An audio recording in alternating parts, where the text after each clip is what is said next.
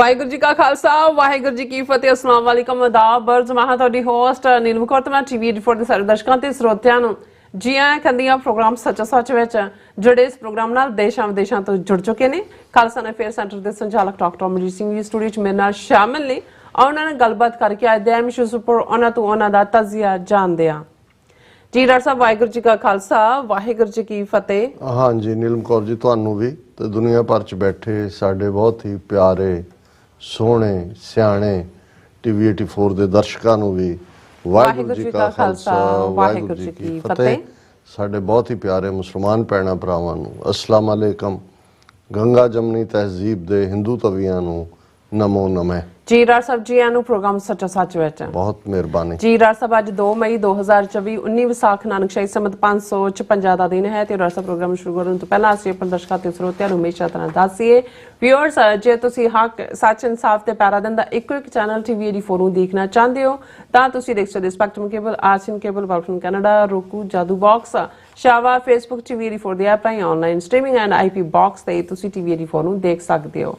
Viewers ਜੇ ਤੁਸੀਂ TV 84 ਨਾਲ ਜੋ ਪ੍ਰੋਗਰਾਮ ਸੱਚੋ ਸੱਚ ਨਾਲ ਫੇਸਬੁੱਕ ਰਾਹੀਂ ਜੁੜੇ ਹੋ ਤਾਂ ਇਸ ਨੂੰ ਵੱਧ ਲਾਈਕ ਕਰੋ ਤੇ ਸ਼ੇਅਰ ਕਰੋ ਅਤੇ ਨਾਲ ਹੀ YouTube ਤੇ ਸਬਸਕ੍ਰਾਈਬ ਵੀ ਕਰੋ। ਇਹ ਵੀ ਦੱਸ ਦਿਓ ਕਿ ਤੁਸੀਂ ਟੀਵੀ 84 ਦੀ ਐਪ ਨੂੰ ਐਂਡਰੋਇਡ ਐਂਡ ਐਪ ਸਟੋਰ ਤੇ ਡਾਊਨਲੋਡ ਕਰਕੇ ਜੋ ਟੀਵੀ 84 ਦੀ ਲਾਈਵ ਸਟ੍ਰੀਮ ਹੈ ਇਸ ਨੂੰ ਤੁਸੀਂ 24 ਆਵਰਸ ਦੇਖ ਸਕਦੇ ਹੋ। ਸੋ ਵਿਊਅਰਸ ਪ੍ਰੋਗਰਾਮ ਦੀ ਹਮੇਸ਼ਾ ਤਰ੍ਹਾਂ ਸ਼ੁਰੂਆਤ ਕਰਨ ਜਾ ਰਹੇ ਹਾਂ ਅੱਜ ਦੀ ਸਪਾਂਸਰਸ਼ਿਪ ਦੇ ਵਾਲੇ ਨਾਲ ਕਿ ਅੱਜ ਦੇ ਪ੍ਰੋਗਰਾਮ ਸੱਚੋ ਸੱਚ ਨੂੰ ਸਪਾਂਸਰ ਕੀਤਾ ਗਿਆ ਹੈ ਕੈਲੀਫੋਰਨੀਆ ਤੋਂ ਵੀਰ ਇਕਬਾਲ ਸਿੰਘ ਜੋਰਾਂ ਵੱਲੋਂ।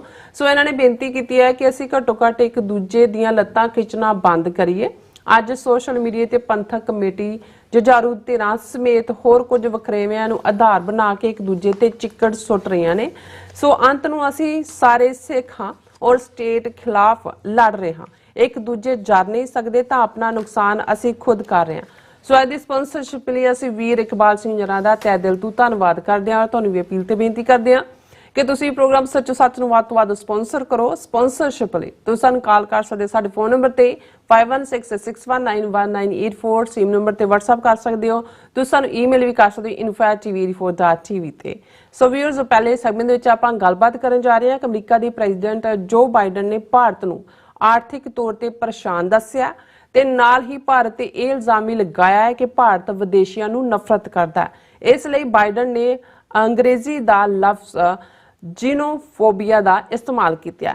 ਸੋ ਇਸ ਬਿਆਨ ਨਾਲ ਭਾਰਤੀਆਂ ਵਿੱਚ ਖਲਬਲੀ ਜਿਹੜੀਆਂ ਮਚ ਗਈ ਹੈ ਔਰ ਬਾਈਡਨ ਨੇ ਚੀਨ ਜਾਪਾਨ ਤੇ ਰੂਸ ਨੂੰ ਵੀ ਜੈਨੋਫੋਬੀਆ ਮੁਲਕ ਕਿਹਾ ਹੈ ਫੋਬਿਕ ਮੁਲਕ ਕਿਹਾ ਹੈ। ਸੋ ਇਸ ਬਾਰੇ ਆਪਾਂ ਗੱਲਬਾਤ ਕਰਨ ਜਾ ਰਹੇ ਹਾਂ। ਸੋ ਅਸੀਂ ਚਾਹਾਂਗੇ ਕਿ ਤੁਸੀਂ ਇਸੇ ਤਰ੍ਹਾਂ ਬਣੇ ਰਹਿਣਾ ਦੇਖਣ ਸੁਣ ਲਈ ਤੁਹਾਡਾ ਸਭ ਦਾ ਬਹੁਤ ਬਹੁਤ ਸ਼ੁਕਰੀਆ। ਜੀ ਰਾਜ ਸਾਹਿਬ ਕੀ ਵਿਚਾਰਾਂ ਨੇ? ਸਭ ਤੋਂ ਪਹਿਲਾਂ ਤਾਂ ਅੱਜ ਦੇ ਪ੍ਰੋਗਰਾਮ ਨੂੰ ਸਪਾਂਸਰ ਕਰਨ ਲਈ ਅਸੀਂ ਵੀਰ ਇਕਬਾਲ ਸਿੰਘ ਕੈਲੀਫੋਰਨੀਆ ਨਿਵਾਸੀ ਉਹਨਾਂ ਦਾ ਸ਼ੁਕਰੀਆ ਅਦਾ ਕਰਦੇ ਹਾਂ ਜੀ। ਉਹਨਾਂ ਨੇ ਹਰ ਉਸ ਸਿੱਖ ਦੇ ਜਜ਼ਬਾਤਾਂ ਦੀ ਤਰਜਮਾਨੀ ਕੀਤੀ ਹੈ ਜਿਹੜਾ ਪੰਜਾਬ ਵੱਲ ਜਦੋਂ ਨਜ਼ਰ ਮਾਰਦਾ ਹੈ ਔਰ ਜਾਂ ਫਿਰ ਸੋਸ਼ਲ ਮੀਡੀਆ ਤੇ ਆ ਕੇ ਦੇਖਦਾ ਹੈ ਤੇ ਉਹਨੂੰ ਨਜ਼ਰ ਆਉਂਦਾ ਹੈ ਕਿ ਕਿਵੇਂ ਇੱਕ ਪਾਸੇ ਹਿੰਦੂ ਤਵੀ ਤਾਕਤਾਂ ਪੂਰੇ ਜ਼ੋਰ ਨਾਲ ਮਾਈਨੋਰਿਟੀਜ਼ ਦੇ ਖਿਲਾਫ ਧੂਏਂਧਾਰ ਪ੍ਰੋਪੇਗੈਂਡਾ ਵੀ ਕਰ ਰਹੀਆਂ ਨੇ ਜੀ ਔਰ ਇਹ ਨਜ਼ਰ ਆ ਰਿਹਾ ਹੈ ਕਿ ਜੇ ਇਹਨਾਂ ਦੇ ਹੱਥ 'ਚ ਪਾਵਰ ਵਾਪਸ ਆਉਂਦੀ ਹੈ ਮੋਦੀ ਐਂਡ ਕੰਪਨੀ ਜਿਸ ਦੀਆਂ ਸੰਭਾਵਨਾਵਾਂ ਨੇ ਤੇ ਕਿਵੇਂ ਕਿਸ ਹੱਦ ਤੱਕ ਇਹ ਜਾਣਗੇ ਕ੍ਰਸ਼ ਕਰਨ ਦੇ ਲਈ ਜਿਸ ਕਿਸਮ ਦਾ ਮੋਦੀ ਦਾ ਵਰਤਾਰਾ ਹੈ ਔਰ ਖੁੱਲ੍ਹ ਕੇ ਉਹ ਨਫ਼ਰਤ ਵੰਡ ਰਿਹਾ ਹੈ। ਸਿੱਖਾਂ ਦੇ ਮਾਮਲੇ 'ਚ ਅਸੀਂ ਆਲਰੇਡੀ ਦੇਖ ਰਹੇ ਹਾਂ ਕਿ ਭਾਈ ਉਹਨਾਂ ਨੇ ਜਿਹੜੀ ਸਿੱਖਾਂ ਦੇ ਖਿਲਾਫ ਜੂਨ 84 ਦੇ ਪਹਿਲੇ ਹਫ਼ਤੇ ਟੋਟਲ ਵਾਰ ਵਿੱਢੀ ਸਰਵਨਾਸ਼ ਦੀ ਜੰਗ ਉਹ ਭਾਰਤ ਦੀਆਂ ਸਰਹੱਦਾਂ 'ਚੋਂ ਨਿਕਲ ਕੇ ਦੁਨੀਆ 'ਚ ਉਹ ਏਸ਼ੀਆ ਦੇ ਵਿੱਚ ਜਦੋਂ ਪਾਕਿਸਤਾਨ 'ਚ ਇਹਨਾਂ ਨੇ ਕੋਲਡ ਬਲੱਡਡ ਮਰਡਰ ਕੀਤੇ ਯੂਰਪ ਦੇ ਵਿੱਚ ਖਾਸ ਤੌਰ ਤੇ UK ਦੇ ਵਿੱਚ ਅਸੀਂ ਦੇਖਿਆ ਕਿ ਕਿਵੇਂ ਭਾਈ ਅਵਤਾਰ ਸਿੰਘ ਖੰਡੇ ਦਾ ਮਰਡਰ ਔਰ ਨਾਰਥ ਅਮਰੀਕਾ ਦੇ ਵਿੱਚ ਕੈਨੇਡਾ 'ਚ ਭਾਈ ਹਰਦੀਪ ਸਿੰਘ ਨਿੱਜਰ ਦਾ ਕੋਲਡ ਬਲੱਡਡ ਮਰਡਰ ਅਮਰੀਕਾ ਦੇ ਵਿੱਚ ਗੁਰਪਤਵੰਤ ਸਿੰਘ ਪੰਨੂ ਮਰਡਰ ਪਲਾਟ ਦੀਆਂ ਜਿਹੜੀਆਂ ਪਰਤਾਂ ਹੁਣ ਖੁੱਲ੍ਹ ਰਹੀਆਂ ਨੇ। ਸੋ ਮਤਲਬ ਅਸੀਂ ਇਹ ਦੇਖੀਏ ਵੀ ਗਲੋਬ ਦੇ ਵਿੱਚ ਹੀ ਇਹੀ ਵੱਡੇ ਕੰਟੀਨੈਂਟ ਨੇ ਜਿੱਥੇ ਸਿੱਖ ਆਬਾਦੀਆਂ ਵੀ ਨੇ ਔਰ ਜਿਹੜੇ ਪ੍ਰਭਾਵੀ ਕੰਟੀਨੈਂਟ ਨੇ ਉੱਥੇ ਜਿਹੜੀ ਹੈ ਇਹ ਕਿਲਿੰਗ ਸਪਰੀ ਇਹਨਾਂ ਨੇ ਸ਼ੁਰੂ ਕੀਤੀ ਔਰ ਜਿਸ ਨਿੱਕੀ ਜਿਹੀ ਕੌਮ ਦਾ ਇੱਕ ਵੱਡਾ ਹਿੱਸਾ ਇੱਕ ਪੂਰੀ ਜਨਰੇਸ਼ਨ ਮਾਰ ਦਿੱਤੀ ਹੋਏ ਪਿਛਲੀਆਂ 4 ਦਹਾਈਆਂ ਦੇ ਵਿੱਚ ਇੱਕ ਡਰੱਗਸ ਦੇ ਹਵਾਲੇ ਕਰ ਦਿੱਤੀ ਹੋਏ ਅਗਲੀ ਜਨਰੇਸ਼ਨ ਆਨ ਦਾ ਰਨ ਹੋਏ ਮਾਈਗ੍ਰੇਸ਼ਨ ਦੀ ਭਾਲ ਦੇ ਵਿੱਚ ਹੋਏ ਪੰਜਾਬ ਨੂੰ ਕਿਵੇਂ ਉਸ ਦੀ ਜ਼ਮੀਨ, ਉਸ ਦਾ ਪਾਣੀ, ਉਸ ਦਾ ਇਤਿਹਾਸ, ਉਸ ਦਾ ਵਿਰਸਾ, ਉਸ ਦਾ ਸਾਰਾ ਕੁਝ ਬਰਬਾਦ ਕਰਨ ਦੇ ਲਈ ਅੱਡ-ਅੱਡ ਲੈਵਲ ਦੇ ਉੱਤੇ ਦੁਸ਼ਮਣ ਨੇ ਸਾਮ-ਦਾਮ ਦੰਡ ਭੇਦ ਦੇ ਚਾਰੋਂ ਹਥਿਆਰ ਚੁੱਕੇ ਹੋਣ ਤੇ ਉਹ ਕੌਮ ਜਿਹੜੀ ਯੋਧਿਆਂ ਦੀ ਕੌਮ ਹੈ, ਜਿਹੜੀ ਸਰਵਾਈਵਰ ਹੈ ਇਹਨਾਂ 5 ਸਦੀਆਂ ਦੇ ਵਿੱਚ 4 ਪਾਵਰਫੁਲ ਰਜੀਮਸ ਦੇ ਨਾਲ ਟੱਕਰ ਲੈਣ ਦੇ ਬਾਵਜੂਦ, ਉਹਦਾ ਇੱਕ ਵੱਡਾ ਹਿੱਸਾ ਜਿਹੜਾ ਹੈ ਉਹ ਅੱਜ ਇਹਨਾਂ ਬਹਿਸਿਆਂ ਦੇ ਵਿੱਚ ਉਲਝਿਆ ਹੋਏ, ਮਰਿਆਦਾ ਦੇ ਨਾਂ ਥੱਲੇ ਜਾਂ ਜੋ ਹੁਣ ਆ ਚੋਣਾਂ ਦੇ ਹਵਾਲੇ ਨਾਲ ਜਿਸ ਕਿਸਮ ਦਾ ਘਟੀਆ ਕਿਰਦਾਰ ਔਰ ਇਸ ਕਿਸਮ ਦੇ ਲੋਕਾਂ ਦੇ ਸਿਰਾਂ ਤੇ ਪੱਗਾਂ ਦੇਖ ਕੇ ਹੋਰ ਵੀ ਸ਼ਰਮ ਮਹਿਸੂਸ ਹੁੰਦੀ ਹੈ। ਕੱਲ੍ਹ ਹੀ ਸਾਨੂੰ ਮਿਲਣ ਦੇ ਲਈ ਯੂਕੇ ਤੋਂ 3 ਸਿੰਘ ਆਏ ਜਿਹੜੇ ਨੌਜਵਾਨ ਨੇ, ਬਹੁਤ ਚੰਗਾ ਕੰਮ ਕਰਦੇ ਨੇ ਇਤਿਹਾਸ ਨੂੰ, ਵਿਰਸੇ ਨੂੰ ਜਿਹੜਾ ਉਹ ਆਰਕਾਈਵਜ਼ ਰੂਪ ਦੇ ਵਿੱਚ ਸਾਂਭਣ ਦਾ। ਔਰ ਇਹੀ ਵਿਚਾਰ ਹਰ ਥਾਂ ਜਿੱਥੇ ਵੀ ਕੋਈ ਪੰਥ ਦਰਦੀ ਸਿੱਖ ਹੈ ਉਹ ਇਹ ਮਹਿਸੂਸ ਕਰਦਾ ਹੈ ਕਿ ਵੀ ਸਾਡੀ ਤਾਕਤ ਕਿੱਧਰ ਨੂੰ ਜਾ ਰਹੀ ਹੈ। ਔਰ ਉਸ ਵਿਚਾਰ 'ਚ ਵੀ ਔਰ ਆਪਣੀਆਂ ਪਬਲਿਕ ਪ੍ਰੈਜੈਂਟੇਸ਼ਨਸ ਵੀ ਮੇਰਾ ਇਹੀ ਕਹਿਣਾ ਹੁੰਦਾ ਹੈ ਕਿ ਜਦੋਂ ਕੌਮਾਂ ਆਪਣੀ ਸਰਵਾਈਵਲ ਦੀ ਲੜਾਈ ਲੜ ਰਹੀਆਂ ਹੁੰਦੀਆਂ ਨੇ, ਉਦੋਂ ਜਿਹੜੇ ਸੈਕੰਡਰੀ ਇਸ਼ੂ ਨੇ ਜਾਂ ਟਰਸ਼ਰੀ ਇਸ਼ੂ ਨੇ ਉਹ ਫਰੰਟ ਬਰਨਰ ਤੇ ਨਹੀਂ ਲਿਆਂਦੇ ਜਾਂਦੇ। ਉਹਨਾਂ ਨੂੰ ਤੁਸੀਂ ਜਿਹੜਾ ਉਹ ਬੈਕ ਬਰਨਰਸ ਤੇ ਰੱਖ ਦਿੰਦੇ ਹੋ ਜਾਂ to solve them on another day, ਕਿ ਬਈ ਜਿਹੜੇ ਦੂਜੇ ਮੁੱਦੇ ਨੇ ਉਹ ਜਦੋਂ ਤੁਹਾਡੇ ਕੋਲ ਆਜ਼ਾਦ ਮੁਲਕ ਹੋਏਗਾ, ਤੁਹਾਡੇ ਵਿਦਵਾਨ, ਸਕਾਲਰ, ਗੁਣੀ, ਗਿਆਨੀ, ਟਕਸਾਲਾਂ, ਜਥੇ ਉਹਨਾਂ ਦੇ ਨੁਮਾਇੰਦੇ ਮਿਲ ਕੇ ਬੈਠ ਕੇ ਨਿਰਣੇ ਕਰ ਲੈਣਗੇ। ਸੋ ਇਹ ਵਕਤ ਨਹੀਂ ਹੈ ਵੀ ਅਸੀਂ ਮਰਿਆਦਾ ਦੇ ਮੁੱਦਿਆਂ ਤੇ ਉਲਝੀਏ ਜਾਂ ਕਿਸੇ ਹੋਰ। ਇਸ ਵੇਲੇ ਤਾਂ ਇੱਕੋ ਹੀ ਫੋਕਸ, ਜਿਹੜੀ ਗੱਲ ਭਾਈ ਗੁਰਦਾਸ ਜੀ ਨੇ ਬਾਰ ਸਾਨੂੰ ਜਿਹੜੀ ਆ ਉਹ ਯਾਦ ਦਹਾਨੀ ਕਰਵਾਉਣ ਦੇ ਲਈ ਮੇਰੇ ਮਨ 'ਚ ਇਸ ਤੋਂ ਵਧੀਆ ਹੋਰ ਕੋਈ ਆਰਗੂਮੈਂਟ ਨਹੀਂ ਆਉਂਦਾ ਕਿ ਕਿਸ ਉਦਮ ਤੇ ਰਾਜ ਮਿਲੇ, ਸ਼ਤਰੂ ਤੇ ਸਭ ਹੋਵੇ ਉਮੀਦ। ਦੂਸਰੀ ਲਾਈਨ ਪਹਿਲੀ ਨਾਲੋਂ ਵੀ ਕਈ ਵਾਰੀ ਅਹਿਮੀਅਤ ਵਾਲੀ ਹੈ ਕਿ ਜਦੋਂ ਤੁਹਾਡੇ ਕੋਲ ਸੋਵਰਨਿਟੀ ਹੁੰਦੀ ਹੈ, ਪਾਵਰ ਹੁੰਦੀ ਹੈ, ਤੁਸੀਂ ਬਾਦਸ਼ਾਹ ਹੁੰਦੇ ਹੋ, ਤੁਸੀਂ ਆਪਣੀ ਕਿਸਮਤ ਆਪ ਘੜਨ ਦਾ ਤੁਹਾਡੇ ਕੋਲ ਹੱਕ ਹੁੰਦਾ ਹੈ, ਦੁਸ਼ਮਣ ਸੱਜਣ ਬਣ ਜਾਂਦੇ ਨੇ। ਬਿਲਕੁਲ। ਔਰ ਅਸੀਂ ਦੇ ਉਲਟ ਜੇ ਪੰਜਾਬੀ ਦੇ ਕਿੰਨੇ ਅਖਾਣ ਕਹਿ ਜਾ ਸਕਦੇ ਨੇ ਕਿ ਭਾਈ ਜਦੋਂ ਜਿਹੜਾ ਕੋਈ ਵੀ ਤੁਹਾਡੇ ਨਿੱਜੀ ਜੀਵਨ ਦੇ ਵਿੱਚ ਵੀ ਕਿਸੇ ਦੇ ਮਾੜੇ ਦਿਨ ਸ਼ੁਰੂ ਹੁੰਦੇ ਨੇ ਤੇ ਸਭ ਜਿਹੜੇ ਕੱਲ ਤੱਕ ਸੱਜਣ ਸੀ ਉਹ ਵੀ ਛੱਡ ਜਾਂਦੇ ਨੇ। ਨਹੀਂ, ਅਸੀਂ ਜਦੋਂ ਕਹਿੰਦੇ ਹਾਂ ਕਿ ਬੰਤੀ ਕੇ ਹੈ ਯਾਰ ਬਿਗੜੀ ਕਾ ਕੋਈ ਨਹੀਂ, ਕਿ ਜਦੋਂ ਤੁਸੀਂ ਤੁਹਾਡੀ ਬਣ ਠਣ ਹੈ, ਤੁਹਾਡੇ ਕੋਲ ਸਾਧਨ ਨੇ, ਉਦੋਂ ਤੁਹਾਡੇ ਆਲੇ ਦੁਆਲੇ ਝੁਰਮਟ ਹੋਏਗਾ ਤੇ ਜਿਉਂ ਹੀ ਵਿਗੜਨਾ ਕੰਮ ਸ਼ੁਰੂ ਹੁੰਦਾ ਹੈ ਕਈ ਵਾਰ ਤੁਹਾਡਾ ਪਰਛਾਵਾਂ ਵੀ ਤੁਹਾਨੂੰ ਛੱਡਣ ਤੱਕ ਜਾਂਦਾ। ਔਰ ਇਹੀ ਗੱਲ ਜਦੋਂ ਇਹ ਕਹੀ ਜਾਂਦੀ ਹੈ ਕਿ ਭਾਈ ਜਿਹਦੀ ਕੋਠੀ ਵਿੱਚ ਦਾਣੇ ਉਹਦੇ ਕਮਲੇ ਵੀ ਸਿਆਣੇ, ਇੱਕ ਕੋਠੀ 'ਚ ਦਾਣੇ, ਇਕਨੋਮਿਕਲ ਪ੍ਰੋਸਪੈਰਿਟੀ। ਔਰ ਇਹ ਜਦੋਂ ਤੁਸੀਂ ਪੋਲੀਟੀਕਲ ਪਾਵਰ ਦੀ ਗੱਲ ਕਰਦੇ ਹੋ, ਉਹ ਪ੍ਰੋਸਪੈਰਿਟੀ ਹੋਏ, ਤੁਹਾਡਾ ਸਵੈਮਾਨ ਹੋਏ, ਤੁਹਾਡੀ ਗੈਰਤ ਹੋਏ, ਸਭ ਕੁਝ ਹੀ ਉਸ ਦੇ ਨਾਲ ਜੁੜਿਆ ਹੁੰਦਾ। ਔਰ ਅਸੀਂ ਆਲਰੇਡੀ ਜਦੋਂ ਕਿ ਜੇ ਇਹਨਾਂ 75 ਸਾਲਾਂ ਵੱਲ ਨਿਗਾਹ ਮਾਰੀਏ, ਸਾਡੇ ਇੱਕ ਭੈਣ ਜੀ ਉਹਨਾਂ ਨੇ ਬੜੀ ਚੰਗੀ ਤਰ੍ਹਾਂ ਇਹ ਸੁਜੈਸਟ ਵੀ ਕੀਤਾ।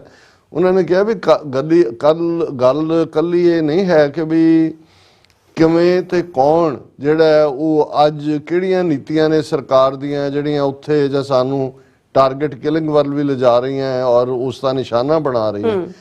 ਕਿ ਜਿਵੇਂ ਅਸੀਂ ਟ੍ਰਾਂਸਨੈਸ਼ਨਲ ਰਿਪਰੈਸ਼ਨ ਟਰਮ, ਹੁਣ ਤਾਂ ਇਹ ਹਾਊਸ ਹੋਲਡ ਟਰਮ ਹੈ ਸਿੱਖਾਂ ਦੇ ਲਈ, ਕਿਉਂਕਿ ਇਸ ਦਾ ਜੇ ਇਸ ਤੇ ਅਮਰੀਕਾ ਦੀ ਕਾਂਗਰਸ ਔਰ ਸੈਨੇਟ ਦੇ ਵਿੱਚ ਜਿਹੜੇ ਬਿੱਲ ਆਏ, ਜੇ ਹੁਣ ਲਾਅ ਬਣਨ ਜਾ ਰਹੇ ਨੇ, ਕਿਉਂਕਿ ਇਸ ਵੇਲੇ ਚਰਚਾ ਹੀ ਇਸ ਦੀ ਹੈ। ਇਸੇ ਤਰ੍ਹਾਂ ਜਿਹੜਾ ਇੱਕ ਪਾਰਟ ਇਹ ਤਾਂ ਅਸੀਂ ਕਹਿੰਦੇ ਹਾਂ ਵੀ ਸਾਨੂੰ ਉਜਾੜੇ ਪਏ, ਉਜਾੜੇ ਮਿਲੇ, ਔਰ ਇਹਨਾਂ 75 ਸਾਲਾਂ ਦੇ ਵਿੱਚ ਅਸੀਂ 3 ਵਾਰ ਉਜੜੇ। ਉਹਦੇ 'ਚ 47 ਦਾ ਦੌਰ ਸਭ ਤੋਂ ਵਰਸਟ ਹੈ। ਉਹਦੇ 40% ਦੀ ਕੌਮ ਜਿਹੜੀ ਹੈ ਸਿੱਖਾਂ ਦੀ, ਉਹ ਆਪਣੇ ਲਹਿੰਦੇ ਪੰਜਾਬ ਚੋਂ ਜਾਂ ਸਿੰਧ ਚੋਂ ਜਾਂ ਪਸ਼ਾਵਰ ਚੋਂ ਜਾਂ ਇਧਰ ਨੂੰ ਆਏ।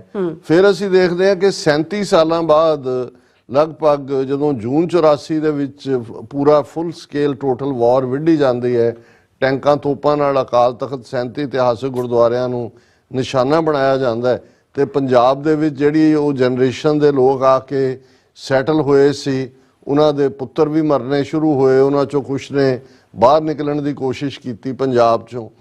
ਔਰ ਫਿਰ ਨਵੰਬਰ 84 ਦੇ ਵਿੱਚ ਉਹਦੇ 'ਚ ਕਿਉਂਕਿ ਦਿੱਲੀ ਔਰ ਭਾਰਤ ਦੇ ਦੂਸਰੇ ਸੂਬੇ ਜਿਹੜੇ ਨੇ ਉਹਨਾਂ ਦੇ ਵਿੱਚ ਉਹ ਸਾਰੀ ਕਿਲਿੰਗ ਸੀ ਸਿੱਖਾਂ ਦੀ।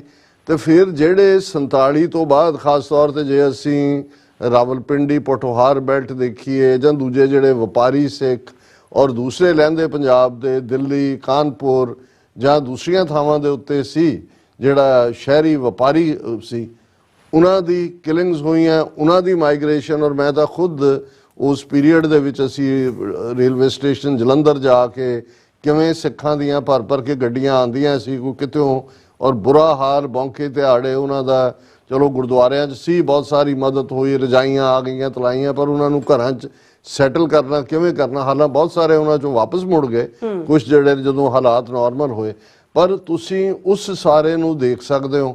ਔਰ ਫਿਰ ਅਸੀਂ ਪਿਛਲੇ 20 ਸਾਲਾਂ ਦੇ ਵਿੱਚ ਦੇਖਿਆ ਕਿ ਜਦੋਂ ਪੰਜਾਬ ਦੇ ਵਿੱਚ ਡਰੱਗਸ ਔਰ ਰਿਪਰੈਸ਼ਨ ਦਾ ਇੱਕ ਆਪਣਾ ਅੰਦਾਜ਼, ਸੱਭਿਆਚਾਰ ਦੇ ਕਿਲਿੰਗ ਦੀ ਗੱਲ ਸ਼ੁਰੂ ਹੁੰਦੀ ਹੈ ਤੇ ਇੱਕ ਹੋਰ ਜਨਰੇਸ਼ਨ ਜਿਹੜੀ ਹੈ ਉਹ ਮਾਈਗ੍ਰੇਟ ਕਰਨ ਲੱਗਦੀ ਹੈ। ਸੋ ਗੱਲ ਅਸੀਂ ਇਕੱਲੀ ਉਜਾੜੇ ਦੀ ਜਾਂ ਮਾਈਗ੍ਰੇਸ਼ਨ ਦੀ ਨਹੀਂ ਹੈ, ਇਹ ਜਿਹੜਾ ਅਸੀਂ ਜਨਰੇਸ਼ਨਲ ਟਰਾਮਾ ਔਰ ਇਹ ਇੱਕ ਬਿਲਕੁਲ ਐਜ਼ ਏ ਜਦੋਂ ਤੁਸੀਂ ਸਾਈਕੋਲੋਜੀ ਜਾਂ ਮਨੋਵਿਗਿਆਨ ਦੇ ਐਂਗਲ ਤੋਂ ਦੇਖਦੇ ਹੋ ਕਿ ਇੱਕ, ਔਰ ਇਹ ਵੀ ਪਾਸ ਔਨ ਹੁੰਦਾ ਹੈ ਬਾਇਓਲੋਜੀਕਲੀ ਵੀ, ਫੈਮਲੀਜ਼ ਦੇ ਐਨਵਾਇਰਨਮੈਂਟ ਦੇ ਵਿੱਚ ਵੀ, ਕਿ ਵੀ ਇੱਕ ਜਨਰੇਸ਼ਨ ਨੇ ਸਫ਼ਰ ਕੀਤਾ 47 ਦੇ ਵਿੱਚ, ਜਿਹੜੇ ਉਦੋਂ ਛੋਟੇ ਛੋਟੇ ਬੱਚੇ ਕਈਆਂ ਨੂੰ ਮੋਢਿਆਂ ਤੇ ਚੁੱਕ ਕੇ ਲਿਆਂਦਾ, ਕਈ ਕਾਫਲਿਆਂ ਦੇ ਵਿੱਚ 20-22 ਮੀਲ ਤੁਰਦੇ ਆਏ, ਜਾਂ ਉਹਨਾਂ ਨੇ ਆਪਣੇ ਮਾਪਿਆਂ ਨੂੰ ਕੱਲਾ ਆਰਥਿਕ ਤੌਰ ਤੇ ਸਟਰਗਲ ਕਰਦੇ ਨਹੀਂ ਦੇਖਿਆ, ਉਸ ਟਰਾਮੇ ਨੂੰ ਵੀ ਉਹਨਾਂ ਨੇ ਦੇਖਿਆ। ਜਿਹੜੇ ਬੱਚੇ ਛੋਟੇ ਤੋਂ ਲੈ ਕੇ ਯੰਗ ਮੈਨ ਤੱਕ, ਟੀਨਸ ਤੱਕ, ਹੁਣ ਵੀ ਜਦੋਂ ਦੋਨੋਂ ਪਾਸਿਆਂ ਦੇ ਯੂਟਿਊਬਰ ਉਹਨਾਂ ਕਹਾਣੀਆਂ ਨੂੰ, ਜਿਹੜੇ ਹੁਣ ਬਾਬੇ ਬਣ ਚੁੱਕੇ ਨੇ ਬਹੁਤ ਵੱਡੀ ਉਮਰ ਦੇ, ਉਹਨਾਂ ਨੂੰ ਉਹ ਰਿਕਾਰਡ ਕਰਦੇ ਨੇ, ਤੇ ਜਦੋਂ ਉਹ ਬਿਆਨ ਕਰ ਰਹੇ ਹੁੰਦੇ ਨੇ ਮੇਰਾ ਧਿਆਨ ਉਹਨਾਂ ਦੇ ਲਫ਼ਜ਼ਾਂ ਨਾਲੋਂ ਜ਼ਿਆਦਾ ਉਹਨਾਂ ਦੀ ਬਾਡੀ ਲੈਂਗੁਏਜ ਤੇ ਹੁੰਦਾ ਕਿ ਉਹ ਕਿਸ ਟਰਾਮੇ ਦਾ ਸ਼ਿਕਾਰ ਹੁੰਦੇ ਨੇ। ਸੋ ਇਸੇ ਤਰ੍ਹਾਂ ਜੇ ਅਸੀਂ ਇਹ ਦੇਖੀਏ ਕਿ ਵੀ ਕਿਵੇਂ ਇਫੈਕਟ ਕਰਦਾ ਹੈ ਤੁਹਾਡੇ ਮਨੋਵਿਗਿਆਨ ਨੂੰ, ਇਸ ਦੇ ਉੱਤੇ ਤਾਂ ਕੋਈ ਸਟੱਡੀਜ਼ ਹੀ ਨਹੀਂ ਨੇ ਕਿ ਵੀ ਇਹ ਜਿਹੜਾ ਇੰਟਰਜਨਰੇਸ਼ਨਲ ਟਰਾਮਾ ਹੈ due to migration, due to repression, due to different ਜਿਹੜਾ ਉਹਨਾਂ ਦੇ ਸਾਰੇ ਨੇ।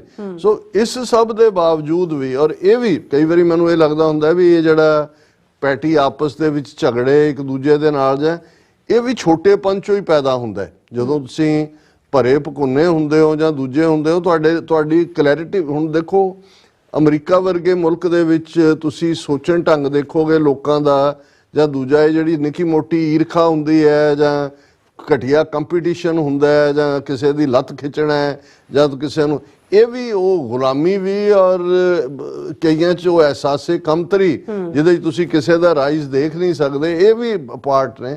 ਸੋ ਜਦੋਂ ਕੌਮ ਦੇ ਉੱਤੇ ਇੰਨੇ ਦੁਸ਼ਮਣ ਔਰ ਉਹ ਦੁਸ਼ਮਣ ਦੇ ਦਿੱਤੇ ਹੋਏ ਜ਼ਖਮਾਂ ਦੇ ਇੰਨੇ ਕੁ ਵਾਰ ਜਿਹੜੇ ਸਾਡੀ ਰੂਹ ਦੇ ਉੱਤੇ ਵੀ ਨੇ, ਸਾਡੇ ਮਨ ਦੇ ਉੱਤੇ ਵੀ ਨੇ, ਸਾਡੇ ਤਨ ਦੇ ਉੱਤੇ ਵੀ ਨੇ, ਸਾਡੀ ਆਰਥਿਕਤਾ ਦੇ ਉੱਤੇ ਵੀ ਨੇ, ਤਾਂ ਉਦੋਂ ਤੋਂ ਤੁਹਾਡੇ ਕੋਲ ਵਕਤ ਹੀ ਨਹੀਂ ਹੋਣਾ ਚਾਹੀਦਾ ਕਿ ਵੀ ਤੁਸੀਂ ਕਿਸੇ ਦੇ ਨਾਲ ਉਲਝੋ। ਔਰ ਦੂਸਰਾ, ਔਰ ਇਹੀ ਮੈਸੇਜ ਵੀਰ ਇਕਬਾਲ ਸਿੰਘ ਹੋਰਾਂ ਦਾ ਅਸੀਂ ਸ਼ੁਕਰੀਆ ਅਦਾ ਕਰਦੇ ਹਾਂ ਕਿ ਉਹ ਜਿੱਥੇ ਉਹਨਾਂ ਨੇ ਸਪਾਂਸਰ ਕੀਤਾ ਉੱਥੇ ਜਿਸ ਨੁਕਤੇ ਤੇ ਉਹਨਾਂ ਨੇ ਧਿਆਨ ਕੇਂਦਰਿਤ ਕਰਨ ਦੀ ਕੋਸ਼ਿਸ਼ ਕੀਤੀ ਹੈ, ਇਹ ਅੱਜ ਬਹੁਤ ਵੱਡਾ ਸਾਡੇ ਰਿਸੋਰਸਿਸ ਦਾ, ਸਾਡੀ ਇਕਾਗਰਤਾ ਦਾ ਖਾਓ ਬਣਿਆ ਹੋਇਆ ਹੈ, ਕਿਉਂਕਿ ਇਸ ਦੇ ਵਿੱਚ ਸਾਡੀ એનર્ਜੀ ਵੀ ਵੇਸਟ ਹੁੰਦੀ ਹੈ ਔਰ ਉਤਸ਼ਾਹਹੀਨਤਾ ਹੁੰਦੀ ਹੈ। ਸਭ ਤੋਂ ਵੱਡੀ ਗੱਲ ਹੁੰਦੀ ਹੈ ਕਿ ਜਿਹੜੇ ਕਾਮਨਰ ਨੇ ਉਹ ਕਿਸੇ ਵੀ, ਜਦੋਂ ਤਾਂ ਇੱਕ ਚੰਗੇ ਏਜੰਡੇ ਦੇ ਥੱਲੇ ਚੰਗੇ ਲੋਕ ਪੋਜ਼ਿਟਿਵਿਟੀ ਦੇ ਨਾਲ ਅੱਗੇ ਤੋਰ ਰਹੇ ਹੁੰਦੇ ਨੇ ਤੇ ਗੱਲ ਡਿਫਰੈਂਟ ਹੁੰਦੀ ਹੈ। ਤੇ ਜਦੋਂ ਤੁਸੀਂ ਕਿਸੇ ਨੂੰ ਕਾਲ ਕਰੋ ਉਹਦੀ ਬਦਖੋਈ ਕਰ ਰਿਹਾ, ਉਹਨੂੰ ਕਰੋ ਉਹ ਅੱਗੋਂ ਕਿਸੇ ਹੋਰ ਦੀ ਕਰ ਰਿਹਾ ਹੋਏ, ਤੇ 4 ਤੋਂ ਬਾਅਦ ਤੁਸੀਂ ਬੈਠ ਜਾਂਦੇ ਹੋ ਕਹਿੰਦੇ ਵੀ ਖਸਮਾਂ ਨੂੰ ਖਾਓ, ਵੀ ਤੁਹਾਨੂੰ ਤਾਂ ਅਸੀਂ ਕਿਹਦੇ ਨਾਲ ਲੱਗੀਏ। ਔਰ ਇਸ ਚੋਂ ਹੀ ਹਾਲਾਂ ਜਿੱਥੇ ਸਿੱਖਾਂ ਦੇ ਕੋਲ ਗੁਰੂ ਗ੍ਰੰਥ ਸਾਹਿਬ ਦੇ ਰੂਪ ਦੇ ਵਿੱਚ ਰੂਹਾਨੀ ਅਗਵਾਈ ਹੈ, ਸਾਡਾ ਗਲੋਰੀਅਸ ਇਤਿਹਾਸ ਹੈ, ਇਸ ਕਿਸਮ ਦੀਆਂ ਕਮਤਰੀਆਂ ਚੋਂ ਹੀ ਇਹੋ ਜਿਹੇ ਲਫ਼ਜ਼ ਜਾਂ ਇਹੋ ਜਿਹਾ ਪਾਠ ਨਿਕਲਿਆ ਹੋਇਆ ਕਿ ਜੀ ਸਿੱਖ ਰਾਜ ਲੈ ਤਾਂ ਸਕਦੇ ਨੇ, ਕਰ ਨਹੀਂ ਸਕਦੇ। ਫਿਰ ਉਹਨੂੰ ਕਰਨ ਦੇ ਲਈ ਉਹ ਦਲੀਲ ਦੇਣਗੇ, ਦੇਖੋ ਜੀ ਗੁਰਦੁਆਰਿਆਂ 'ਚ ਝਗੜੇ, ਇੱਧਰ ਦੂਜਾ ਤੁਹਾਡੇ ਤੋਂ ਇਹ ਨਹੀਂ ਮੈਨੇਜ ਹੁੰਦੇ ਤੇ ਅੱਗੋਂ ਕੀ। ਸੋ ਇਹ ਸਾਰੀਆਂ ਚੀਜ਼ਾਂ ਇਸੇ ਲਈ ਜਿਹੜੀਆਂ ਨੇ ਉਹ ਫਿਰ ਥਾਂ ਬਣਾਉਂਦੀਆਂ ਚੱਲਦੀਆਂ ਜਾਂਦੀਆਂ ਨੇ ਕਿ ਤੁਹਾਨੂੰ ਲੱਗਦਾ ਵੀ ਤੁਸੀਂ ਕੈਪੇਬਲ ਨਹੀਂ, ਤੁਸੀਂ ਜਿਨ੍ਹਾਂ ਦੇ ਵਸ ਪਏ ਹੋਏ ਉਹ ਤੁਹਾਨੂੰ ਜੁੱਤੀਆਂ ਮਾਰਨ ਜਾਂ ਦੂਜੇ, ਫਿਰ ਤੁਸੀਂ ਉਹਨੂੰ ਵੀ ਇੰਜੋਏ ਕਰਨ ਲੱਗ ਜਾਂਦੇ ਹੋ, ਜਿਹਨੂੰ ਸਟਾਕਹੋਮ ਸਿੰਡਰੋਮ ਕਹਿੰਦੇ ਨੇ, ਜਿਹੜੀ ਇੱਕ ਗੁਲਾਮੀ ਜਿਹੜੀ ਸਿੱਖਾਂ ਨੇ ਕਬੂਲੀ ਹੋਈ ਹੈ ਇੱਕ ਵੱਡੇ ਤਬਕੇ ਨੇ। ਵੀਰ ਇਕਬਾਲ ਸਿੰਘ ਜੀ ਦਾ ਬਹੁਤ ਬਹੁਤ ਸ਼ੁਕਰੀਆ। ਦੇਖੋ ਅਸੀਂ ਤਾਂ ਨਹੀਂ ਵੈਸੇ ਜੋ ਬਾਈਡਨ ਨੂੰ ਕਿਹਾ ਵੀ ਉਹ ਕੱਲ ਤੁਹਾਡਾ ਪ੍ਰੋਗਰਾਮ ਸਾਡਾ ਪ੍ਰੋਗਰਾਮ ਦੇਖਿਆ, ਦੇਖ ਲਓ ਅੱਜ ਕਮੈਂਟ ਕਰਤਾ, ਅੱਜ ਝਾੜਤਾ। ਲੇਕਿਨ ਅੱਜ ਉਹਨੇ ਹਾਲਾਂ ਇਹਦੇ 'ਚ ਤਾਂ ਕੋਈ ਦੋ ਰਾਵਾਂ ਨਹੀਂ ਨੇ ਕਿ ਅਸੀਂ ਅਮਰੀਕਾ ਸਰਕਾਰ ਨੂੰ ਜਵਾਬਦੇਹ ਬਣਾ ਰਹੇ ਹਾਂ, ਬਣਾਵਾਂਗੇ ਵੀ, ਔਰ ਸਿੱਖ ਜਥੇਬੰਦੀਆਂ, ਸਿੱਖ ਗੁਰਦੁਆਰੇ ਇਸ ਦੇ ਉੱਤੇ ਕੰਮ ਵੀ ਕਰ ਰਹੇ ਨੇ, ਕਿਉਂਕਿ ਇਹ ਦੋਨੋਂ ਹੀ ਹਕੂਮਤਾਂ ਨੇ, ਅਮਰੀਕਾ ਨੇ ਔਰ ਆਸਟ੍ਰੇਲੀਆ ਨੇ।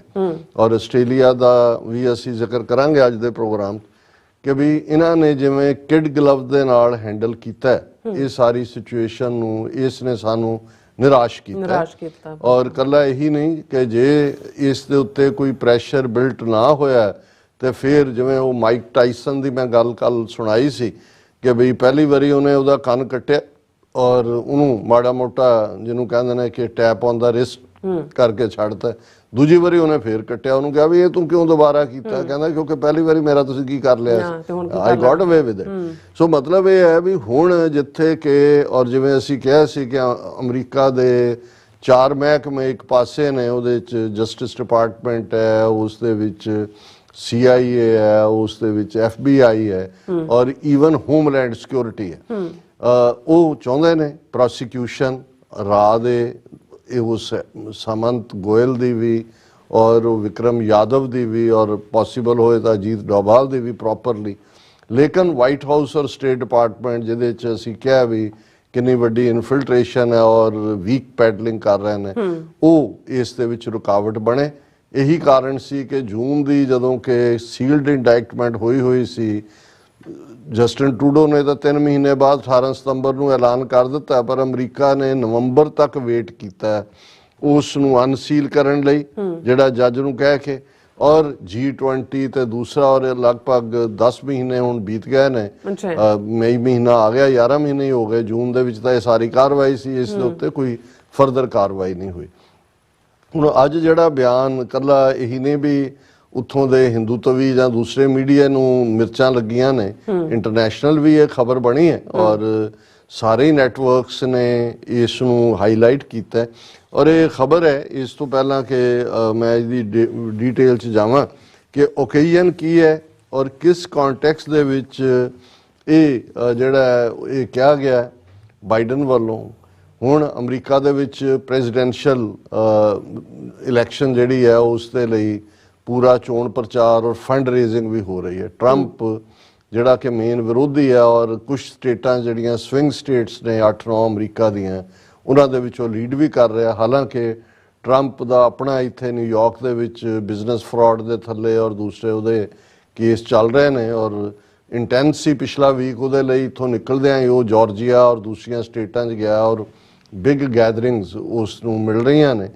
ਔਰ ਇਸ ਸਭ ਦੇ ਚੱਲਦਿਆਂ ਜਦੋਂ ਇਹ ਚੱਲ ਰਿਹਾ ਹੁੰਦਾ ਹੈ, ਇੱਥੇ ਕੈਂਪੇਨ ਦੇ ਵਿੱਚ ਇਸ਼ੂ ਹੁੰਦੇ ਨੇ ਕਿ ਕਿਹੜੇ ਇਸ਼ੂ ਹਾਈਲਾਈਟ ਹੋਏ, ਔਰ ਉਸ ਦੇ ਵਿੱਚ ਜਿਹੜਾ ਬੜਾ ਚੋਇਸੈਸਟ ਇਸ਼ੂ ਹੈ ਟਰੰਪ ਦਾ, ਉਹ ਇਮੀਗ੍ਰੇਸ਼ਨ ਹੈ, ਇਲੀਗਲ ਇਮੀਗ੍ਰੇਸ਼ਨ ਜਾਂ ਅਮਰੀਕਾ। ਔਰ ਜਦੋਂ ਪਿਛਲੀ ਟਰਮ ਵੇਲੇ ਤਾਂ ਉਹਨੇ ਬਹੁਤ ਨਫ਼ਰਤ ਭਰੇ ਕਾਮੈਂਟ ਜਿਹੜੇ ਨੇ ਉਹ ਮੈਕਸੀਕਨਸ ਬਾਰੇ, ਮੁਸਲਮਾਨਾਂ ਬਾਰੇ ਤਾਂ ਅਗੇਂਸਟ ਬੋਲਦਾ ਹੀ ਹੈ ਔਰ ਇਹ ਅਪਰਵਾਸੀ ਜਿਹੜੇ ਨੇ ਉਹਨਾਂ ਦੇ ਬਾਰੇ ਕੀਤੇ ਸੀ। ਇਸ ਵਾਰ ਵੀ ਕਿਉਂਕਿ ਬਾਈਡਨ ਪੀਰੀਅਡ ਦੇ ਵਿੱਚ ਵੀ ਕਾਫੀ ਵੱਡੀ ਗਿਣਤੀ ਦੇ ਵਿੱਚ ਜਿਹੜੇ ਨੇ ਇਮੀਗ੍ਰੈਂਟ ਇਲੀਗਲ ਲੋਕ ਸਾਊਥ ਅਮਰੀਕਾ ਤੋਂ ਵੀ ਆ ਰਹੇ ਨੇ, ਔਰ ਜਿਹੜੇ ਵੱਡੇ ਮੁਲਕ ਜਿਨ੍ਹਾਂ ਦੇ ਸਭ ਤੋਂ ਜ਼ਿਆਦਾ ਇਲੀਗਲ ਔਰ ਐਂਟਰੀ ਹੋ ਰਹੀ ਆ ਉਹਦੇ ਵਿੱਚ ਪਹਿਲੇ 2 ਦੇ ਵਿੱਚ ਇੰਡੀਆ, ਸੈਕੰਡ ਨੰਬਰ ਤੇ ਇੰਡੀਆ। ਔਰ ਲਗਭਗ ਇਸ ਵੇਲੇ 1 ਲੱਖ ਦੇ ਕਰੀਬ ਜਿਹੜੇ ਨੇ ਉਹ ਪਿਛਲੇ ਸਾਲ ਦੇ ਦੌਰਾਨ ਆਏ। ਔਰ ਇਸੇ ਤਰ੍ਹਾਂ ਸਾਊਥ ਅਮਰੀਕਾ ਦੇ ਬਾਕੀ ਮੁਲਕਾਂ ਚੋਂ ਨੇ, ਚੀਨ ਵਾਲੇ ਵੀ ਹੋਣਗੇ। ਔਰ ਇਸ ਸਾਰੇ ਦੇ ਚੱਲਦੇ ਆ ਹੁਣ ਇਹ ਜਿਹੜਾ ਮਹੀਨਾ ਚੱਲ ਰਿਹਾ ਹੈ, ਇਸ ਮਹੀਨੇ ਨੂੰ ਜਿਹੜਾ ਹੈਰੀਟੇਜ ਮੰਥ ਕਿਹਾ ਹੈਗਾ, ਏਸ਼ੀਆਈ ਅਮਰੀਕੀ ਮੂਲ ਨਿਵਾਸੀ ਜਿਹੜੇ ਹਵਾਈਅਨ ਨੇ ਤੇ ਪੈਸੀਫਿਕ ਆਈਲੈਂਡਰਸ ਨੇ, ਹਵਾਈਅਨ ਔਰ ਪੈਸੀਫਿਕ ਆਈਲੈਂਡਰਸ ਦਾ ਵਿਰਾਸਤੀ ਮਹੀਨਾ ਹੈਰੀਟੇਜ ਮੰਥ ਅਮਰੀਕਾ ਦੇ ਵਿੱਚ ਹੁੰਦਾ ਹੈ। ਜਿਵੇਂ ਕੈਨੇਡਾ 'ਚ ਵੀ ਹੈ, ਜਿਵੇਂ ਅਪ੍ਰੈਲ ਦਾ ਮਹੀਨਾ ਕੈਨੇਡਾ ਦੇ ਵਿੱਚ ਸਿੱਖ ਹੈਰੀਟੇਜ ਮੰਥ ਹੈ। ਔਰ ਜਸਟਿਨ ਟਰੂਡੋ ਨੇ ਜਿਸ ਉਹਨਾਂ ਦੇ ਕਮੈਂਟ ਨੂੰ ਬਹੁਤਿਆਂ ਨੇ ਨੋਟ ਨਹੀਂ ਕੀਤਾ, ਉਹਨਾਂ ਨੇ ਆਪਣੀ ਪ੍ਰੈਜੈਂਟੇਸ਼ਨ ਜਿਹੜੀ ਲੱਖਾਂ ਸਿੱਖਾਂ ਦੀ ਮੌਜੂਦਗੀ 'ਚ ਖਾਲਿਸਤਾਨ ਦੇ ਝੰਡਿਆਂ 'ਚ ਦਿੱਤੀ। ਉਹਨੇ ਕਿਹਾ ਵੀ Canada is the first country in the world which has declared month of April as the Sikh heritage month. So ਇਹ ਭਾਰਤ ਸਰਕਾਰ ਦੇ ਮੂੰਹ ਤੇ ਵੀ ਪੁੱਠੀ ਚਪੇੜ ਸੀ ਕਿ ਭਾਰਤ ਦੇ ਵਿੱਚ ਤਾਂ ਉਹਨੂੰ ਜਿਹੜਾ ਉਹਨਾਂ ਨੇ ਰੈਕਗਨਾਈਜ਼ ਕਿ ਵਿਸਾਖੀ ਦੀ ਛੁੱਟੀ ਵੀ ਨਹੀਂ ਹੁੰਦੀ, ਜਿਹੜੀ ਹੈ ਫੈਡਰਲ ਹੌਲੀਡੇ ਨਹੀਂ ਹੈਗੀ ਉਹਨਾਂ ਦੀ। ਪਰ ਇੱਥੇ ਕੈਨੇਡਾ ਨੇ ਸਾਰਾ ਅਪ੍ਰੈਲ ਦਾ ਮਹੀਨਾ ਜਿਹੜਾ ਹੈ ਉਹ ਸਿੱਖ ਹੈਰੀਟੇਜ ਮੰਥ ਉਹਨੇ ਟਰੂਡੋ ਨੇ ਆਪਣੀ ਪ੍ਰੈਜੈਂਟੇਸ਼ਨ ਦੇ ਵਿੱਚ ਕਿਹਾ। ਹੁਣ ਅਮਰੀਕਾ ਦੇ ਵਿੱਚ ਵੀ ਬਲੈਕ ਹਿਸਟਰੀ ਮੰਥ ਹੁੰਦਾ ਹੈ ਔਰ ਇਸੇ ਤਰ੍ਹਾਂ ਅੱਡ-ਅੱਡ ਜਿਹੜੇ ਨੇ ਉਹਨਾਂ ਦੀ ਕੰਟਰੀਬਿਊਸ਼ਨ ਨੂੰ ਸੈਲੀਬ੍ਰੇਟ ਕੀਤਾ ਜਾਂਦਾ ਹੈ। ਸੋ ਇਹ ਜਿਹੜਾ ਉਹਨਾਂ ਦਾ ਹੈਰੀਟੇਜ ਮੰਥ ਸੀ, ਏਸ਼ੀਆਈ ਅਮਰੀਕੀ ਮੂਲ ਦੇ ਜਿਹੜੇ ਨੇ ਨੇਟਿਵ ਹਵਾਈਅਨਸ ਔਰ ਪੈਸੀਫਿਕ ਆਈਲੈਂਡਰਸ, ਔਰ ਫੰਡਿੰਗ ਦੇ ਲਈ ਇਹ ਫੰਕਸ਼ਨ ਸੀ ਜਿਹੜਾ ਵਾਸ਼ਿੰਗਟਨ ਸਟੇਟ ਦੇ ਵਿੱਚ। ਇੱਕ ਵਾਸ਼ਿੰਗਟਨ ਡੀਸੀ ਹੈ ਜਿਹੜੀ ਅਮਰੀਕਾ ਦੀ ਕੈਪੀਟਲ ਹੈ, ਇੱਕ ਵਾਸ਼ਿੰਗਟਨ ਸਟੇਟ ਹੈ ਜਿਹਦੀ ਕੈਪੀਟਲ ਜਿਵੇਂ ਸੀਐਟਲ ਹੈ ਔਰ ਵੱਡੀ ਉੱਥੇ ਸਿੱਖ ਕੌਮ ਵੀ ਵਸਦੀ ਹੈ। ਸੋ ਉੱਥੇ ਉਹਨੇ ਐਡਰੈਸ ਕੀਤਾ। ਹੁਣ ਐਡਰੈਸ ਕਰਦਿਆਂ ਜਿਹੜੇ ਉਹਨੇ ਲਫ਼ਜ਼ ਕਹੇ ਉਹ ਐਗਜ਼ੈਕਟਲੀ ਮੈਂ ਦੁਹਰਾਵਾਂਗਾ ਔਰ ਫਿਰ ਮੈਂ ਇਸ ਦੇ ਉੱਤੇ ਆਪਣਾ ਤਬਸਰਾ ਵੀ ਦਿਆਂਗਾ ਕਿ ਉਹਦੇ 'ਚ ਉਹਨਾਂ ਨੇ ਇਹ ਕਿਹਾ, ਅਮਰੀਕੀ ਰਾਸ਼ਟਰਪਤੀ ਨੇ, ਉਹਨੇ ਕਿਹਾ ਭਾਰਤ, ਚੀਨ, ਜਾਪਾਨ ਤੇ ਰੂਸ ਇਹਨਾਂ ਦੇ ਵਿੱਚ ਜ਼ੀਨੋਫੋਬੀਆ ਹੈ। ਬਾਈਡਨ ਦੇ ਮੁਤਾਬਕ ਇਹਨਾਂ ਦੇਸ਼ਾਂ ਦੇ ਲੋਕ ਜ਼ੈਨੋਫੋਬਿਕ ਨੇ। ਹੁਣ ਜ਼ੀਨੋਫੋਬੀਆ ਕੀ ਹੈ, ਇਸ ਦੀਆਂ ਜਿਹੜੀਆਂ ਨੇ, ਕਿਉਂਕਿ ਮੇਰਾ ਹਮੇਸ਼ਾ ਇਹ ਹੁੰਦਾ ਕਿ ਮੈਂ ਆਥੈਂਟਿਕ ਗੱਲ ਕਰਾਂ। ਹਾਲਾਂਕਿ ਸਾਨੂੰ ਸਿੰਪਲੀ ਤਾਂ ਇਹ ਪਤਾ ਹੈ ਕਿ ਜ਼ੀਨੋਫੋਬੀਆ ਹੁੰਦਾ ਜਿਹਦੇ 'ਚ ਤੁਸੀਂ ਹਰ ਵਿਦੇਸ਼ੀ ਨੂੰ ਜਾਂ ਅਨਨੋਨ ਨੂੰ ਜਿਹੜਾ ਤੁਹਾਡੀ ਨਸਲ ਜਾਂ ਤੁਹਾਡੇ ਖਿੱਤੇ ਦਾ ਨਹੀਂ ਹੈ ਉਹਨੂੰ ਤੁਸੀਂ ਨਫ਼ਰਤ ਕਰਦੇ ਹੋ। ਇਹ ਜ਼ੀਨੋਫੋਬੀਆ ਅੰਗਰੇਜ਼ੀ ਦਾ ਹਾਲਾਂਕਿ ਸਪੈਲ XCNOBIA ਨਾਲ ਹੁੰਦਾ ਹੈ।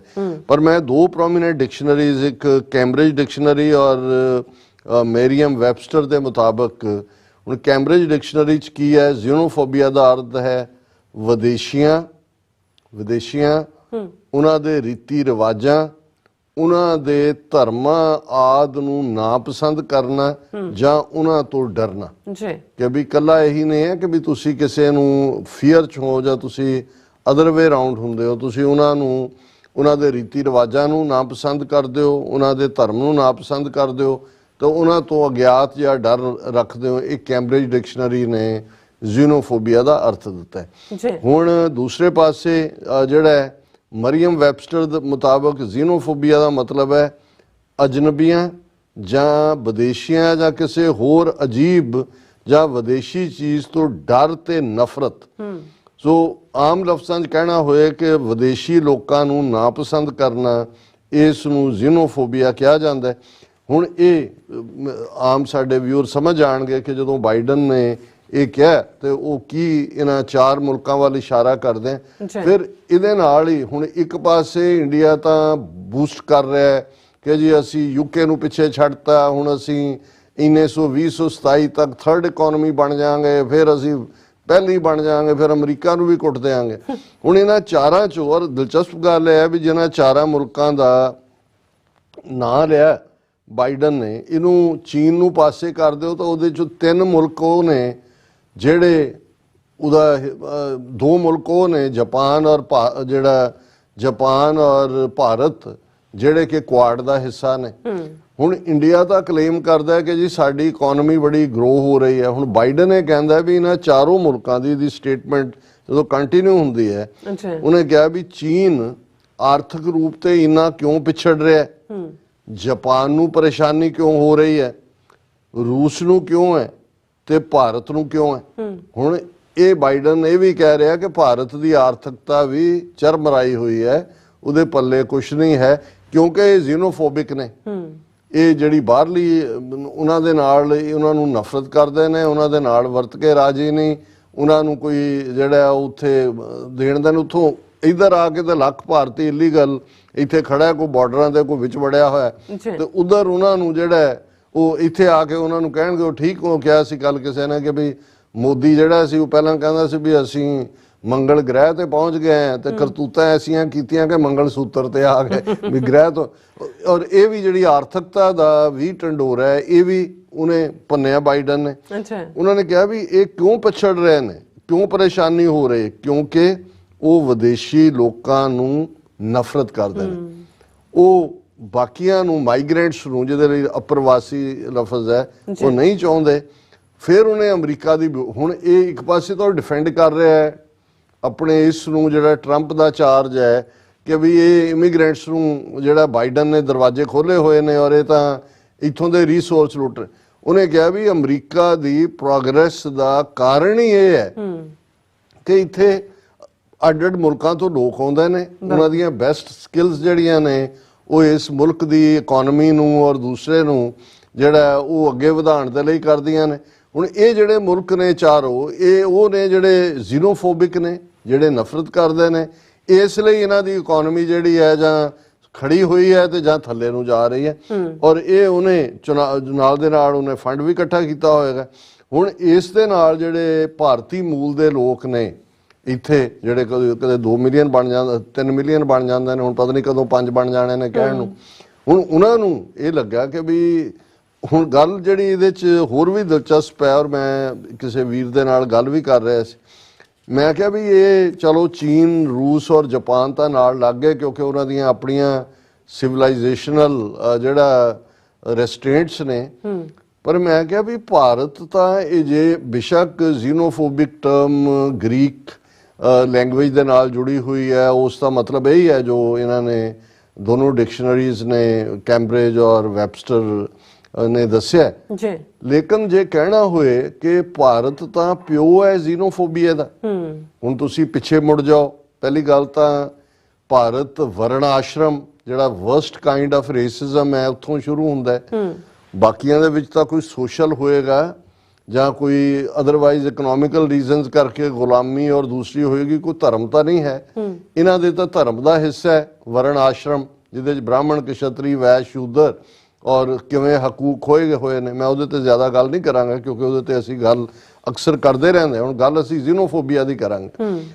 ਹੁਣ ਬ੍ਰਾਹਮਣਾਂ ਨੇ ਇਹ ਪ੍ਰਚਾਰਿਆ ਕਿ ਵੀ ਆ ਜਿਹੜਾ ਸਾਡਾ ਖਿੱਤਾ ਭੂਖੰਡ ਹੈ ਇਹ ਦੇਵ ਭੂਮੀ ਹੈ, ਦੇਵਤਿਆਂ ਦੀ ਭੂਮੀ ਹੈ, ਅੱਛਾ ਆਰੀਆ ਵਰਤ ਹੈ ਔਰ ਇਸ ਤੋਂ ਜੇ ਕੋਈ ਬਾਹਰ ਜਾਏਗਾ ਤੇ ਉਹ ਮਲੇਸ਼ ਭੂਮੀ ਤੇ ਜਾਏਗਾ, ਉਹ ਮਲੇਸ਼ ਹੋ ਜਾਏਗਾ। ਹੁਣ ਇਹ ਕਿਉਂ ਹੈ ਜ਼ੀਨੋਫੋਬੀਆ? ਜਾਂ ਜਿਹੜੇ ਲੋਕ ਈਵਨ ਇੱਥੇ ਆ ਕੇ ਵੀ ਇਹ ਭਾਰਤੀ ਮੂਲ ਦੇ ਬ੍ਰਾਹਮਣ ਔਰ ਕਸ਼ਤਰੀ ਔਰ ਹਾਈ ਕਾਸਟ ਜਿਹੜੇ ਇੱਥੇ ਸਿਲੀਕਨ ਵੈਲੀ 'ਚ IT ਸੈਕਟਰ ਨੂੰ ਹੈਡ ਕਰਦੇ ਨੇ, ਵੱਡੇ ਵੱਡੇ ਵਪਾਰੀ ਨੇ, ਜਾਂ ਇੱਥੇ ਜੇ ਦਲਿਤ ਭਾਈਚਾਰੇ ਨੇ UK ਦੇ ਵਿੱਚ ਜਾਂ ਅਮਰੀਕਾ 'ਚ, ਉਹਨਾਂ ਨੇ ਜਾਂ ਜਿਵੇਂ ਵਾਸ਼ਿੰਗਟਨ ਸਟੇਟ ਦੇ ਵਿੱਚ ਅਮਰੀਕਾ ਦੀ ਜਿੱਥੇ ਖਲੋ ਕੇ ਬੋਲ ਰਿਹਾ ਉਹ ਸਟੇਟ ਹੈ ਜਿਹਨੇ ਇਸ ਬਿੱਲ ਨੂੰ ਜਿਹੜਾ ਉਹ ਮੰਨਿਆ ਹੋਇਆ ਕਿ ਭਾਈ ਇਹ ਜਿਹੜਾ ਦਲਿਤ ਦੇ ਖਿਲਾਫ ਜਿਹੜਾ ਵਰਤਾ ਰਿਹਾ ਕਾਸਟ ਸਿਸਟਮ ਜਿਹੜਾ ਇਹ ਰੇਸਿਜ਼ਮ ਵਾਂਗ ਹੀ ਡਿਸਕ੍ਰਿਮੀਨੇਟਰੀ ਹੈ।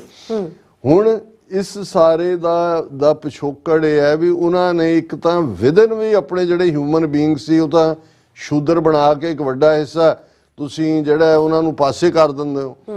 ਉਹਨਾਂ ਤੋਂ ਸਾਰੇ ਹਕੂਕ ਖੋਹ ਲਏ। 3000 ਸਾਲ 4% ਬਾਹਮਣਾਂ ਨੇ 100% ਐਜੂਕੇਸ਼ਨ ਦੇ ਉੱਤੇ ਰਿਜ਼ਰਵੇਸ਼ਨ ਰੱਖੀ, ਕਿਸੇ ਹੋਰ ਨੂੰ ਪੜ੍ਹਨ ਦਾ ਹੱਕ ਹੀ ਨਹੀਂ ਹੈ।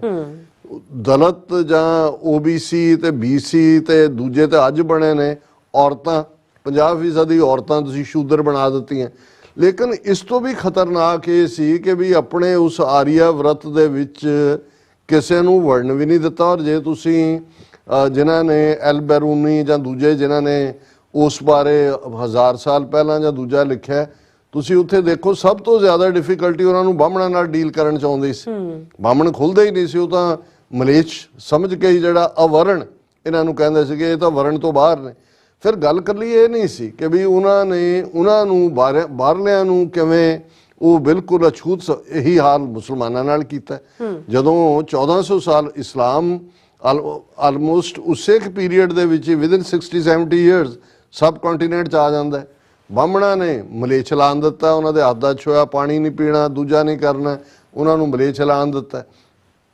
ਪਰ ਆਪਣੇ ਖੰਡ ਦੇ ਲੋਕਾਂ ਨੂੰ ਵੀ ਜਿਹੜੇ ਉੱਥੋਂ ਦੇ ਜੰਮਪਲ ਸੀ, ਕਿਉਂਕਿ ਬਾਹਮਣ ਬਹੁਤ ਚੰਗੀ ਤਰ੍ਹਾਂ ਸਮਝਦਾ ਸੀ ਕਿ ਇਹ ਜਿਹੜੇ ਆਈਡੀਆਜ਼ ਹੁੰਦੇ ਨੇ, ਵਿਚਾਰ ਹੁੰਦੇ ਨੇ, ਇਹਨਾਂ ਦਾ ਇਫੈਕਟ ਵੀ ਸਿਨਰਜੈਸਿਕ ਹੁੰਦਾ। ਤੁਸੀਂ ਇੱਕ ਵੀ ਬਾਹਰ ਜਾਣਗੇ, ਬਾਹਰਲੀ ਫਰੀडम ਦੀ ਔਰ ਦੂਸਰੀ ਆਵਾਜ਼ ਦੇਖਣਗੇ। ਅਸੀਂ ਜਿਹੜਾ ਇਹ ਰਿਪਰੈਸਿਵ ਵਰਣ ਆਸ਼ਰਮ ਔਰ ਦੂਜੇ ਦੇ ਥੱਲੇ ਇਹਨਾਂ ਨੂੰ ਦਬਲਿਆ ਹੋਇਆ, ਇਹ ਤੇ ਆ ਕੇ ਰਿਵੋਲਟ ਕਰਨਗੇ, ਵਿਰੋਧ ਕਰਨਗੇ।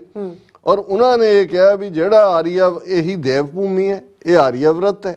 ਜਿਹੜਾ ਇਸ ਤੋਂ ਬਾਹਰ ਜਾਏਗਾ ਉਹ ਆਊਟਕਾਸਟ।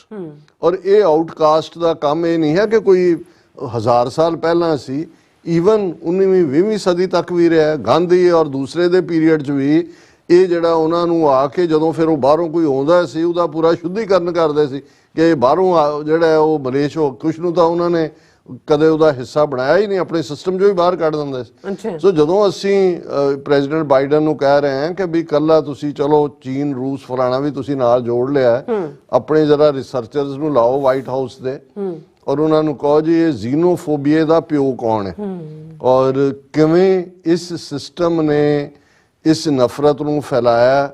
ਇੱਥੋਂ ਜਾਣ ਵਾਲਿਆਂ ਨੂੰ ਉਹ ਬਿਲਕੁਲ ਜਿਹੜਾ ਉਸ ਖਿੱਤੇ 'ਚੋਂ ਨਿਕਲਦੇ ਸੀ ਉਹਨਾਂ ਨੂੰ। ਔਰ ਅਸੀਂ ਬਹੁਤ ਵਾਰ ਜੇ ਬੁੱਧ ਦੀ ਗੱਲ ਕਰੀਏ, ਹਾਲਾਂਕਿ ਬੁੱਧਿਜ਼ਮ 2000 ਸਾਲ ਤੋਂ ਵੀ ਜੀਸਸ ਤੋਂ ਪਹਿਲਾਂ ਆਲਮੋਸਟ 2500 ਸਾਲ ਪਹਿਲਾਂ।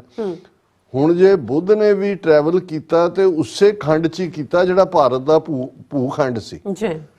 ਬੁੱਧ ਜਿਹੜਾ ਕੋਈ ਮਿਡਲ ਈਸਟ 'ਚ ਨਹੀਂ ਆਇਆ ਜਾਂ ਉਹਨਾਂ ਨੇ ਕੋਈ ਅਫਗਾਨਿਸਤਾਨ ਜਾਂ ਦੂਜਾ ਜਾ ਕੇ ਉਸ ਦਾ ਟ੍ਰਿਪ ਨਹੀਂ ਲਾਇਆ। ਪਰ ਮੈਂ ਬਹੁਤ ਵਾਰੀ ਦੇਖਦਾ ਵੀ ਅਸੀਂ ਸਿੱਖ ਧਰਮ ਦੇ ਕੁਝ ਆਸਪੈਕਟਸ ਨੂੰ ਜਿਹੜਾ ਬਿਲਕੁਲ ਕਦੇ ਦੇਖਣ ਦਾ ਜਾਂ ਸਮਝਣ ਦੀ ਕੋਸ਼ਿਸ਼ ਨਹੀਂ ਕੀਤੀ। ਜੇ ਅੱਜ ਸਿੱਖ ਗਲੋਬਲੀ ਬੈਠ, ਸਾਨੂੰ ਕੋਈ ਪ੍ਰੋਬਲਮ ਨਹੀਂ ਹੈ, ਅਸੀਂ ਮਿਡਲ ਈਸਟ ਦੀ ਸੁਸਾਇਟੀ 'ਚ ਹੋਈਏ, ਅਫਰੀਕਾ ਦੀ ਸੁਸਾਇਟੀ 'ਚ ਹੋਈਏ, ਯੂਰਪ 'ਚ ਹੋਈਏ, ਨਾਰਥ ਅਮਰੀਕਾ 'ਚ ਹੋਈਏ, ਸਾਊਥ ਅਮਰੀਕਾ 'ਚ ਹੋਇਆ, ਕੱਲ੍ਹ 'ਚ ਚੰਦਰਮਾ ਵੀ ਜਾਣਾ ਹੋਇਆ। ਅਸੀਂ ਆਪਣਾ ਉੱਥੇ ਜਿਹੜਾ ਗੁਰਦੁਆਰਾ ਸਾਹਿਬ ਸਥਾਪਿਤ ਕਰਕੇ ਸਭ ਨੂੰ ਵੈਲਕਮ ਕਰਾਂਗੇ, ਜਿਹੜੇ ਨਵੇਂ ਹੋਣਗੇ ਉਹਨਾਂ ਨੂੰ ਵੀ ਜਿਹੜਾ ਲੰਗਰ ਛਕਾਉਣ ਦਾ ਪ੍ਰਬੰਧ ਹੋਏਗਾ। ਉਹਦਾ ਇੱਕ ਮੂਲ ਰੀਜ਼ਨ ਹੈ, ਜਦੋਂ ਅਸੀਂ ਦੇਖਦੇ ਹਾਂ ਗੁਰੂ ਨਾਨਕ ਸਾਹਿਬ ਉਹ ਪੈਗੰਬਰ ਨੇ ਜਿਨ੍ਹਾਂ ਨੇ ਆਪਣੇ ਜੀਵਨ ਕਾਲ ਲਗਭਗ 70 ਸਾਲ ਦੀ ਜਿਹੜੀ ਸਰੀਰਕ ਅਦਰਵਾਈਜ਼ ਤਾਂ ਰੂਹਾਨੀ ਜਿਹੜੇ ਨੇ ਉਹ ਤਾਂ ਅਕਾਲ ਪੁਰਖ, ਇੱਕ ਬਾਬਾ ਅਕਾਲ ਰੂਪ, ਦੂਜਾ ਰਬਾਬੀ ਮਰਦਾਨਾ। ਹੁਣ ਉਹਨਾਂ ਦਾ ਸਾਥੀ ਰਬਾਬੀ ਹੈ ਭਾਈ ਮਰਦਾਨਾ। ਉਹ ਜਿਹੜਾ ਡੂਮ ਹੈ, ਬ੍ਰਾਹਮਣ ਨੇ ਸ਼ੂਦਰ ਬਣਾਇਆ ਹੋਇਆ, ਮੁਸਲਮਾਨ ਪਿਛੋਕੜ ਵੀ ਹੈ, ਜਿਹਦੇ ਹੱਥ ਦਾ ਛੋਇਆ ਪਾਣੀ ਨਹੀਂ ਕੋ ਪੀਂਦਾ, ਉਹ ਬਾਬੇ ਦਾ ਸਾਥੀ ਹੈ। ਔਰ ਬਾਬਾ ਉਹ ਸਾਰੇ ਭੂਖੰਡ ਚੋਂ ਨਿਕਲ ਕੇ ਸ੍ਰੀਲੰਕਾ ਤੋਂ, ਨੈਨਕਿੰਗ ਨੇਪਾਲ ਤੋਂ ਬਗਦਾਦ ਤੱਕ ਪਹੁੰਚ ਜਾਂਦੇ ਨੇ। ਫਿਰ ਅਸੀਂ ਇੱਧਰ ਅਫਗਾਨਿਸਤਾਨ, ਜਲਾਲਾਬਾਦ, ਬਾਕੂ, ਅਜ਼ਰਬਾਈਜਾਨ। ਸੋ ਬਾਬੇ ਨੇ ਤਾਂ ਬ੍ਰਾਹਮਣਵਾਦ ਇਹੀ ਨਹੀਂ ਕੱਲਾ ਸਾਡਾ ਤਾਂ ਜਨਊ ਤੇ ਹੀ ਅਸੀਂ ਰੋਕ ਦਿੰਦੇ ਨਾ। ਜੀ ਪੰਡਤ ਦਾ ਹੱਥ ਫੜ ਲਿਆ, ਉਹਨੇ ਕਿਹਾ ਮੈਂ ਨਹੀਂ ਜਨਊ ਪਾਉਣਾ ਤੇ ਚੈਲੰਜ ਹੋ ਗਿਆ। ਠੀਕ ਹੈ, ਸ਼ੁਰੂਆਤ ਉੱਥੋਂ ਹੋਈ, ਪਰ ਹਰ ਉਸ ਚੀਜ਼ ਨੂੰ ਤੋੜਿਆ। ਔਰ ਇਹੀ ਉਹਨਾਂ ਨੇ, ਜੇ ਅੱਜ ਸਿੱਖ ਦੁਨੀਆ ਦੇ ਹਰ ਕੋਨੇ 'ਚ ਪਹੁੰਚ ਗਏ ਤੇ ਬਹੁਤ ਵਾਰੀ, ਹਾਲਾਂਕਿ ਉਹ ਸਾਖੀ ਕਿੰਨੇ ਪੰਜਾਬ ਦੇ ਪਿੰਡ ਹੋਣਗੇ ਜਿਹੜੇ ਕਹਿਣਗੇ ਜੀ ਸਾਡੇ ਪਿੰਡ 'ਚ ਵਾਪਰਿਆ ਕਿ ਬਾਬੇ ਨੇ ਉਜੜ ਜਾਓ ਦਾ ਵਰ ਸਾਨੂੰ ਦਿੱਤਾ।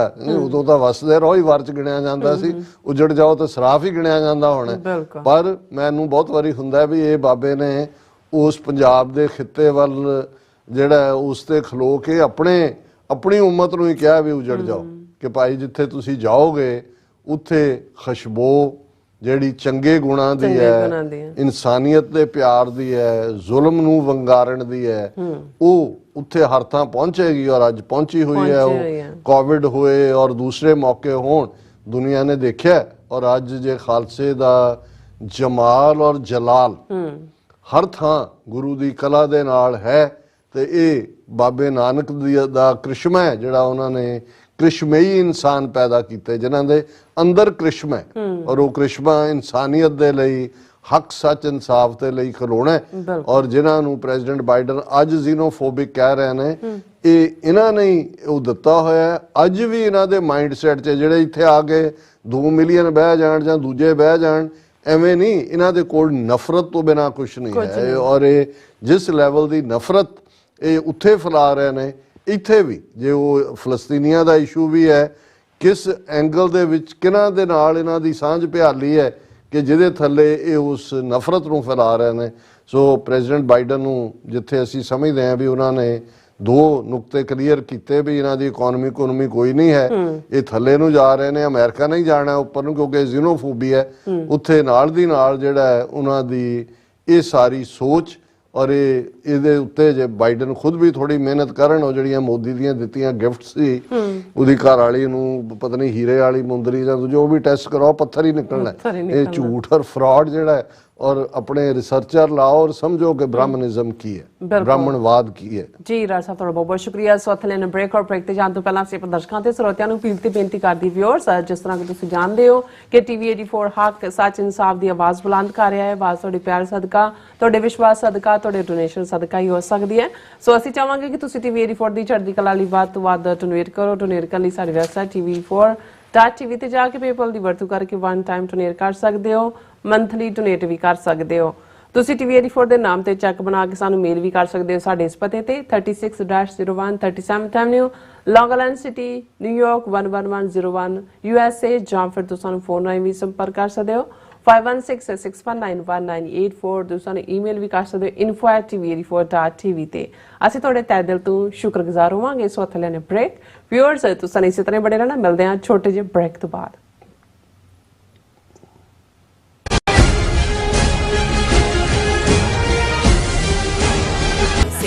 ਕੀ ਤੁਹਾਨੂੰ 30, 40 ਜਾਂ 50 ਦਿਨ ਵੇਟ ਕਰਨੀ ਪੈ ਰਹੀ ਹੈ ਤੁਹਾਡੇ ਚੈੱਕ ਲਈ? ਫਿਰ ਬ੍ਰੋਕਰਾਂ ਪਿੱਛੇ ਭੱਜਦੇ ਫਿਰਦੇ ਹੋ ਪੈਸੇ ਲਈ। ਬਹੁਤ ਜ਼ਿਆਦਾ ਟਾਈਮ ਵੇਸਟ ਹੋ ਜਾਂਦਾ ਇੱਦਾਂ ਤਾਂ।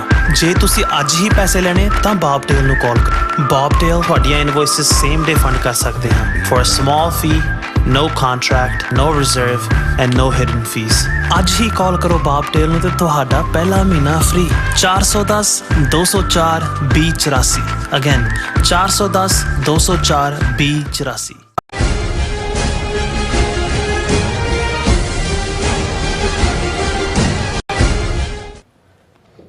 ਦਰਸ਼ਕੋ, ਬ੍ਰੇਕ ਤੋਂ ਬਾਅਦ ਤੁਹਾਡਾ ਸਭ ਦਾ ਭਰਪੂਰ ਸਵਾਗਤ ਹੈ। ਸੋ ਵੀਅਰਸ, ਗੱਲਬਾਤ ਕਰਾਂਗੇ ਕਿ ਭਾਰਤ ਵੱਲੋਂ ਸਿੱਖਾਂ ਖਿਲਾਫ ਵਿੱਢੀ ਗਈ ਟ੍ਰਾਂਸਨੈਸ਼ਨਲ ਪ੍ਰੈਸ਼ਰ ਨੀਤੀ ਦੇ ਖਿਲਾਫ ਅਮਰੀਕਨ ਪੋਲੀਟੀਸ਼ੀਅਨ ਖੁੱਲ੍ਹ ਕੇ ਸਿੱਖਾਂ ਦੇ ਹੱਕ ਵਿੱਚ ਆ ਖਲੋਤੇ ਨੇ।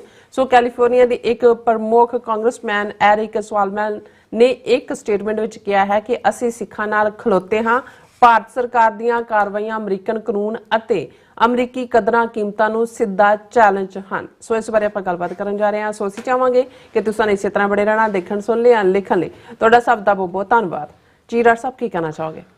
ਦੇਖੋ, ਅੱਜ ਕੱਲ੍ਹ ਦੇ ਸਾਡੇ ਪ੍ਰੋਗਰਾਮ ਪਿਛਲੇ ਕੁਝ ਦਿਨਾਂ ਤੋਂ ਕੁਝ ਵੀਰਾਂ ਭੈਣਾਂ ਲਈ ਸ਼ਾਇਦ ਹੈਵੀਲੀ ਲੋਡਡ ਹੋਣ, ਕਿਉਂਕਿ ਜਿਨ੍ਹਾਂ ਦੀ ਦਿਲਚਸਪੀ ਬਹੁਤ ਵਾਰ ਸਿਰਫ ਨੋਕ ਝੋਕ ਵਾਲੀਆਂ ਖਬਰਾਂ ਦੇ ਉੱਤੇ ਹੁੰਦੀ ਹੈ, ਉਹਨਾਂ ਦੇ ਲਈ ਔਖਾ ਹੁੰਦਾ ਹੋਏ। ਪਰ ਅਸੀਂ ਸਮਝਦੇ ਹਾਂ ਵੀ ਇਸ ਨੂੰ ਸਮਝਣ ਦੀ ਕੋਸ਼ਿਸ਼ ਕਰੀਏ। ਅਲਟੀਮੇਟਲੀ ਜਦੋਂ ਮੁਲਕ ਬਣਦੇ ਨੇ ਤੇ ਇਸ ਕਿਸਮ ਦੀਆਂ ਤਬਦੀਲੀਆਂ ਜਿਹੜੀਆਂ ਇੰਟਰਨੈਸ਼ਨਲ ਲੈਵਲ ਤੇ ਹੁੰਦੀਆਂ, ਉਹ ਇੱਕ ਵੱਡਾ ਬੰਨ੍ਹ ਨੂੰ ਬੰਨ੍ਹਦੀਆਂ ਨੇ। ਔਰ ਜੋ ਕੁਛ ਇਸ ਵੇਲੇ ਚੱਲ ਰਿਹਾ ਹੈ, ਉਹ ਭਾਵੇਂ ਭਾਰਤ ਨੇ ਤਾਂ ਸਿੱਖਾਂ ਦੀ ਆਵਾਜ਼ ਨੂੰ ਖਤਮ ਕਰਨ ਲਈ ਖਾਲਿਸਤਾਨ ਦੀ ਆਜ਼ਾਦੀ ਦੀ ਟ੍ਰਾਂਸਨੈਸ਼ਨਲ ਰਿਪਰੈਸ਼ਨ ਕ੍ਰਾਈਮ ਦਾ ਸਹਾਰਾ ਲਿਆ, ਪਰ ਇਸ ਨੇ ਭਾਰਤ ਦੇ ਜ਼ਾਬਰ, ਜ਼ਾਲਮ, ਖੂਨੀ ਚਿਹਰੇ ਤੋਂ ਨਕਾਬ ਵੀ, ਮਖੌਟਾ ਵੀ ਉਤਾਰ ਦਿੱਤਾ ਹੈ।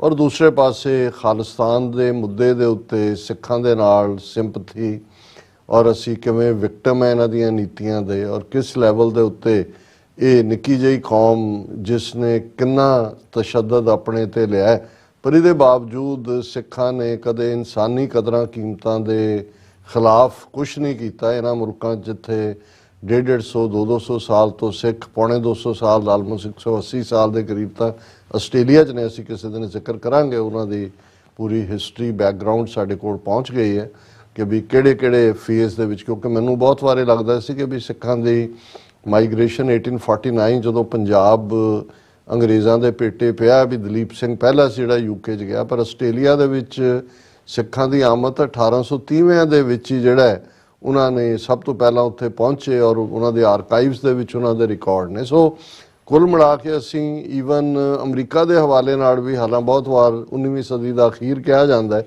ਪਰ ਉਸ ਤੋਂ ਪਹਿਲਾਂ ਪੈਨਾਮਾ ਕੈਨਾਲ ਵੇਲੇ ਜਾਂ ਕਿਸੇ ਹੋਰ ਸ਼ਾਇਦ ਕੈਨਾਲ ਦੇ ਵਿੱਚ ਵੀ ਉਸ ਪੀਰੀਅਡ ਦੀ ਜਿਹੜੀ ਸੈਂਸਸ ਹੋਈ, ਕਿਸੇ ਗੋਰੇ ਨੇ ਸਾਡੇ ਇੱਕ ਟਰੱਕਰ ਨੂੰ ਕੋਈ ਬੁੱਕ ਦਿੱਤੀ ਸੀ, ਉਹ ਸੈਂਸਸ 'ਚ ਅਮਰੀਕਾ ਦੀ ਲਿਸਟ ਸੀ, ਉਹਦੇ ਸਿੰਘ ਲਫ਼ਜ਼ ਸੀ ਮੈਂਸ਼ਨ। ਸੋ ਹੋ ਸਕਦਾ ਹੈ ਇੱਥੇ ਵੀ ਪਹਿਲਾਂ ਘੁੰਮਦੇ ਘੁਮਾਉਂਦੇ ਕਿਤੇ ਪਹੁੰਚ ਗਏ ਹੁਣ, ਪਰ ਅੱਜ ਇਹਦੇ 'ਚ ਕੋਈ ਦੋ ਰਾਵਾਂ ਨਹੀਂ ਨੇ ਕਿ ਸਿੱਖ ਪੋਲੀਟੀਕਲ ਲੈਵਲ ਦੇ ਉੱਤੇ ਵੀ, ਹਾਲਾਂ ਮੈਂ ਕੰਪੈਰੀਜ਼ਨ ਤਾਂ ਨਹੀਂ ਕਰਨਾ ਚਾਹੁੰਦਾ ਹੁੰਦਾ, ਪਰ ਅਮਰੀਕਾ ਦੇ ਵਿੱਚ ਲਗਭਗ 6 ਮਿਲੀਅਨ ਦੇ ਲਗਭਗ ਮੁਸਲਮਾਨ ਨੇ, ਔਰ ਉਹਨਾਂ ਦੇ 57 ਮੁਲਕ ਨੇ, 57 ਦੂਜੇ ਨੇ। ਪਰ ਤੁਹਾਨੂੰ ਕਦੇ ਇਹ ਨਹੀਂ ਨਜ਼ਰ ਆਏਗਾ ਕਿ ਵੀ ਅਮਰੀਕਾ ਦੇ ਵਿੱਚ ਖਾਸ ਮੌਕਿਆਂ ਤੇ ਜਿਵੇਂ ਗੁਰਪੁਰਬਾਂ ਤੇ ਜਾਂ ਦੂਜਿਆਂ ਤੇ ਪ੍ਰੈਜ਼ੀਡੈਂਟ ਤੋਂ ਲੈ ਕੇ ਦੂਜੇ ਤੱਕ ਜਿਹੜਾ ਉਹ ਵੈਲ ਵਿਸ਼ੇਸ ਦਿੱਤੀਆਂ ਜਾਂਦੀਆਂ ਜਾਂ ਈਵਨ ਹਾਲਾਂਕਿ ਈਦ ਮਨਾਈ ਜਾਂਦੀ ਹੈ ਵਾਈਟ ਹਾਊਸ ਦੇ ਵਿੱਚ।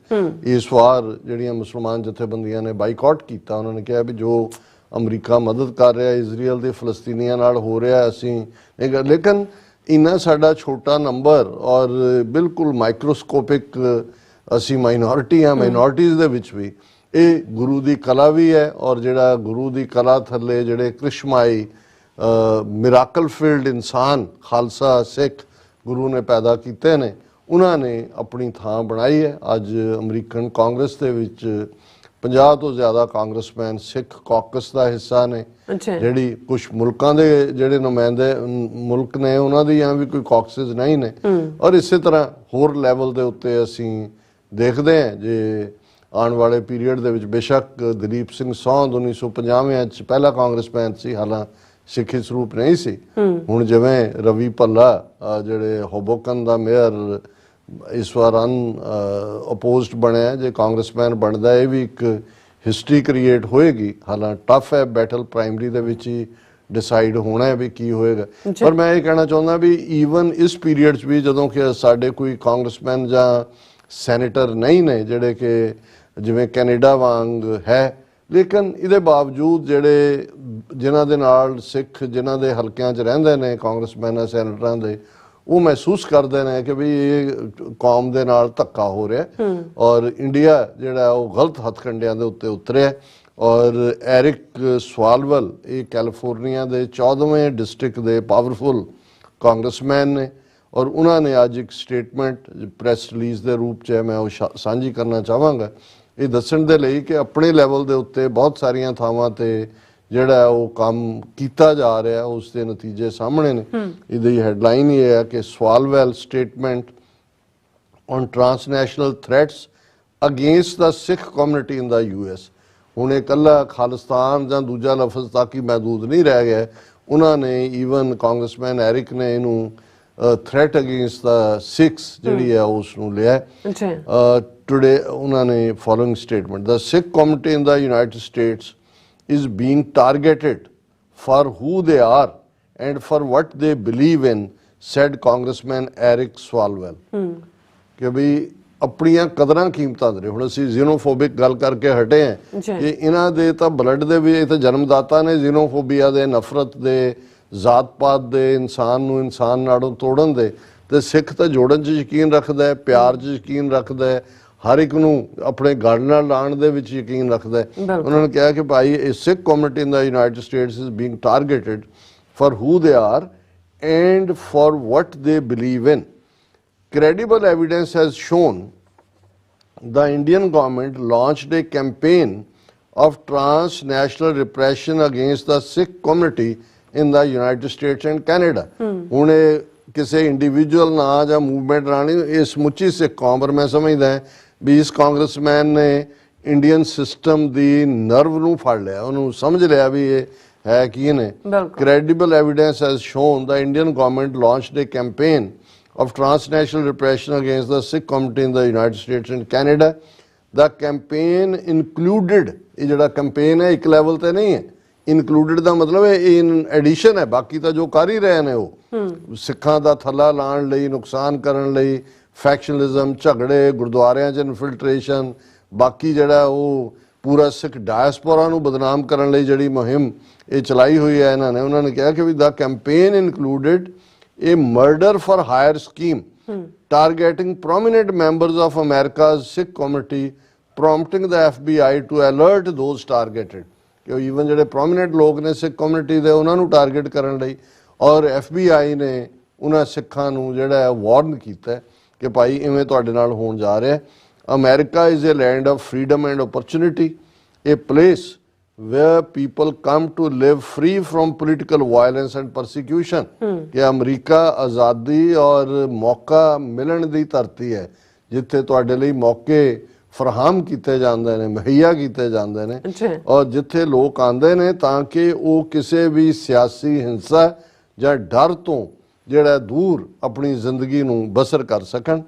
The actions of India's government are a serious breach of American law and challenge the long-standing relationship between the world's oldest and the world's largest democracy ਕਿ ਵੀ ਇਹ ਜਿਹੜੇ ਭਾਰਤ ਸਰਕਾਰ ਦੇ ਕਦਮ ਨੇ, ਉਹਨਾਂ ਦੀਆਂ ਕਰਤੂਤਾਂ ਨੇ, ਇਹ ਅਮਰੀਕਨ ਲਾ ਨੂੰ ਵੀ ਚੈਲੰਜ ਹੈ।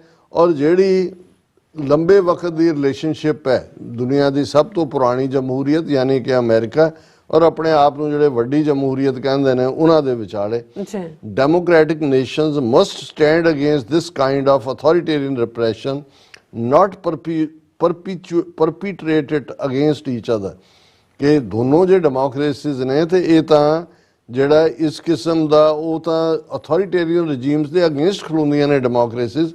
ਇਹ ਤਾਂ ਨਹੀਂ ਹੈ ਵੀ ਤੁਸੀਂ ਇੱਕ ਦੂਸਰੇ ਦੇ ਮੁਲਕ 'ਚ ਵੜ ਕੇ ਉਹਨਾਂ ਦੇ ਸ਼ਹਿਰੀਆਂ ਨੂੰ ਮਾਰੋ। I am proud to represent one of the largest Sikh communities in this country ਕਿ ਮੈਨੂੰ ਇਸ ਗੱਲ ਦਾ ਫਖਰ ਹੈ ਕਿ ਮੈਂ ਉਸ ਹਲਕੇ ਦਾ ਕਾਂਗਰਸਮੈਨ ਹੈ ਜਿੱਥੇ ਵੱਡੀ ਗਿਣਤੀ ਦੇ ਵਿੱਚ ਅਮਰੀਕਾ ਦੀ ਜਿਹੜੀ ਸਿੱਖ ਕਮਿਊਨਿਟੀ ਦਾ ਇੱਕ ਹਿੱਸਾ ਵਸਦਾ ਹੈ। The FBI took swift action to inform one of my constituents about threats against him and I am thanking for that ਕਿ FBI ਨੇ ਜਿਹੜਾ ਉਹ ਬੜਾ ਪ੍ਰੌਂਪਟ ਇੱਕਦਮ ਕਦਮ ਲਿਆ, ਮੇਰੇ ਇੱਕ ਕੰਸਟੀਟਿਊਐਂਟ ਸਿੱਖ ਨੂੰ ਉਹਨੂੰ ਵਾਰਨ ਕੀਤਾ ਔਰ ਮੈਂ ਇਸ ਦੇ ਲਈ ਧੰਨਵਾਦੀ ਹਾਂ, ਵਾਰਨ ਕੀਤਾ ਇੰਡੀਅਨ ਟਾਰਗੇਟਿੰਗ ਤੋਂ। I am thankful to the Biden administration and FBI for prioritizing these issues and taking the necessary steps to ensure the safety of our most vulnerable communities from intimidation ਕਿ ਮੈਂ ਧੰਨਵਾਦੀ ਹਾਂ Biden administration ਔਰ FBI ਦਾ ਕਿ ਉਹਨਾਂ ਨੇ ਇਹਨਾਂ issues ਨੂੰ ਪਹਿਲ ਦਿੱਤੀ ਹੈ, ਉਹ ਕਦਮ ਚੁੱਕੇ ਨੇ ਤਾਂ ਕਿ ਜਿਹੜੇ ਵਲਨਰੇਬਲ ਕਮਿਊਨਿਟੀਜ਼ ਨੇ ਉਹਨਾਂ ਦੀ ਇੰਟੀਮੀਡੇਸ਼ਨ ਜਾਂ ਉਹਨਾਂ ਦੇ ਉੱਤੇ ਜਿਹੜਾ ਖਤਰਾ ਮੰਡਰਾ ਰਿਹਾ ਉਸ ਤੋਂ ਉਹਨਾਂ ਨੂੰ ਸੁਰੱਖਿਆ ਦਿੱਤੀ ਜਾਏ।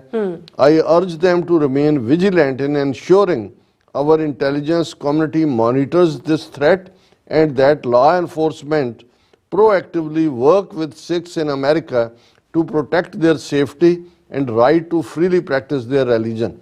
ਮੈਂ ਇਹ ਵੀ ਉਹਨਾਂ ਨੂੰ ਇਹ ਕਹਾਂਗਾ ਕਿ ਵੀ ਮੁਸਤੈਦੀ ਰੱਖੋ ਕਿਉਂਕਿ ਤਾਂ ਕਿ ਜਿਹੜਾ ਇੰਟੈਲੀਜੈਂਸ ਕਮਿਊਨਿਟੀ ਜਿਹੜੀ ਹੈ ਅਮਰੀਕਾ ਦੀ ਉਹ ਮੋਨੀਟਰ ਕਰੇ ਇਸ ਕਿਸਮ ਦੀਆਂ ਧਮਕੀਆਂ ਨੂੰ। ਲਾ ਐਨਫੋਰਸਮੈਂਟ ਵਾਲੇ ਉਹ ਅੱਗੇ ਵੱਧ ਕੇ ਸਿੱਖਾਂ ਦੇ ਨਾਲ ਅਮਰੀਕਾ ਦੇ ਜਿਹੜਾ ਉਹ ਕੰਮ ਕਰਨ ਤਾਂ ਕਿ ਉਹਨਾਂ ਦੀ ਸੁਰੱਖਿਆ ਔਰ ਉਹਨਾਂ ਦਾ ਆਪਣੇ ਧਰਮ ਨੂੰ ਆਜ਼ਾਦੀ ਨਾਲ ਜਿਹੜਾ ਉਹ ਪ੍ਰੈਕਟਿਸ ਕਰਨ ਦੇ ਹੱਕ ਦੀ ਰੱਖਿਆ ਹੋ ਸਕੇ।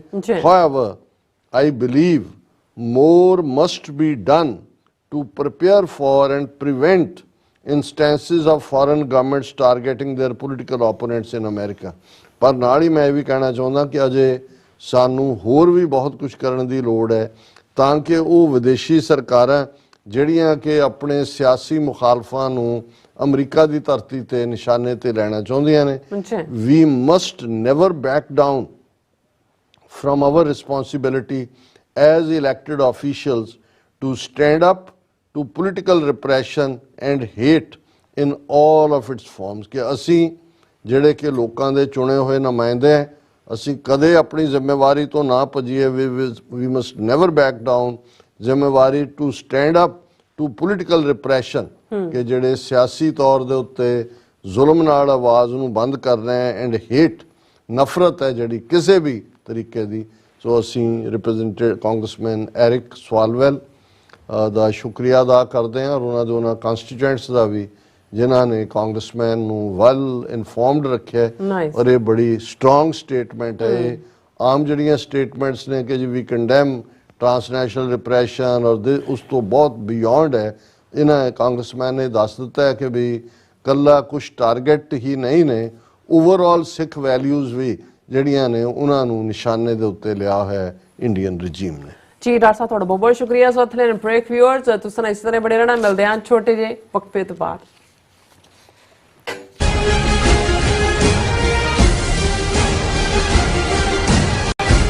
ਕੀ ਤੁਸੀਂ ਆਪਣੇ ਟੈਕਸਸ ਨੂੰ ਲੈ ਕੇ ਚਿੰਤਤ ਹੋ? ਤੁਸੀਂ ਆਪਣੀ ਕਮਾਈ ਲਈ ਮਿਹਨਤ ਕਰਦੇ ਹੋ, ਭਾਵੇਂ ਤੁਸੀਂ ਨੌਕਰੀ ਵਿੱਚ ਹੋਵੋ ਜਾਂ ਆਪਣਾ ਬਿਜ਼ਨਸ ਚਲਾਉਂਦੇ ਹੋ। ਜਦੋਂ ਟੈਕਸ ਭਰਨ ਦਾ ਸਮਾਂ ਆਉਂਦਾ ਤਾਂ ਤੁਹਾਨੂੰ ਇੱਕ ਭਰੋਸੇਯੋਗ ਟੈਕਸ ਅਕਾਊਂਟੈਂਟ ਦੀ ਲੋੜ ਹੈ ਜੋ ਟੈਕਸ ਬੈਲੈਂਸ ਦਾ ਤੁਹਾਡੇ ਪੱਖ ਵਿੱਚ ਜਾਣਾ ਯਕੀਨੀ ਬਣਾਵੇ। ਸਿਆਟਲ ਦੀ ਜਾਣੀ ਪਛਾਣੀ company accurate accountants and taxes ਤੁਹਾਡੀ ਸੇਵਾ ਵਿੱਚ ਹਾਜ਼ਰ ਹੈ। ਅਸੀਂ ਹਰ ਤਰ੍ਹਾਂ ਦੇ ਟੈਕਸ ਭਰਨ ਵਿੱਚ ਤੁਹਾਡੀ ਮਦਦ ਕਰਾਂਗੇ।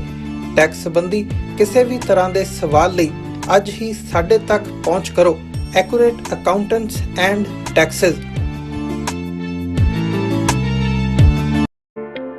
ਸਿਗਨੇਚਰ ਟਰੱਕ ਸਰਵਿਸ ਰਾਊਟ 81 ਉੱਤੇ ਐਗਜ਼ਿਟ 235 ਤੇ ਟਰੱਕਰ ਵੀਰਾਂ ਲਈ 24 ਘੰਟੇ ਰੋਡ ਸਰਵਿਸ ਦੀ ਸੁਵਿਧਾ ਮੌਜੂਦ।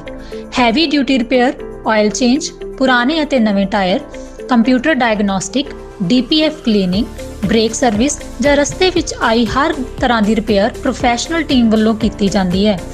ਬ੍ਰੇਕਫਾਸਟ, ਲੰਚ ਅਤੇ ਡਿਨਰ ਲਈ ਪੰਜਾਬੀ ਢਾਬੇ ਦਾ ਆਨੰਦ ਵੀ ਮਾਣੋ। ਡਰਾਈਵਰ ਅਤੇ ਟਰੱਕ ਆਪਰੇਟਰ ਵੀਰ ਡਿਸਪੈਚ ਦੀ ਸਰਵਿਸ ਲਈ ਸਾਡੇ ਨਾਲ ਸੰਪਰਕ ਕਰਨ। Signature truck service 58 triangle drive, Weyers Cave, Virginia 24486।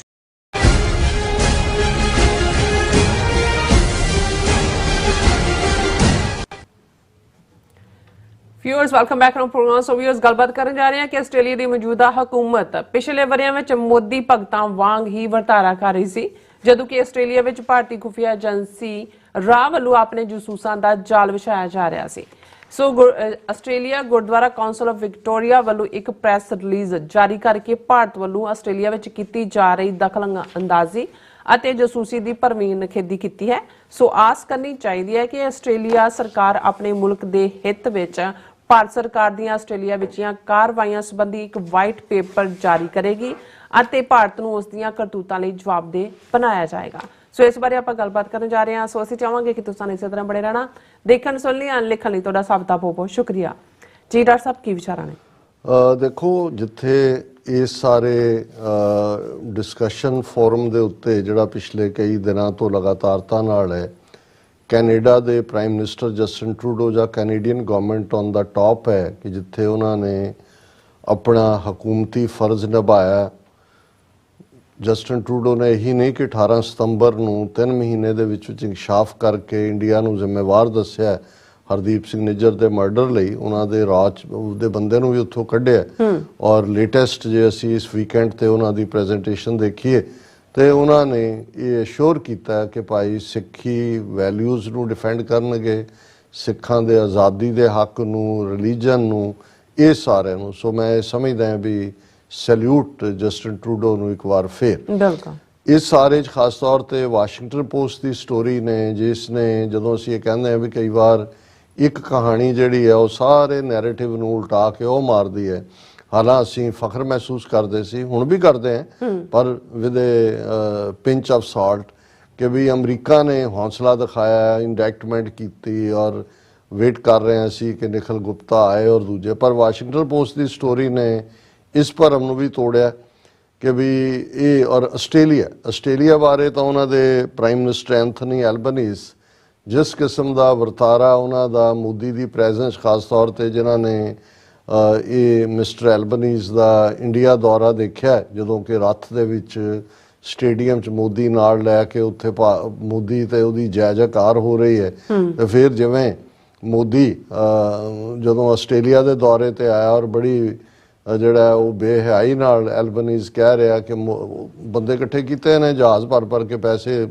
ਖਰਚ ਕੇ, ਕਹਿ ਰਿਹਾ ਜੀ ਕਿ ਮੋਦੀ ਇਜ਼ ਮਾਈ ਬੌਸ। ਹੁਣ ਇਸ ਤੋਂ ਇੱਕ ਆਪਣੇ ਆਪ 'ਚ ਹੋਇਆ ਕਿ ਵੀ ਫੈਲੋ ਪ੍ਰਾਈਮ ਮਿਨਿਸਟਰ ਉੱਥੇ ਈਵਨ ਵਿਦ ਇਨ ਆਸਟ੍ਰੇਲੀਆ ਵੀ ਕ੍ਰਿਟਿਸਿਜ਼ਮ ਹੋਇਆ ਕਿ ਵੀ ਉਹ ਤੂੰ ਮੁਲਕ ਦਾ ਪ੍ਰਾਈਮ ਮਿਨਿਸਟਰ ਹੈ, ਗਿਆ ਉੱਥੇ ਗੁਜਰਾਤ ਦੇ ਵਿੱਚ ਤੂੰ ਐਵੇਂ ਬਿਹੇਵ ਕਰ ਰਿਹਾ ਜਿਵੇਂ ਆਸਟ੍ਰੇਲੀਆ ਇੰਡੀਆ ਦਾ 30ਵਾਂ ਸੂਬਾ ਹੋਏ, ਇੱਕ ਸੂਬੇ ਦੇ ਚੀਫ ਮਿਨਿਸਟਰ ਵਾਂਗੂ। ਫਿਰ ਇਸ ਤੋਂ ਵੀ ਬਦਤਰ ਮੈਂ ਸਮਝਦਾ ਵੀ ਜਿਹੜਾ ਐਲਬਨੀਜ਼ ਦਾ ਬਿਹੇਵੀਅਰ ਸੀ ਜਦੋਂ ਹਰਦੀਪ ਸਿੰਘ ਨਿੱਜਰ ਦੇ ਮਰਡਰ ਦੀ ਗੱਲ ਬਾਹਰ ਆਈ, ਕੈਨੇਡਾ ਨੇ ਐਕਿਊਜ਼ ਵੀ ਕਰ ਦਿੱਤਾ। ਔਰ ਜਦੋਂ ਇੱਕ ਜਰਨਲਿਸਟ ਨੇ ਇਹਨੂੰ ਪੁੱਛਿਆ ਐਲਬਨੀਜ਼ ਨੂੰ, ਐਂਥਨੀ ਐਲਬਨੀਜ਼ ਨੂੰ, ਕਿ ਵੀ ਇਹ ਜਿਹੜਾ ਕਿ ਇੰਡੀਅਨ ਏਜੰਟਸ ਨੇ ਕਿਲ ਕੀਤਾ ਸਿੱਖ ਲੀਡਰ ਨੂੰ ਕੈਨੇਡਾ 'ਚ, ਤੇ ਇਹਨੇ ਜਵਾਬ ਦਿੱਤਾ ਚਿਲ ਆਊਟ। ਹੁਣ ਜੋ ਵਾਸ਼ਿੰਗਟਨ ਪੋਸਟ ਨੇ ਖੁਲਾਸੇ ਕੀਤੇ ਨੇ ਉਹ ਤਾਂ ਇਹ ਵੀ ਹੋਰ ਵੀ ਚਮਕਾ ਦੇਣ ਵਾਲੇ ਨੇ ਕਿ ਇਨਫੈਕਟ ਆਲਰੇਡੀ ਇਹ ਸਾਰੇ ਚੋਂ ਜੇ ਮੈਂ ਸਮਝਦਾ ਕਿ with like A shining star ਜੇ ਕੋਈ ਆਇਆ ਤੇ ਉਹਨਾਂ ਦਾ ਆਸਟ੍ਰੇਲੀਅਨ ਇੰਟੈਲੀਜੈਂਸ ਦਾ ਚੀਫ ਹੈ ਮਾਈਕ ਬਰਗਸ, ਜਿਹਨੇ ਹਾਲਾਂ ਉਹਨੇ 2 ਸਾਲ ਪਹਿਲਾਂ ਹਿੰਟ ਆਊਟ ਤਾਂ ਕੀਤਾ ਸੀ ਕਿ ਵੀ ਇਹ ਆਸਟ੍ਰੇਲੀਅਨ ਰੀਜਨ ਦਾ ਮੁਲਕ ਨਹੀਂ ਹੈ, ਪਰ ਇੱਕ ਉਹ ਮੁਲਕ ਜਿਹਨੇ ਨੈਸਟ ਆਫ ਸਪਾਈਜ਼ ਜਿਹੜਾ ਉਹ ਆਪਣੇ ਜਸੂਸਾਂ ਦਾ ਜਾਲ ਵਿਛਾਇਆ, ਜਸੂਸਾਂ ਦਾ ਆਲਣਾ ਬਣਾਇਆ ਹੋਇਆ। ਵਾਸ਼ਿੰਗਟਨ ਪੋਸਟ ਨੇ ਜਦੋਂ ਇਹ ਇਨਕਸ਼ਾਫ ਕੀਤਾ ਕਿ ਵੀ ਉਹ ਮੁਲਕ ਇੰਡੀਆ ਹੈ, ਤੇ ਆਸਟ੍ਰੇਲੀਆ ਦੇ ਵੀ ਬਹੁਤ ਸਾਰੇ ਐਕਸਪਰਟਸ ਲਈ, ਉਹਨਾਂ ਦੇ ਮੀਡੀਆ ਲਈ ਇਹ ਸ਼ੌਕ ਸੀ। ਉਹਨੂੰ ਰਸ਼ੀਆ ਸਮਝ ਰਹੇ ਸੀ ਕਿ ਵੀ ਰਸ਼ੀਆ ਹੈ। ਹੁਣ ਅੱਜ ਇੱਕ ਬੜਾ ਅੱਛਾ ਆਰਟੀਕਲ ਜਿਹੜਾ ਮਿਸਟਰ ਐਂਡਰਿਊ ਟਿਲਟ ਜਿਹੜੇ ਕੈਨਬਰਾ ਬੇਸਡ ਨੇ ਔਰ ਫੋਰਨ ਅਫੇਅਰਸ ਔਰ ਡਿਫੈਂਸ ਦੇ ਕੋਰਸਪੋਂਡੈਂਟ ਨੇ, ਉਹਨਾਂ ਨੇ ਆਸਟ੍ਰੇਲੀਅਨ ਸਰਕਾਰ ਦੀ ਨੀਤੀ ਦੇ ਉੱਤੇ ਜਿਹੜਾ ਹੈ ਉਹ ਵਿਅੰਗ ਵੀ ਕੀਤਾ ਔਰ ਉਹਨਾਂ ਨੂੰ ਕਿਹਾ ਕਿ ਵੀ ਆਗੇ ਸਮਝ ਚਲੋ ਨੰਦ ਲਾਲਾ ਪਾਛੇ ਜੋ ਬੀਤੀ ਸੋ ਬੀਤੀ, ਅਕਲ ਦਾ ਨੂੰ ਹੱਥ ਮਾਰੋ। ਔਰ ਉਹਦਾ ਹੈਡਿੰਗ ਉਹਨਾਂ ਨੇ ਦਿੱਤਾ ਹੈ Modi mania comes at a price, ਕਿ ਜੋ ਕੁਛ ਐਂਥਨੀ ਐਲਬਨੀਜ਼ ਜਾਂ ਉਹਦੀ ਹਕੂਮਤ ਕਰ ਰਹੀ ਸੀ, ਮੈਨੀਆ ਤੁਸੀਂ ਸ਼ੈਦਾ ਨੂੰ ਕਹਿੰਦੇ ਹੋ, ਅੰਨੀ ਭਗਤੀ ਨੂੰ ਕਹਿੰਦੇ ਹੋ, ਕਿ ਵੀ ਤੁਸੀਂ ਅੱਖਾਂ ਬੰਦ ਕਰਕੇ ਕਹਿ ਰਹੇ ਹੋ ਕਿ ਹਜ਼ੂਰ ਸਾਡੇ ਮਾਈ ਬਾਪ। ਹੁਣ ਇਹਦੇ ਬਾਵਜੂਦ ਇੱਕ ਤਾਂ ਹੁੰਦਾ ਹੈ ਵੀ ਤੁਹਾਨੂੰ ਪਤਾ ਨਹੀਂ, ਹੁਣ ਅਮਰੀਕਾ ਤਾਂ ਇਸ ਲਈ ਸ਼ੌਕ 'ਚ ਗਏ ਹੋਣਗੇ ਇਹਨਾਂ ਦੇ, ਕਿਉਂਕਿ ਉਹ ਤਾਂ ਮੋਦੀ ਦੇ ਸਵਾਗਤ 'ਚ ਉਹਨਾਂ ਨੇ ਰੈੱਡ ਕਾਰਪਟ ਵਿਛਾਇਆ ਹੋਇਆ ਉਹਨੂੰ ਵਾਈਟ ਹਾਊਸ ਦੇ ਵਿੱਚ, ਦੂਜਾ ਜੂਨ ਮਹੀਨੇ 'ਚ, ਔਰ ਬਾਈਡਨ ਗੁਣਗਾਇਨ ਕਰ ਰਿਹਾ। ਤੇ ਉਹਨਾਂ ਦਾ ਜਿਹੜਾ ਉਹ ਨਿਖਿਲ ਗੁਪਤਾ ਰਾਜ ਚੀਫ ਔਰ ਅਜੀਤ ਡੋਵਲ ਔਰ ਵਿਕਰਮ ਜਿਹੜਾ ਯਾਦਵ ਹੈ, ਉਹ ਪਲਾਨ ਕਰ ਰਹੇ ਨੇ ਵੀ ਕਿਹਨੂੰ ਕਿਹਨੂੰ ਅਮਰੀਕਾ 'ਚ ਮਾਰਨਾ ਹੈ, ਕਿੱਥੇ ਕਿੱਥੇ ਮਾਰਨਾ ਹੈ, ਗੁਰਪਤਵੰਤ ਪੰਨੂ ਮਰਡਰ ਪਲਾਟ। ਔਰ ਉਹਨਾਂ ਦਿਨਾਂ 'ਚ ਜਦੋਂ ਅਜੇ ਜੂਨ ਦਾ ਮਹੀਨਾ ਹੀ ਚੱਲ ਰਿਹਾ, ਹੁਣ ਅਮਰੀਕਾ ਲਈ ਤਾਂ ਜ਼ਰੂਰ ਸ਼ੌਕ ਸੀ, ਪਰ ਹੁਣ ਆਸਟ੍ਰੇਲੀਆ ਲਈ ਜਿੱਥੇ 2 ਸਾਲ ਪਹਿਲਾਂ, ਕਿਉਂਕਿ ਇਹ ਵੀ ਇਸ 'ਚ ਸਾਹਮਣੇ ਆਇਆ ਕਿ 2 ਰਾਹ ਦੇ ਬੰਦਿਆਂ ਨੂੰ 2 ਸਾਲ ਪਹਿਲਾਂ ਆਸਟ੍ਰੇਲੀਆ ਨੇ ਐਕਸਪੈਲ ਕੀਤਾ। ਔਰ ਜਿਵੇਂ ਜਿਸ ਲੈਵਲ ਦੇ ਉੱਤੇ ਬੋਲਡਲੀ ਇਹਨੇ ਮਾਈਕ ਬਰਗਸ ਨੇ ਇਨਕਸ਼ਾਫ ਕੀਤੇ ਨੇ ਵੀ ਕੱਲਾ ਇਹੀ ਨਹੀਂ ਵੀ ਉਹ ਆਸਟ੍ਰੇਲੀਅਨ ਸਿੱਖ ਡਾਇਸਪੋਰਾ ਦੇ ਉੱਤੇ ਸਪਾਈਂਗ ਕਰ ਰਹੇ ਸੀ, ਕਿਵੇਂ 에ਅਰਪੋਰਟ ਦੇ ਉੱਤੇ ਉਹਨਾਂ ਦਾ ਇੰਟੈਲੀਜੈਂਸ ਨੈਟਵਰਕ, ਉਹਨਾਂ ਦੇ ਸਿਕਿਉਰਿਟੀ ਸਿਸਟਮ 'ਚ ਬ੍ਰੀਚ ਇਨ, ਉਹਨਾਂ ਦੇ ਪੋਲੀਟੀਸ਼ੀਅਨਸ ਨੂੰ ਖਰੀਦਣ ਦੀ ਲਾਈਨ, ਗਰੂਮਿੰਗ ਪੋਲੀਟੀਸ਼ੀਅਨਸ ਦੀ ਇਲੈਕਸ਼ਨ ਸਿਸਟਮ ਨੂੰ ਇਫੈਕਟ ਕਰਨ ਦੀ, ਉਹਨਾਂ ਦੇ ਬਿਜ਼ਨਸ ਨਾਲ ਰਿਲੇਟਡ। ਸੋ ਹੋਰ ਫਿਰ ਰਹਿ ਕੀ ਗਿਆ, ਬਾਕੀ ਤਾਂ ਜਿਹੜਾ ਉਹ ਹੈ ਹੀ ਹੈ ਕਿ ਵੀ ਅਜੇ ਜਦੋਂ ਇਕਨੋਮਿਕਲ ਬੈਨੀਫਿਟ ਕੀ ਲਏ ਨੇ ਉਹ ਸਾਹਮਣੇ ਆਏਗਾ ਵੀ ਅਡਾਨੀਆਂ ਨੇ ਕਿਵੇਂ ਉੱਥੋਂ ਦੀ ਮਾਈਨਿੰਗ ਔਰ ਦੂਜੇ 'ਚ ਆਊਟ ਆਫ ਦਾ ਵੇ ਜਾ ਕੇ ਆਸਟ੍ਰੇਲੀਅਨ ਗਵਰਨਮੈਂਟ ਨੇ ਉਹਨਾਂ ਨੂੰ ਰਾਈਟ ਜਿਹੜੇ ਦਿੱਤੇ, ਉਹਦੇ 'ਚ ਕਿਹਨੇ ਕੀ ਕੀ ਖਾਧਾ। ਸੋ ਇਹ ਜਿਹੜਾ ਉਹਨੇ ਜਿਹੜਾ ਓਪੀਨੀਅਨ ਪੇਜ ਹੈ ਉਹਨਾਂ ਦਾ ਮਿਸਟਰ ਐਂਡਰਿਊ ਦਾ, ਉਹਨਾਂ ਨੇ ਕਿਹਾ ਕਿ ਰੈਵਲੇਸ਼ਨਸ that Indian spies were kicked out of Australia is a reminder of the need to be wary when it comes to dealing with Prime Minister Narendra Modi ਕਿ ਵੀ ਇਹ ਹੁਣ ਉਸ ਚੋਂ ਨਿਕਲੋ, ਉਸ ਸਾਰੇ ਚੋਂ। ਸੋ ਆਰਟੀਕਲ ਸਾਰਾ ਉਸ ਪਾਸੇ ਵੱਲ ਇਸ਼ਾਰਾ ਕਰਦਾ ਹੈ। ਔਰ ਕਿਉਂਕਿ ਇਸ ਤੋਂ ਪਹਿਲਾਂ ਵੀ ਇਹ ਨਹੀਂ ਹੈ ਵੀ ਆਸਟ੍ਰੇਲੀਆ ਨੂੰ ਪਹਿਲੀ ਵਾਰੀ ਇਸ ਕਿਸਮ ਦਾ ਹੋਇਆ, ਇੱਕ ਸਟੇਜ ਦੇ ਉੱਤੇ ਮੋਸਾਦ ਦੇ ਇੱਕ ਏਜੰਟ ਨੇ ਆਸਟ੍ਰੇਲੀਆ ਦਾ ਪਾਸਪੋਰਟ ਇਸਤੇਮਾਲ ਕਰਕੇ ਜਿਹੜਾ ਉਹ UAE 'ਚ ਜਾ ਕੇ ਜਿਹੜਾ ਇੱਕ ਹਮਾਸ ਦੇ ਲੀਡਰ ਨੂੰ ਮਾਰਿਆ ਸੀ, ਉਦੋਂ ਵੀ ਇਹਦਾ ਰੌਲਾ ਪਿਆ ਸੀ। ਔਰ ਫੈਡਰਲ ਕੋਰਟ ਕੇਸ ਹੋਇਆ 2010 ਦੇ ਵਿੱਚ ਸੀ ਇਹ। ਔਰ ਇਸ ਤੋਂ ਪਹਿਲਾਂ 2013 ਦੇ ਵਿੱਚ ਸਾਊਥ ਕੋਰੀਅਨ ਸਪਾਈਜ਼ ਦੇ ਨਾਲ ਜਿਹੜਾ ਉਹ ਸੈਂਸਿਟਿਵ ਟ੍ਰੇਡ ਇਨਫੋਰਮੇਸ਼ਨ ਦਾ ਸੀ। ਪਰ ਜਿਸ ਲੈਵਲ ਤੇ ਇੰਡੀਆ ਨੇ ਉੱਥੇ ਜਾ ਕੇ ਨੈਸਟ ਆਫ ਸਪਾਈਜ਼ ਬਣਾਇਆ ਔਰ ਜੋ ਕੁਝ ਉਹਨਾਂ ਦੀਆਂ ਕਰਤੂਤਾਂ ਨੇ, ਔਰ ਇੱਕ ਪਾਸੇ ਉਹ ਇਹ ਕਰ ਰਹੇ ਸੀ ਸਿੱਖਾਂ ਦੇ ਖਿਲਾਫ, ਔਰ ਦੂਜਾ ਉੱਥੇ ਮੋਦੀ ਆ ਕੇ ਉਹਨੂੰ ਕਹਿ ਰਿਹਾ ਜੀ ਇਹ ਸਿੱਖ ਜਿਹੜੇ ਨੇ ਮੰਦਿਰ ਵੈਂਡਲਾਈਜ਼ ਕਰ ਰਹੇ ਨੇ ਔਰ ਹਿੰਦੂਆਂ ਦੇ ਦਿਲਾਂ ਦੇ ਉੱਤੇ ਬੜੇ ਜ਼ਖਮ ਲੱਗਦੇ ਨੇ, ਅਸੀਂ ਬੜੇ ਜਿਹੜੇ ਆ ਉਹ ਪੁਜਾਰੀ ਆ। ਔਰ ਇਹਦੇ 'ਚ ਉਹਨੇ ਐਂਡਰਿਊ ਟਿਲਟ ਨੇ ਕਿਹਾ ਕਿ like Australia, Washington has found itself handling new Delhi with kid gloves as it draws India closer as a check against China। ਹੁਣ ਕਿਉਂਕਿ ਅਮਰੀਕਾ ਆਸਟ੍ਰੇਲੀਆ ਹੁਣ ਇੱਕੋ ਪੇਜ ਤੇ ਨੇ, ਕਿਡ ਗਲਵ ਸਾਡੀ ਟਰਮ ਹੈ, ਇਹਨੇ ਵੀ ਚੋਰੀ ਕਰ ਲਈ ਕਿ ਬਈ ਅਸੀਂ ਕਹਿੰਦੇ ਆਇਰਨ ਫਿਸਟ, ਇਹ ਹੁਣ ਆਇਰਨ ਫਿਸਟ ਦੀ ਲੋੜ ਹੈ। ਪਰ ਸਾਨੂੰ ਖੁਸ਼ੀ ਹੈ ਵੀ ਜਿਵੇਂ ਅਸੀਂ ਕੱਲ ਦੇ ਪ੍ਰੋਗਰਾਮ 'ਚ ਕਿਹਾ ਸੀ ਕਿ ਆਸਟ੍ਰੇਲੀਆ ਦੀਆਂ ਸਿੱਖ ਸੰਗਤਾਂ, ਸਿੱਖ ਜਥੇਬੰਦੀਆਂ ਇਸ ਦੇ ਉੱਤੇ ਆਵਾਜ਼ ਚੁੱਕਣ, ਔਰ ਇਹ ਟਾਈਮ ਹੈ ਜਿਹਦੇ 'ਚ ਕਿ ਇਹਨੂੰ ਭਾਰਤ ਨੂੰ ਤਾਂ ਝਟਕਾ ਦੇਣਾ ਹੀ ਬਣਦਾ ਹੈ, ਪਰ ਆਸਟ੍ਰੇਲੀਆ ਦੀ ਹਕੂਮਤ ਨੂੰ ਵੀ ਕਿ ਭਾਈ ਇਹ ਆਪਣੀ ਨੀਤੀ ਬਦਲੋ। ਔਰ ਗੁਰਦੁਆਰਾ ਕਾਉਂਸਲ ਆਫ ਵਿਕਟੋਰੀਆ ਜਿਹੜੀ ਪ੍ਰੋਮੀਨੈਂਟ ਜਥੇਬੰਦੀ ਹੈ ਗੁਰਦੁਆਰਾ ਸਾਹਿਬ ਨਾਲ ਸੰਬੰਧਿਤ, ਉਹਨਾਂ ਦੇ ਜੁਆਇੰਟ ਸੈਕਟਰੀ ਦੀ ਆਥੋਰਾਈਜ਼ਡ ਜਿਹੜੀ ਹੈ ਪ੍ਰੈਸ ਰਿਲੀਜ਼ ਹੈ, ਔਰ ਉਹਦੇ 'ਚ ਉਹਨਾਂ ਨੇ ਆਸਟ੍ਰੇਲੀਅਨ ਸਿੱਖ ਕਮਿਊਨਿਟੀ ਕੰਡੈਮਸ ਐਸਪਾਇਨੇਜ ਬਾਈ ਦਾ ਇੰਡੀਅਨ ਐਡਮਿਨਿਸਟ੍ਰੇਸ਼ਨ, ਕਿ ਅਸੀਂ ਨਖੇਦੀ ਕਰਦੇ ਹਾਂ ਕਿ ਜੋ ਇਹ ਜਸੂਸੀ ਦਾ ਕੰਮ ਇਹਨਾਂ ਨੇ ਭਾਰਤੀ ਐਡਮਿਨਿਸਟ੍ਰੇਸ਼ਨ ਨੇ ਕੀਤਾ in a deeply concerning development. Recent reports from reputable Australian news outlets have brought to light allegations of espionage activities purportedly carried out by the Indian government within Australian borders. These revelations have prompted strong condemnation from Australian Sikh community, which has long been vocal about issues of human rights violations and discrimination against minorities in India. कि भाई ये खबर आईयां ने और Australia की Sikh community जिहड़ी है वो पहला ही इस बारे पूरी मुखर रही है कि किवें ह्यूमन राइट्स दी वायोलेशनस हो रही ने भारत और घट गिणतियां दे नाल किवें धक्का हो रहा वितकरा हो रहा। Indian government has for a long time now used its embassy and consulates in Australia to spy on Sikh activists vocal on human rights abuse in India and take various measures to silence these voices। कि भारतीय embassy और consulate लंबे समय तो ਜਿਹੜੇ ਸਿੱਖ activist ਨੇ ਉਹਨਾਂ ਦੇ ਉੱਤੇ ਸਪਾਈਂਗ ਔਰ ਅੱਡ-ਅੱਡ ਤਰੀਕਿਆਂ ਦੇ ਨਾਲ ਉਹਨਾਂ ਦੀਆਂ ਆਵਾਜ਼ਾਂ ਨੂੰ ਖਾਮੋਸ਼ ਕਰਨ ਦੇ ਜਿਹੜੇ ਨੇ ਉਹ ਢੰਗ ਤਰੀਕੇ ਅਪਣਾਉਂਦੇ ਰਹੇ ਨੇ। Articles published by ABC news and Sydney Morning Herald on April 30th 2024 have shed light on what is described as a nest of spies operated by Indian government in Australia. These reports allege that Indian intelligence operatives were engaged in systematic efforts to gather sensitive information, raising serious concerns about the integrity of diplomatic relations and safety of minority communities residing in Australia। उन्होंने Sydney morning Harald और उन्होंने हवाला दिता है और उन्होंने कहा कि भी किवें इंडियन ਜਿਹੜੇ ਇੰਟੈਲੀਜੈਂਸ ਆਪਰੇਟਿਵ ਸੀ ਉਹ ਉਹਨਾਂ ਨੇ ਸੈਂਸਿਟਿਵ ਇਨਫੋਰਮੇਸ਼ਨ ਇਕੱਠੀ ਕੀਤੀ ਔਰ ਕਿਵੇਂ ਉਹਨਾਂ ਨੇ ਜਿਹੜੀ ਹੈ ਡਿਪਲੋਮੈਟਿਕ ਰਿਲੇਸ਼ਨਸ ਦਾ ਜਿਹੜਾ ਚਾਰਟਰ ਹੁੰਦਾ ਹੈ ਜਾਂ ਜਿਹਦੇ ਥੱਲੇ ਇਹ ਹੁੰਦਾ ਉਹਨੂੰ ਵਾਇਲੇਟ ਕੀਤਾ ਔਰ ਈਵਨ ਅਮਰੀਕਾ ਆਸਟ੍ਰੇਲੀਆ ਦੇ ਵਿੱਚ ਜਿਹੜੀਆਂ ਘੱਟ ਗਿਣਤੀਆਂ ਨੇ ਉਹਨਾਂ ਨੂੰ ਵੀ ਵਲਨਰੇਬਲ ਬਣਾਇਆ। For the Australian Sikh community these allegations are particularly troubling given the history of persecution and marginalization faced by Sikhs and other minority groups in India. The Sikh community has been at the forefront of advocating for human rights and justice both within India and on the international stage.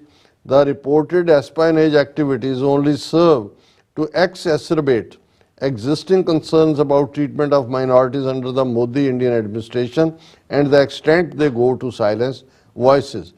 Australian Sikh community ਦੇ ਲਈ ਇਹ ਜਿਹੜੇ ਭਾਰਤ ਸਰਕਾਰ ਤੇ ਇਲਜ਼ਾਮ ਆਏ ਨੇ ਇਹ ਹੋਰ ਵੀ ਤਕਲੀਫਦੇਹ ਨੇ ਕਿਉਂਕਿ ਸਿੱਖਾਂ ਦੇ ਨਾਲ ਪਹਿਲਾਂ ਵੀ ਜਿਹੜੀ ਹੈ ਲਗਾਤਾਰਤਾ ਨਾਲ ਪਰਸੀਕਿਊਸ਼ਨ ਔਰ ਉਹਨਾਂ ਨੂੰ ਹਾਸ਼ੀਏ ਤੇ ਧੱਕਣ ਦੀ ਕੋਸ਼ਿਸ਼ ਇੰਡੀਆ ਦੇ ਵਿੱਚ ਹੁੰਦੀ ਰਹੀ ਹੈ ਕਿਉਂਕਿ ਸਿੱਖ ਉੱਥੇ ਵੀ ਔਰ ਇੰਟਰਨੈਸ਼ਨਲੀ ਵੀ ਹਮੇਸ਼ਾ ਮੁਖਰ ਨੇ ਜਦੋਂ ਮਨੁੱਖੀ ਹੱਕਾਂ ਦੀ ਗੱਲ ਆਉਂਦੀ ਹੈ ਔਰ ਇਹ ਜਿਹੜਾ ਇਸ ਲੈਵਲ ਦੀ ਜਿਹੜੀ ਜਸੂਸੀ ਹੈ ਜੋ ਭਾਰਤ ਵੱਲੋਂ ਹੋਈ ਔਰ ਇਸ ਦੇ ਉੱਤੇ ਫਿਰ ਇਹ ਲੱਗਦਾ ਕਿ ਵੀ ਮਾਈਨੋਰਟੀਜ਼ ਮੋਦੀ ਦੇ ਇੰਡੀਅਨ ਐਡਮਿਨਿਸਟ੍ਰੇਸ਼ਨ ਦੇ ਥੱਲੇ ਕਿਸ ਹੱਦ ਤੱਕ ਮਾਈਨੋਰਟੀਜ਼ ਦੀ ਆਵਾਜ਼ ਨੂੰ ਦਬਾਉਣ ਦੇ ਲਈ ਇਹ ਪਹੁੰਚ ਗਏ ਨੇ।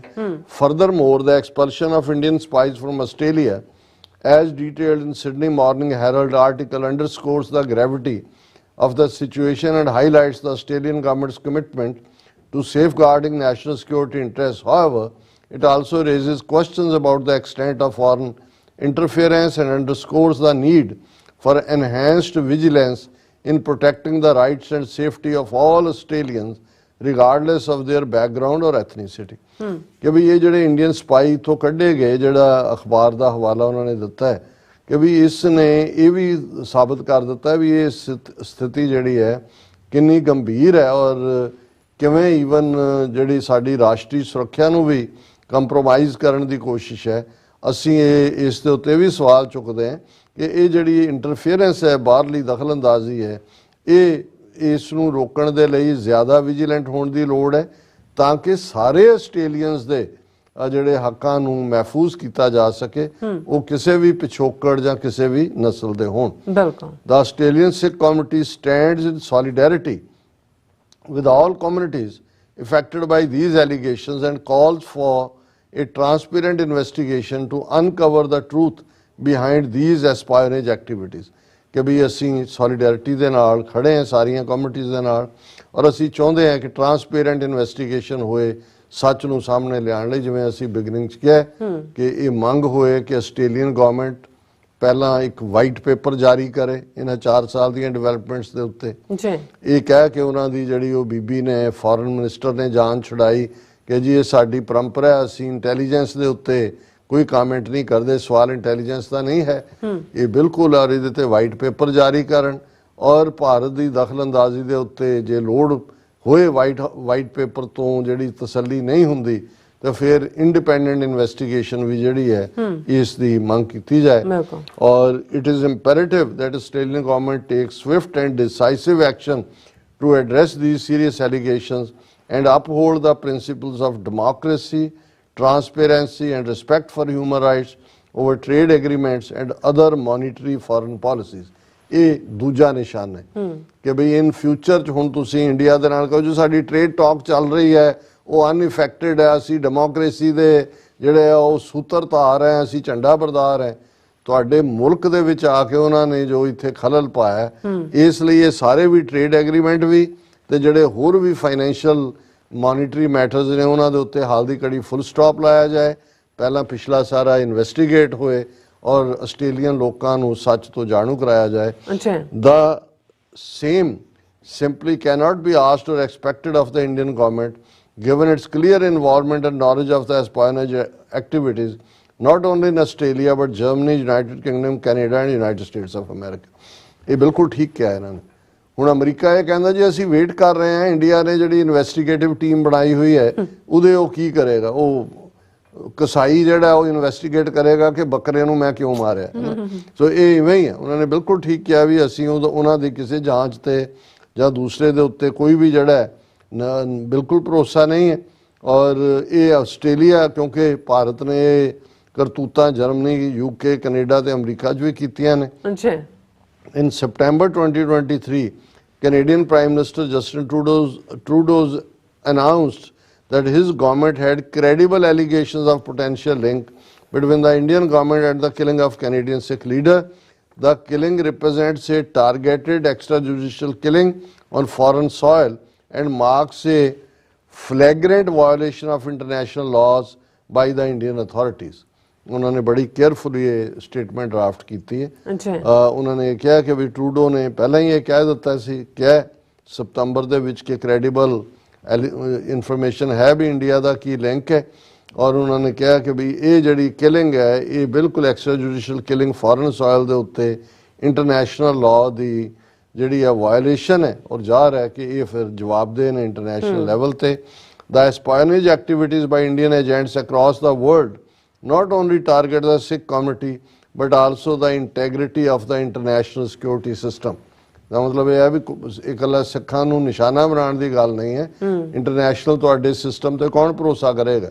ਮਤਲਬ ਉਹਨੂੰ ਉਹਨਾਂ ਨੇ ਜਿਹੜਾ ਵਾਇਲੇਟ ਕੀਤਾ ਔਰ ਉਸ ਦੀਆਂ ਵੀ ਧੱਜੀਆਂ ਉਡਾਈਆਂ ਨੇ ਉਹਦੀ ਕ੍ਰੈਡੀਬਿਲਿਟੀ ਦਾ। ਅਖੀਰਲੀਆਂ ਲਾਈਨਾਂ ਨੇ the gathering of sensitive intelligence and information in Australia by Indian agents should be seen as highly concerning for the entire Australian population। It's a matter of great threat to our national security and sovereignty। The Australian Sikh Committee urges the Australian government to urgently reconsider their trading strategy with India। उन्होंने कहा जी ये जी sensitive intelligence और information Australia जो Indian agents ने कढ़ी है ये कला सिखा नाल दा कोई ताल्लुक नहीं है, ये तो आस्ट्रेलियन पॉपूलेशन और आस्ट्रेलियन मुल्क के इंटरस्ट के खिलाफ है। ये साडी नैशनल सिक्योरिटी और साडी प्रभु सत्ता उसनू चैलेंज है। सो ये फाइनल च उन्होंने कहा भी असी आस्ट्रेलियन गवर्नमेंट नू ये बेनती भी करते हैं कि to urgently reconsider their trading strategy with India कि बंद करो इन्हां दे नाल जिहड़ा ट्रेड और दूजा जिहड़ा इन्हां दी फॉरेन मिनिस्ट्री की है वोंग कह रही सी कल जी असी बहुत डेमोक्रेसी हैं, असी बहुत है इंडिया दे नाल फलाना ढिमका। मेरा ख्याल है कि भी ये बाकी थावां तो भी प्रैशर और सिख जथेबंदियां नू नुमाइंदियां नू 1-to-1 भी उन्हां दी इंटैलीजेंस एजेंसियां नाल भी उन्हां दे होम डिपार्टमेंट नाल भी उन्हां दे फॉरेन अफेयर्स नाल भी और अपने लोकल रिप्रेजेंटेटिव्स नाल भी 1-to-1 मीटिंग्स ਜਿਹੜੀਆਂ ਨੇ ਉਹ ਕਰਨੀਆਂ ਚਾਹੀਦੀਆਂ। ਜੀ ਰਾਜ ਸਾਹਿਬ ਤੁਹਾਡਾ ਬਹੁਤ ਧੰਨਵਾਦ। ਸੋ ਅਥਲੇ ਨੇ ਬ੍ਰੇਕ ਵਿਊਅਰਸ ਤੁਸੀਂ ਇਸੇ ਤਰ੍ਹਾਂ ਬਣੇ ਰਹਿਣਾ, ਮਿਲਦੇ ਹਾਂ after this short break.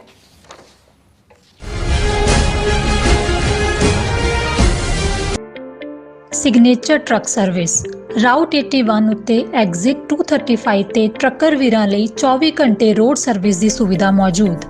Heavy duty repair, oil change, ਪੁਰਾਣੇ ਅਤੇ ਨਵੇਂ tyre, computer diagnostic, DPF cleaning, brake service ਜਾਂ ਰਸਤੇ ਵਿੱਚ ਆਈ ਹਰ ਤਰ੍ਹਾਂ ਦੀ ਰਿਪੇਅਰ ਪ੍ਰੋਫੈਸ਼ਨਲ ਟੀਮ ਵੱਲੋਂ ਕੀਤੀ ਜਾਂਦੀ ਹੈ। ਬ੍ਰੇਕਫਾਸਟ, ਲੰਚ ਅਤੇ ਡਿਨਰ ਲਈ ਪੰਜਾਬੀ ਢਾਬੇ ਦਾ ਆਨੰਦ ਵੀ ਮਾਣੋ। ਡਰਾਈਵਰ ਅਤੇ ਟਰੱਕ ਆਪਰੇਟਰ ਵੀਰ ਡਿਸਪੈਚ ਦੀ ਸਰਵਿਸ ਲਈ ਸਾਡੇ ਨਾਲ ਸੰਪਰਕ ਕਰਨ। Signature truck service 58 triangle drive, Weyers Cave, Virginia 24486।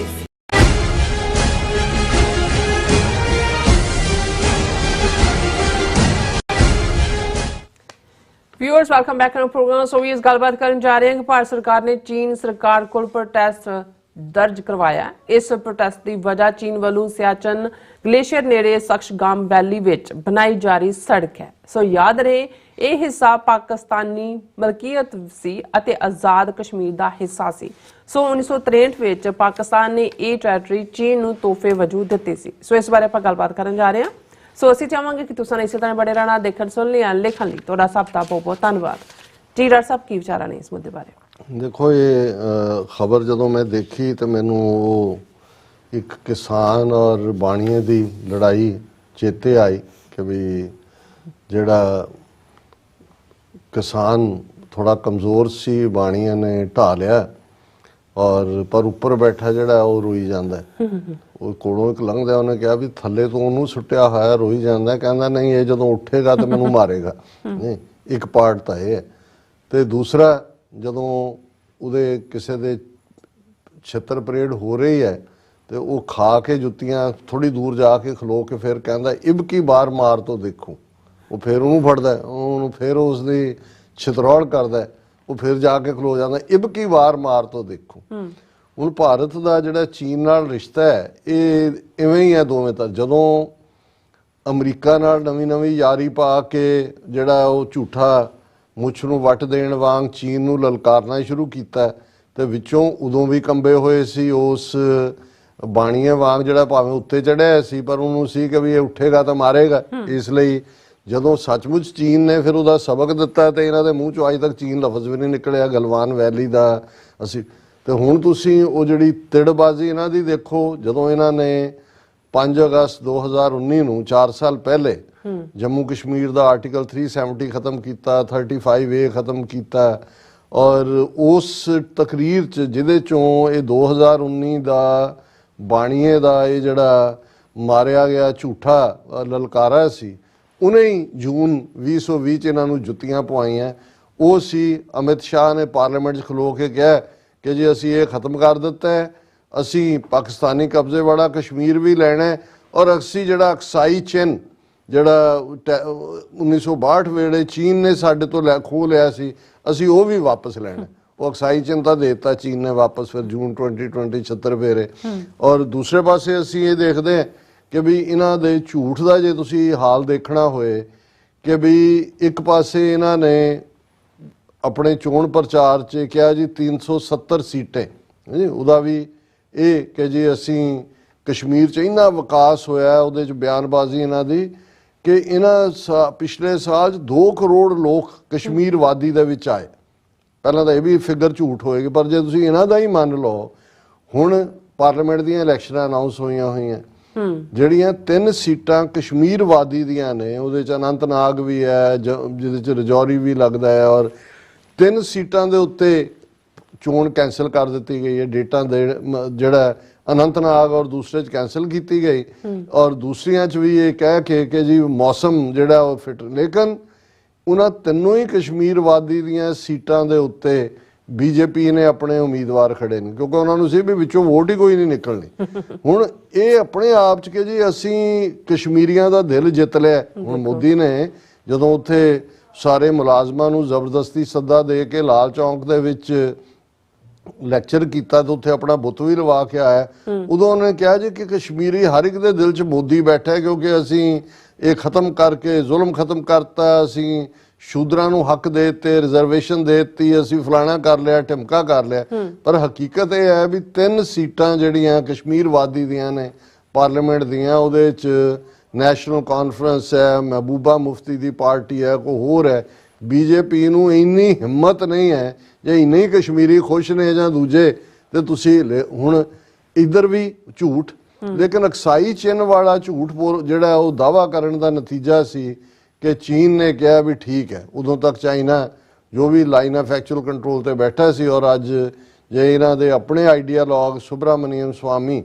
ਦੀ ਜਿਹੜੀ ਅਸੈਸਮੈਂਟ ਹੈ ਉਸ ਨੂੰ ਅਸੀਂ ਠੀਕ ਮੰਨੀ ਹੈ, ਜਿਹੜੀ ਠੀਕ ਹੈ ਕਿ ਚੀਨ ਨੇ ਇਹਨਾਂ 2-3 ਸਾਲਾਂ ਦੇ ਵਿੱਚ 4000 ਸਕੁਅਰ ਕਿਲੋਮੀਟਰ ਤੋਂ ਜ਼ਿਆਦਾ ਟੈਰੀਟਰੀ ਜਿਹੜੀ ਹੈ ਉਹ ਭਾਰਤ ਦੀ ਖੋਈ ਹੈ। ਔਰ ਹੁਣ ਮੈਨੂੰ ਇਹ ਲੱਗਦਾ ਕਿ ਇਬਕੀ ਬਾਰ ਮਾਰ ਤੋਂ ਦੇਖਣ ਵਾਲੀ ਗੱਲ ਅਗੇਨ ਇਹਨਾਂ ਨੇ ਹੁਣ ਲਦਾਖ ਗਵਾਉਣਾ ਜੋ ਨਜ਼ਰ ਆ ਰਿਹਾ ਜਿਸ ਕਿਸਮ ਦਾ ਹੁਣ ਹੋਇਆ। ਇਹ ਹੈ ਕਿ ਵੀ ਇੱਕ ਵੈਸੇ ਚੀਨ ਔਰ ਪਾਕਿਸਤਾਨ ਦਾ ਲੈਂਡ ਬਾਰਡਰ ਨਹੀਂ ਸੀ ਲੱਗਦਾ, ਕਿਉਂਕਿ ਲੱਗਦਾ ਆਜ਼ਾਦ ਕਸ਼ਮੀਰ ਦਾ ਹਿੱਸਾ ਤਾਂ ਲੱਗਦਾ ਸੀ ਜਿਹੜਾ ਜਿਸ ਦੇ ਵਿੱਚ ਇਧਰ ਜਦੋਂ ਅਸੀਂ ਦੇਖਦੇ ਹਾਂ ਮੀਰਪੁਰ, ਰਾਵਲਾਕੋਟ, ਮੁਜ਼ੱਫਰਾਬਾਦ ਹੈ, ਦੂਸਰੇ ਪਾਸੇ ਗਿਲਗਿਤ ਬਾਲਿਸਤਾਨ ਹੈ, ਔਰ ਉਹ ਰੀਜਨ ਜਿੱਥੇ ਕਿ ਸਿਆਚਿਨ ਗਲੇਸ਼ੀਅਰ ਹੈ ਜਿਹੜਾ ਇੰਡੀਆ ਨੇ ਜਿਹੜਾ ਉਹ ਆਕੂਪਾਈ ਕੀਤਾ, ਉੱਥੇ ਰੋਜ਼ ਮਰਵਾ ਰਹੇ ਨੇ, ਕਿਸੇ ਦੇ ਗੈਂਗਰੀਨ, ਕਿਸੇ ਦੀ ਲੱਤ ਕੱਟੀ ਜਾਂਦੇ, ਕਿਸੇ ਹਾਈਐਸਟ ਜਿਹੜਾ ਉਹ ਗਲੇਸ਼ੀਅਰ ਹੈ। ਹੁਣ ਕਿਉਂਕਿ ਉਹ ਆਜ਼ਾਦ ਕਸ਼ਮੀਰ ਸੀ ਔਰ ਪਾਕਿਸਤਾਨ ਦਾ ਹਮੇਸ਼ਾ ਹੀ ਇਹ ਕਲੇਮ ਹੈ ਕਿ ਵੀ ਇਹ ਉਹਨਾਂ ਦਾ ਆਪਣਾ ਪ੍ਰਾਈਮ ਮਿਨਿਸਟਰ ਹੁੰਦਾ, ਆਪਣੀ ਉਹਨਾਂ ਦੀ ਅਸੈਂਬਲੀ ਹੈ। ਲੇਕਿਨ ਜਦੋਂ 1962 ਦੀ ਭਾਰਤ ਪਾਕ ਜੰਗ ਹੋਈ ਔਰ ਜ਼ਾਹਰ ਹੈ ਕਿ ਭਾਰਤ ਦਾ 40,000 ਸਕੁਅਰ ਕਿਲੋਮੀਟਰ ਜਾਂ 40,000 ਮੀਲ ਵੀ ਕਿਹਾ ਜਾਂਦਾ ਏਰੀਆ ਚੀਨ ਨੇ ਖੋਇਆ।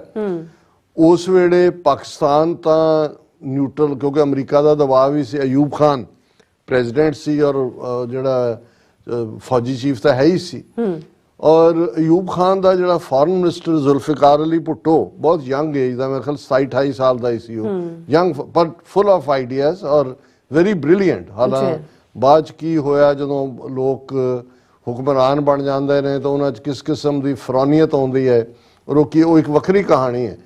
ਹੁਣ ਇਹ ਔਰ ਜ਼ੁਲਫਿਕਾਰ ਅਲੀ ਭੁੱਟੋ ਮਾਓ ਕੈਪ ਹੀ ਪਾਉਂਦਾ ਸੀ ਸਿਰ ਦੇ ਉੱਤੇ, ਮਾਊਜ਼ੇ ਤੋਂਗ ਦੇ ਨਾਲ ਉਸ ਦਾ 1-to-1 ਜਿਹੜਾ ਸੰਵਾਦ ਵੀ ਮਸ਼ਹੂਰ ਸੀ ਕਿ ਜਦੋਂ ਉਹ ਕਦੇ ਜਾ ਕੇ ਉਤਰਦਾ ਸੀ ਨੈਨਕਿੰਗ ਜਾਂ ਬੀਜਿੰਗ ਜਿੱਥੇ ਵੀ ਸੀ ਤੇ ਉਹਨੂੰ 에ਅਰਪੋਰਟ ਤੋਂ ਲੈਣ ਆਉਂਦੇ ਉਹ ਸਿੱਧੇ ਮਾਊਜ਼ੇ ਤੋਂਗ ਦੇ ਦਰਬਾਰ 'ਚ ਲੈ ਜਾਂਦਾ ਸੀ ਔਰ ਘੰਟਿਆਂ ਬੱਧੀ ਦੇ ਯੂਜ਼ ਟੂ ਡਿਸਕਸ ਕਿ ਵੀ ਕੀ ਹੈਗਾ। ਔਰ ਇਸ ਕਿਸਮ ਦਾ ਹੁਣ ਹਾਲਾਂ ਉਦੋਂ ਇਹ ਕਿਹਾ ਜਾਂਦਾ ਵੀ ਚੀਨ ਨੇ ਪਾਕਿਸਤਾਨ ਨੂੰ ਇਹ ਕਿਹਾ ਕਿ ਵੀ ਇਹ ਮੌਕਾ ਹੈ ਲੈ ਲਓ ਕਸ਼ਮੀਰ, ਪਰ ਅਮਰੀਕਾ ਦਾ ਦਬਾਅ ਸੀ ਇਸ ਲਈ ਔਰ ਅਯੂਬ ਖਾਨ ਫੁੱਲੀ ਜਿਹੜਾ ਉਹ ਪ੍ਰੋ ਅਮਰੀਕਾ ਵੀ, ਹਾਲਾਂ ਚਾਈਨਾ ਨਾਲ ਇੰਨੀ ਕਲੋਜ਼ਨੈਸ ਨਹੀਂ ਸੀ ਉਦੋਂ ਜਿੰਨੀ ਬਾਅਦ ਦੇ ਵਿੱਚ ਹੋਈ, ਲੇਕਿਨ ਪਾਕਿਸਤਾਨ ਸਟੈਂਡ 'ਚ ਅਦਰਵਾਈਜ਼ ਤਾਂ ਚੀਨ ਨੂੰ ਕੋਈ ਰੋਕਣ ਵਾਲਾ ਨਹੀਂ ਸੀ, ਭਾਵੇਂ ਦਿੱਲੀ 'ਚ ਪਹੁੰਚੇ ਹੁੰਦੇ ਤਾਂ ਪਾਕਿਸਤਾਨ ਨੂੰ ਕੌਣ ਉਹ ਮੌਕਾ ਗਵਾਇਆ। ਮੈਂ ਜਦੋਂ ਇਹ ਦੇਖਦਾ ਵੀ ਕੁਝ ਮੌਕੇ ਹੁੰਦੇ ਨੇ ਹਿਸਟੋਰੀਕਲ ਜਾਂ ਦੂਜੇ, ਔਰ ਉਸ ਤੋਂ ਬਾਅਦ 62 ਤੋਂ ਇੱਕਦਮ ਬਾਅਦ 63 'ਚ ਇਹ ਭੁੱਟੋ ਦੇ ਮਾਈਂਡ ਦਾ ਹੀ ਜਿਹੜਾ ਕਿਹਾ ਜਾਂਦਾ ਹੈ, ਹੋ ਸਕਦਾ ਹੋਰ ਵੀ ਕੋਈ ਹੋਏ ਪਰ ਜਿੰਨਾ ਕੁ ਸਾਡੇ ਤੱਕ ਇਸ ਦੀ ਜਾਣਕਾਰੀ ਹੈ, ਉਹਨੇ ਮਾਊਜ਼ੇ ਤੁੰਗ ਨਾਲ 1-to-1 ਇਸ ਕਿਸਮ ਦੀ ਜਿਹੜੀ ਹੈ ਗੁਫ਼ਤਗੂ ਦੇ ਦੌਰਾਨ ਇਹ ਕਿਹਾ ਕਿ ਵੀ ਸਾਡਾ ਬਾਰਡਰ ਲੱਗਣਾ ਚਾਹੀਦਾ ਔਰ ਅਸੀਂ ਉਹਨੇ ਜਿਹੜਾ ਕੀ ਹੋਏ ਉਹਨੇ ਨਕਸ਼ਾ ਫੈਲਾ ਦਿੱਤਾ ਉਸ ਦੇ ਉੱਤੇ ਟੇਬਲ ਤੇ ਉਸੇ ਰਾਤ ਹੀ ਇਹ ਫੈਸਲਾ ਹੋਇਆ ਕਿ ਸ਼ਾਇਦ ਫਿਗਰ ਗਲਤ ਨਾ ਹੋਏ 5000 ਸਕੁਅਰ ਕਿਲੋਮੀਟਰ ਦੇ ਕਰੀਬ ਜਿਹੜੀ ਟੈਰੀਟੋਰੀ ਸੀ ਉਹ ਪਾਕਿਸਤਾਨ ਨੇ ਗਿਫਟ ਕੀਤੀ ਚੀਨ ਨੂੰ ਤਾਂ ਕਿ ਲੈਂਡ ਬਾਰਡਰ ਵੀ ਲੱਗੇ। ਔਰ ਜੇ ਅੱਜ ਚਾਈਨਾ ਪਾਕਿਸਤਾਨ ਇਕਨੋਮਿਕਲ ਕੋਰੀਡੋਰ ਔਰ ਦੂਜੇ ਤੀਜੇ ਸਾਰੇ ਕਾਨਸੈਪਟ ਨੇ ਤਾਂ ਇਹਦਾ ਬੇਸ ਇਹ ਬਣਦਾ। ਹੁਣ ਇਹ ਜ਼ਰੂਰੀ ਹੈ ਇਸ ਗੱਲ ਨੂੰ ਸਮਝਣਾ ਕਿ ਇਹ ਜਿਹੜਾ 1963 ਦਾ ਐਗਰੀਮੈਂਟ ਸੀ ਜਿਹਦੇ ਥੱਲੇ ਇਹ ਜਿਹੜੀ ਉਹਨੂੰ ਗਿਫਟ ਕੀਤਾ ਏਰੀਆ ਨੂੰ, ਹੁਣ ਅੱਜ ਉਹੀ ਹੁਣ ਕਿਉਂਕਿ ਇੰਡੀਆ ਉਦੋਂ ਸਿਆਚਿਨ ਗਲੇਸ਼ੀਅਰ ਦੇ ਉੱਤੇ ਕੋਈ ਨਹੀਂ ਸੀ ਬੈਠਾ, ਗਲੇਸ਼ੀਅਰ ਤੇ ਵੀ ਕੋਈ ਕਬਜ਼ੇ ਕਰਦਾ। ਇਹਨਾਂ ਨੇ ਤਾਂ ਆਪਣਾ ਜਦੋਂ ਜੂਨ 84 ਚ ਹਮਲਾ ਕੀਤਾ ਦਰਬਾਰ ਸਾਹਿਬ ਤੇ, ਉਸੇ ਸਾਲ 'ਚ 84 ਦੇ ਜੁਲਾਈ ਜਾਂ ਅਗਸਤ ਦੇ ਵਿੱਚ ਇਹਨਾਂ ਨੇ ਇੱਕ ਜਿਹਦਾ ਨਾਂ ਇਹਨਾਂ ਨੇ ਆਪਰੇਸ਼ਨ ਮੇਘਦੂਤ ਰੱਖਿਆ, ਉਹਦੇ ਥੱਲੇ ਬਾਨਾ ਸਿੰਘ ਨਾਂ ਦਾ ਜਿਹੜਾ ਜਿਹਨੂੰ ਪਰਮਵੀਰ ਚੱਕਰ ਵੀ ਦਿੱਤਾ, ਜੰਮੂ ਦਾ ਰਹਿਣ ਵਾਲਾ ਸਿੱਖ ਸੀ ਉਹ ਵੀ, ਉਹਨੂੰ ਜਿਹੜਾ ਅੱਗੇ ਲਾ ਕੇ ਜਾਂ ਦੂਜਾ ਬੜਾ ਉਹ ਉਹਦੇ ਤੇ ਬੈਠ ਕੇ ਜਾ ਕੇ। ਹੁਣ ਅਸੀਂ ਗੱਲ ਕਰ ਰਹੇ ਹਾਂ ਕਿ ਅੱਜ ਇੰਡੀਆ ਦੀ ਫੋਰਨ ਮਿਨਿਸਟਰੀ ਨੇ ਉਹਨਾਂ ਦੇ ਸਪੋਕਸਮੈਨ ਨੇ ਚਾਈਨਾ ਦੇ ਅੱਗੇ ਪ੍ਰੋਟੈਸਟ ਕੀਤਾ ਕਿ ਤੁਸੀਂ ਸ਼ਖਸਗਾਮ ਵੈਲੀ ਦੇ ਵਿੱਚ ਜਿਹੜਾ ਆਜ਼ਾਦ ਕਸ਼ਮੀਰ ਹੈ ਜਿਹਨੂੰ ਇਹ ਪਾਕਿਸਤਾਨ ਆਕੂਪਾਈਡ ਕਸ਼ਮੀਰ ਕਹਿੰਦੇ ਨੇ, ਉਹਦੇ 'ਚ ਜਿਹੜੀ ਸੜਕ ਬਣਾ ਰਹੇ ਹੋ, ਕਿਉਂਕਿ ਜਿਹੜੀਆਂ ਰੀਸੈਂਟ ਸੈਟੇਲਾਈਟ ਇਮੇजेस ਆਏ ਨੇ ਉਹਨਾਂ ਨੇ ਸ਼ੋਅ ਕੀਤਾ ਹੈ ਕਿ ਚੀਨ ਵੈਲੀ ਦੇ ਲੋਅਰ ਪਾਰਟ ਦੇ ਵਿੱਚ ਇਹ ਜਿਹੜਾ ਸੜਕ ਬਣਾ ਰਿਹਾ। ਹੁਣ ਕਿਉਂਕਿ ਇਹ ਟੈਰੀਟਰੀ ਉਹ ਹੈ ਜਿਹੜੀ 1963 'ਚ ਪਾਕਿਸਤਾਨ ਨੇ ਗਿਫਟ ਕੀਤੀ ਚਾਈਨਾ ਨੂੰ, ਸੋ ਓਬਵੀਅਸਲੀ ਚਾਈਨੀਜ਼ ਟੈਰੀਟਰੀ ਹੈ। ਔਰ ਇਹਦੇ ਤੇ ਉਹਨਾਂ ਦਾ ਇਹ ਕਹਿਣਾ ਹੈ ਕਿ ਜੀ ਇਹਦੇ ਨਾਲ ਤਾਂ ਸਾਡਾ ਜਿਹੜਾ ਹੈ, ਕਿਉਂਕਿ ਸਾਇਚਨ ਗਲੇਸ਼ੀਅਰ ਜਿਹੜਾ ਦੁਨੀਆ ਦਾ ਹਾਈਐਸਟ ਬੈਟਲਫੀਲਡ ਹੈ ਉਹ ਚਾਈਨਾ ਔਰ ਪਾਕਿਸਤਾਨ ਦੇ ਵਿਚਾਲੇ ਹੈ, ਔਰ ਇਹ ਤਾਂ ਸਾਡੇ ਟਰੂਪਸ ਔਰ ਦੂਜੇ ਸਾਰੇ ਵਲਨਰੇਬਲ ਹੋਣਗੇ। ਔਰ ਇੰਡੀਅਨ ਫੋਰਨ ਮਿਨਿਸਟਰੀ ਨੇ ਕਿਹਾ, ਰਣਧੀਰ ਜਸਵਾਲ ਨੇ, ਕਿ the Shaksgam valley is a part of territory of India, ਕਿਉਂਕਿ ਹੁਣ ਇਹ ਦਾਅਵਾ ਕਰਦੇ ਨੇ ਕਿ ਜਿਹੜਾ ਪਾਕਿਸਤਾਨੀ ਕਸ਼ਮੀਰ ਹੈ ਆਜ਼ਾਦ ਉਹ ਵੀ ਸਾਡਾ ਹੈ। ਤੇ ਕਹਿੰਦੇ ਜੀ ਜੇ ਚੀਨ ਉੱਥੇ ਸੜਕ ਬਣਾਏ ਤਾਂ ਚੀਨ ਸਾਡੀ ਟੈਰੀਟਰੀ 'ਚ ਬਣਾ ਰਿਹਾ, ਇਹ ਤਾਂ ਸਾਡੀ ਹੈ ਸ਼ਖਸਗਾਮ ਵੈਲੀ। We have never accepted the so-called China Boundary Agreement of 1963, through which Pakistan unlawfully attempted to cede the area to China and have consistently conveyed our rejection of the same। ਕਿ ਅਸੀਂ 1963 ਦੇ ਉਸ ਚਾਈਨਾ ਪਾਕਿਸਤਾਨ ਬਾਰਡਰੀ ਐਗਰੀਮੈਂਟ ਨੂੰ ਨਹੀਂ ਮੰਨਦੇ ਜਿਹਦੇ ਥੱਲੇ ਪਾਕਿਸਤਾਨ ਨੇ ਉਹ ਟੈਰੀਟਰੀ ਚੀਨ ਨੂੰ ਦੇ ਦਿੱਤੀ ਸੀ। We have registered our protest with the Chinese side against the illegal attempts to alter facts on the ground। We further reserve the right, ਹੁਣ ਇਹ ਮੈਨੂੰ ਜ਼ਿਆਦਾ ਦਿਲਚਸਪ ਕੀ ਬਾਰ ਮਾਰ ਤੋਂ ਦੇਖੋ, we further reserve the right to take necessary measures to safeguard our interests। ਕਿ ਜੀ ਜੇ ਤੁਸੀਂ ਸੜਕ ਬਣਾ ਰਹੇ ਹੋ ਤੇ ਅਸੀਂ ਇਹ ਹੱਕ ਰੱਖਦੇ ਹਾਂ ਕਿ ਅਸੀਂ ਇਹਨੂੰ ਸਾਬੋਤਾਜ ਕਰੀਏ, ਇਹਨੂੰ ਉਹ ਪਾਕਿਸਤਾਨੀ ਹੁੰਦੇ ਉਹਨਾਂ ਨੇ ਕਹਿਣਾ ਬਿਸਮਿਲ੍ਲਾ ਕਰੋ, ਵੀ ਕਰੋ ਬਈ ਤੁਸੀਂ, ਜੇ ਇੰਨਾ ਹੀ ਤੁਹਾਨੂੰ ਚਾਹ ਹੈ। ਅੱਗੇ ਤੁਸੀਂ ਅਕਸਾਈ ਚਿੰਤਾ ਲੈ ਲਿਆ ਵਾਪਸ, ਜਿਹੜਾ ਅਮਿਤ ਸ਼ਾਹ ਨੇ 2019 ਚ ਜਿਹੜੀ ਆ ਉਹ ਭਬਕੀ ਗਿੱਦੜ ਭਬਕੀ ਦਿੱਤੀ, ਉਦੋਂ 4000 ਸਕੁਅਰ ਕਿਲੋਮੀਟਰ ਗਵਾ ਕੇ ਬੈਠੇ, ਹੁਣ ਲਦਾਖ ਗਵਾਉਣਾ ਇਹਨਾਂ ਨੇ। ਈਵਨ ਇਹ ਕਹਿਣਾ ਪ੍ਰੋਟੈਸਟ ਤੱਕ ਵੀ ਸਮਝ ਆ ਸਕਦਾ ਹੈ ਕਿ ਜੀ ਤੁਸੀਂ ਟੈਕਨੀਕਲੀ ਆਪਣੇ ਆਪ ਨੂੰ ਕਹਿ ਰਹੇ ਹੋ, ਪਰ ਉਹ ਕਹਿ ਰਹੇ ਨੇ ਵੀ further reserve the right to take necessary measures to safeguard our interest, ਕਿ ਅਸੀਂ ਆਪਣੇ ਹਿੱਤਾਂ ਨੂੰ ਜਿਹੜਾ ਉਹ ਸੁਰੱਖਿਅਤ ਕਰਨ ਦਾ ਹੱਕ ਰੱਖਦੇ ਹਾਂ। ਸੋ ਅਸੀਂ ਤਾਂ ਇਹੀ ਕਹਿਣਾ ਚਾਹੁੰਦੇ ਹਾਂ, ਅਸੀਂ ਭਾਰਤ ਸਰਕਾਰ ਦੇ ਬਾਂਕੇ ਦੂਲੇ ਬਹਾਦਰ ਉਹਨਾਂ ਦੇ ਯੋਧਿਆਂ ਨੂੰ ਇਹ ਕਹਿੰਦੇ ਆ ਕਿ ਵੀ ਜਾਓ, ਚੜ ਜਾਓ ਜਾ ਕੇ, ਹੁਸ਼ ਹਮਲਾ ਕਰੋ, ਵਾਕਈ ਇਹ ਤੁਹਾਡੀ ਟੈਰੀਟਰੀ ਹੈ, ਸਾਰਾ ਕਸ਼ਮੀਰ ਤੁਹਾਡਾ ਹੈ, ਕਸ਼ਮੀਰ ਜੰਨਤ ਹੈ, ਜੰਨਤ ਤਾਂ ਤੁਹਾਡੀ ਹੈ, ਤੁਸੀਂ ਉਹ ਸਾਰੀ ਜੰਨਤ ਹੈ ਮਾਰੋ। ਸਵਰਗ ਦੀ ਟਿਕਟ ਦਾ ਬਾਹਮਣ ਹੀ ਕੱਟ ਕੇ ਦਿੰਦਾ ਵੀ ਕਿਹਨੂੰ ਨਰਕ 'ਚ ਭੇਜਣਾ, ਕਿਹਨੂੰ ਸਵਰਗ 'ਚ ਭੇਜਣਾ। ਪਰ ਮੈਨੂੰ ਇਹ ਲੱਗਦਾ ਵੀ ਇਹਨਾਂ ਦਾ ਇਹ ਇਬਕੀ ਬਾਰ ਮਾਰ ਤੋਂ ਦੇਖੂ ਵਾਲਾ ਹੈ ਹੀ ਹੈ, ਪਰ ਇਹਨਾਂ ਨੇ ਬਹੁਤ ਬੁਰੀ ਤਰ੍ਹਾਂ ਇਹਨਾਂ ਦੀ ਛਿਤਰੌਲ ਚੀਨ ਨੇ ਕਰਨੀ ਹੈ। ਇਹ ਆਉਣ ਵਾਲੇ ਦਿਨਾਂ 'ਚ ਸਾਹਮਣੇ ਆਏਗਾ। ਬਿਲਕੁਲ ਜੀ ਡਾਕਟਰ ਸਾਹਿਬ, ਤੁਹਾਡਾ ਬਹੁਤ ਬਹੁਤ ਸ਼ੁਕਰੀਆ। ਸਵਾਤ ਲੈਣ ਬ੍ਰੇਕ। ਵਿਊਅਰਸ ਤੁਸੀਂ ਕਿਤੇ ਨਹੀਂ ਜਾਣਾ, ਮਿਲਦੇ ਆ ਆਫਟਰ ਦਿਸ ਸ਼ਾਰਟ ਬ੍ਰੇਕ।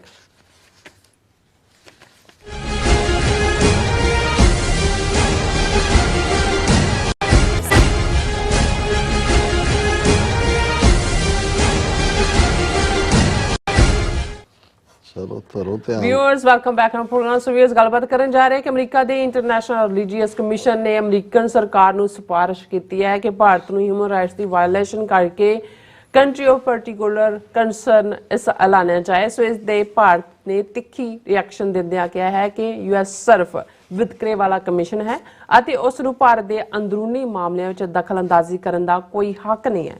ਯਾਦ ਰਹੇ ਪੰਜਵੀਂ ਵਾਰ ਯੂਐਸ ਸਰਫ ਵੱਲੋਂ ਭਾਰਤ ਨੂੰ ਕੰਟਰੀ ਆਫ ਪਾਰਟਿਕੂਲਰ ਕੰਸਰਨ ਐਲਾਨਿਆ ਗਿਆ। ਸੋ ਇਸ ਬਾਰੇ ਆਪਾਂ ਗੱਲਬਾਤ ਕਰਨ ਜਾ ਰਹੇ ਹਾਂ, ਔਰ ਨਾਲ ਜਿਹੜੇ ਤੁਹਾਡੇ ਲਾਈਵ ਮੈਸੇਜ ਨੇ ਉਹ ਵੀ ਆਪਾਂ ਤੁਹਾਡੇ ਨਾਲ ਸ਼ੇਅਰ ਕਰਨ ਜਾ ਰਹੇ ਹਾਂ। ਸੋ ਅਸੀਂ ਚਾਹਾਂਗੇ ਕਿ ਤੁਸੀਂ ਇਸੇ ਤਰ੍ਹਾਂ ਬਣੇ ਰਹਿਣਾ। ਦੇਖਣ ਸੁਣ ਲਈ ਲਿਖਣ ਲਈ ਤੁਹਾਡਾ ਸਭ ਦਾ ਬਹੁਤ ਬਹੁਤ ਧੰਨਵਾਦ ਜੀ। ਡਾਕਟਰ ਸਾਹਿਬ ਕੀ ਕਹਿਣਾ ਚਾਹੋਗੇ? ਦੇਖੋ, ਮਤਲਬ ਹੁੰਦਾ ਇਹ ਹੈ ਕਿ ਵੀ ਜਿੰਨੀ ਦੇਰ ਤੱਕ ਕਿਸੇ ਦਾ ਦਬਦਬਾ ਕਾਇਮ ਹੁੰਦਾ ਹੈ ਉਹ ਖੜਾ ਰਹਿੰਦਾ ਹੈ। ਜਿੱਦਣ ਕੋਈ ਇੱਕ ਹਿੰਮਤ ਕਰਕੇ ਉਸ ਦੇ ਇੱਕ ਚਪੇੜ ਮਾਰ ਦਿੰਦਾ, ਫਿਰ ਚਾਰ ਚਫੇਰਿਓਂ ਚਪੇੜਾਂ ਦਾ ਠੁੱਡਿਆਂ ਦਾ ਕੋਈ ਫਿਰ ਥੱਲੇ ਢਾ ਕੇ ਗੋਡਾ ਫੇਰਨਾ ਜਿਹਨੂੰ ਉਹ ਵੀ ਵਰਦਾ। ਹੁਣ ਲੱਗਦਾ ਵੀ ਇਹਨਾਂ ਦੇ ਦਿਨ ਮੁੱਕੇ ਹੋਏ ਨੇ ਭਾਰਤ ਵਾਲਿਆਂ ਦੇ, ਔਰ ਇਸ ਵੇਲੇ ਇਹਨਾਂ ਨੂੰ ਠੁੱਡੇ ਛਿੱਤਰ ਚਪੇੜਾਂ ਉਹ ਤੇ ਪਤਾ ਨਹੀਂ ਅਜੇ ਡਾਂਗ ਤੱਕ ਨਹੀਂ ਆਏਗਾ। ਉਹ ਸਿੱਖ ਕੁੱਟਣਗੇ ਡਾਂਗ ਨਾਲ, ਤਾਂ ਅਜੇ ਤੱਕ ਤਾਂ ਇਹ ਇਹਨਾਂ ਦੇ ਖਾ ਲੈਣ ਛਿੱਤਰ ਚਪੇੜਾ। ਔਰ ਹੁਣ ਜਿੱਥੇ ਅੱਜ ਬਾਈਡਨ ਨੇ ਜ਼ੀਨੋਫੋਬਿਕ ਔਰ ਇਹਨਾਂ ਦੀ ਇਕੋਨਮੀ ਦਾ ਜਲੂਸ ਕੱਢਣ ਵਾਲੀ ਕਹਾਣੀ ਕਹਿ ਕੇ ਭਾਰਤੀਆਂ ਦੇ ਅੰਦਰ ਬਾਹਰ ਜਿਹੜਾ ਹੈ ਉਹ ਅੱਗ ਲਾਈ ਹੋਈ ਹੈ। ਇਸੇ ਤਰੀਕੇ ਨਾਲ ਅਸੀਂ ਇਹ ਦੇਖ ਰਹੇ ਹਾਂ ਵੀ ਮੀਡੀਆ ਤਾਂ ਇੰਟਰਨੈਸ਼ਨਲ ਲਗਾਤਾਰਤਾ ਨਾਲ ਇੰਡੀਆ ਦਾ ਰੋਗ ਸਟੇਟ ਇਮੇਜ ਐਕਸਪੋਜ਼ ਕਰ ਰਿਹਾ ਹੈ। ਔਰ United States commission on international religious freedom 2024 ਦੀ ਉਹਨਾਂ ਨੇ ਰਿਪੋਰਟ ਦੇ ਵਿੱਚ ਇੰਡੀਆ ਨੂੰ 5ਵੀਂ ਵਾਰ ਇਹ ਰਿਕਮੈਂਡੇਸ਼ਨ ਕੀਤੀ ਹੈ ਸਟੇਟ ਡਿਪਾਰਟਮੈਂਟ ਨੂੰ ਕਿ ਇੰਡੀਆ ਗ੍ਰੋਸ ਵਾਇਓਲੇਟਰ ਹੈ ਹਿਊਮਨ ਰਾਈਟਸ ਦਾ। ਮਾਈਨੋਰਿਟੀਜ਼ ਨਾਲ ਕੀ ਹੋ ਰਿਹਾ ਹੈ, ਰਿਪੋਰਟ ਦੀਆਂ ਡਿਟੇਲਸ ਅਸੀਂ ਡਿਸਕਸ ਕਰਾਂਗੇ। ਔਰ ਖਾਸ ਤੌਰ ਤੇ ਈਵਨ ਇਸ ਇਲੈਕਸ਼ਨ ਪ੍ਰੋਸੈਸ ਦੇ ਦੌਰਾਨ ਵੀ ਮੋਦੀ ਦੀਆਂ ਸਟੇਟਮੈਂਟਸ ਕੀ ਨੇ, ਅਦਰਵਾਈਜ਼ ਕੀ ਹੈ। ਸੋ ਉਹਨਾਂ ਨੇ ਕਿਹਾ ਵੀ ਇੰਡੀਆ ਨੂੰ ਕੰਟਰੀ ਆਫ ਪਾਰਟਿਕੂਲਰ ਕੰਸਰਨ ਐਲਾਨਿਆ ਜਾਏ ਜੀ। ਹੁਣ ਇਹ COPC ਇਸ ਨੂੰ ਕਹਿੰਦੇ ਨੇ।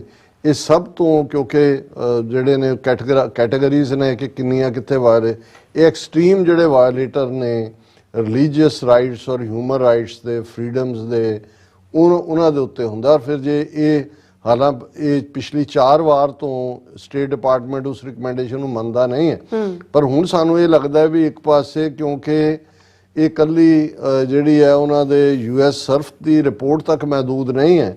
ਹੁਣ ਤਾਂ ਟਰਾਂਸਨੈਸ਼ਨਲ ਰਿਪਰੈਸ਼ਨ ਦੇ ਲਈ ਜਾਂ ਅਮਰੀਕਾ ਦੀਆਂ ਸਾਰੀਆਂ ਹੀ ਮੇਨ ਏਜੰਸੀਜ਼ ਜਿਹੜੀਆਂ ਨੇ ਉਹ FBI ਔਰ ਹੋਮਲੈਂਡ ਸਿਕਿਉਰਿਟੀ ਔਰ CIA ਔਰ ਜਸਟਿਸ ਡਿਪਾਰਟਮੈਂਟ ਸਾਰਿਆਂ ਨੇ ਕਿਸ ਹੱਦ ਤੱਕ ਇਹਨਾਂ ਨੂੰ ਫੜ ਲਿਆ ਇਹਨਾਂ ਦੇ ਬੋਧਿਆਂ ਤੋਂ ਔਰ ਉਹਨੂੰ ਝਟਕਾ ਦੇ ਰਹੇ ਨੇ। ਔਰ ਨਾਲ US ਸਰਫ ਨੇ ਉੱਤੇ ਜਿਹੜਾ ਉਹ ਹੋਰ ਉਸ ਨੂੰ ਜਿਹੜਾ ਦਬਾਲਾ ਕਰ ਦਿੱਤਾ। ਔਰ ਇਸ ਰਿਪੋਰਟ ਤੋਂ ਬਾਅਦ ਕਿ ਬਈ ਇਹ 5ਵਾਂ ਜਿਹੜਾ ਹੈ 5th ਅਟੈਂਪਟ ਹੈ ਐਲਾਨਿਆ ਜਾਏ, ਅੱਜ ਬਹੁਤ ਸਟਰੋਂਗ ਰਿਐਕਸ਼ਨ ਭਾਰਤ ਦੀ ਫੋਰਨ ਮਿਨਿਸਟਰੀ ਨੇ ਦਿੱਤਾ ਹੈ। ਹੈਡਲਾਈਨ ਹੀ ਉਹਨਾਂ ਦੇ ਮੀਡੀਆ ਦੀ ਇਹ ਹੈ ਕਿ US CIRF is biased and has a political agenda. ਹੁਣ ਇਸ ਗੱਲ ਦਾ ਧਿਆਨ ਰਹੇ ਕਿ US ਸਰਫ ਕੋਈ ਐਮਨੈਸਟੀ ਇੰਟਰਨੈਸ਼ਨਲ ਜਾਂ ਹਿਊਮਨ ਰਾਈਟਸ ਵਾਚ ਵਾਂਗ ਕੋਈ ਹਿਊਮਨ ਰਾਈਟ ਜਥੇਬੰਦੀ ਨਹੀਂ ਹੈ। ਇਹ ਕਮਿਸ਼ਨ ਬਾਈਪਾਰਟੀਸਨ ਕਮਿਸ਼ਨ ਹੈ।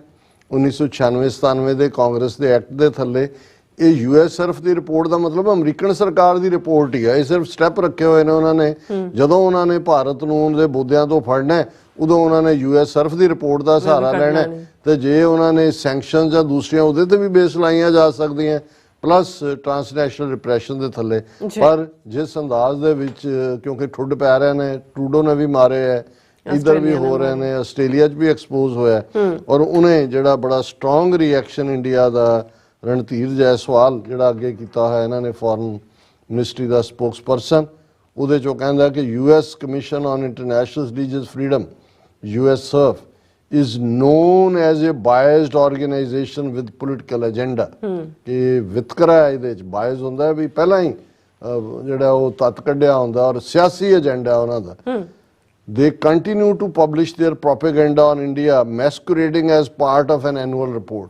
ਕਿ ਉਹ ਲਗਾਤਾਰਤਾ ਨਾਲ ਐਨੂਅਲ ਰਿਪੋਰਟ ਦਾ ਲਬਾਦਾ ਪਹਿਨ ਕੇ ਭਾਰਤ ਦੇ ਖਿਲਾਫ ਜਿਹੜਾ ਉਹ ਪ੍ਰੋਪੇਗੈਂਡਾ ਕਰੀ ਜਾਂਦੇ ਨੇ। they continue to publish their propaganda on India masquerading as part of an annual report। We really have no expectation that US surf will even seek to understand India's diverse, pluralistic and democratic ethos।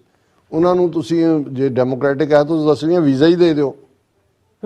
US Surf ਵਾਲਿਆਂ ਨੂੰ ਪਿਛਲੇ ਕਈ ਸਾਲਾਂ ਤੋਂ ਉਹਨਾਂ ਦਾ delegation ਵੀਜ਼ੇ ਲਈ apply ਕਰਦਾ ਹੈ, ਉਹਨੂੰ ਵੀਜ਼ਾ ਨਹੀਂ ਦਿੰਦੇ ਵੀ ਤੁਹਾਡੀ ਡੈਮੋਕ੍ਰੇਸੀ ਦੇਖਣਗੇ ਕਿਵੇਂ, ਉਹਨਾਂ ਨੂੰ ਇੱਕ ਵਾਰੀ ਆ ਤਾਂ ਲੈਣ ਦਿਓ।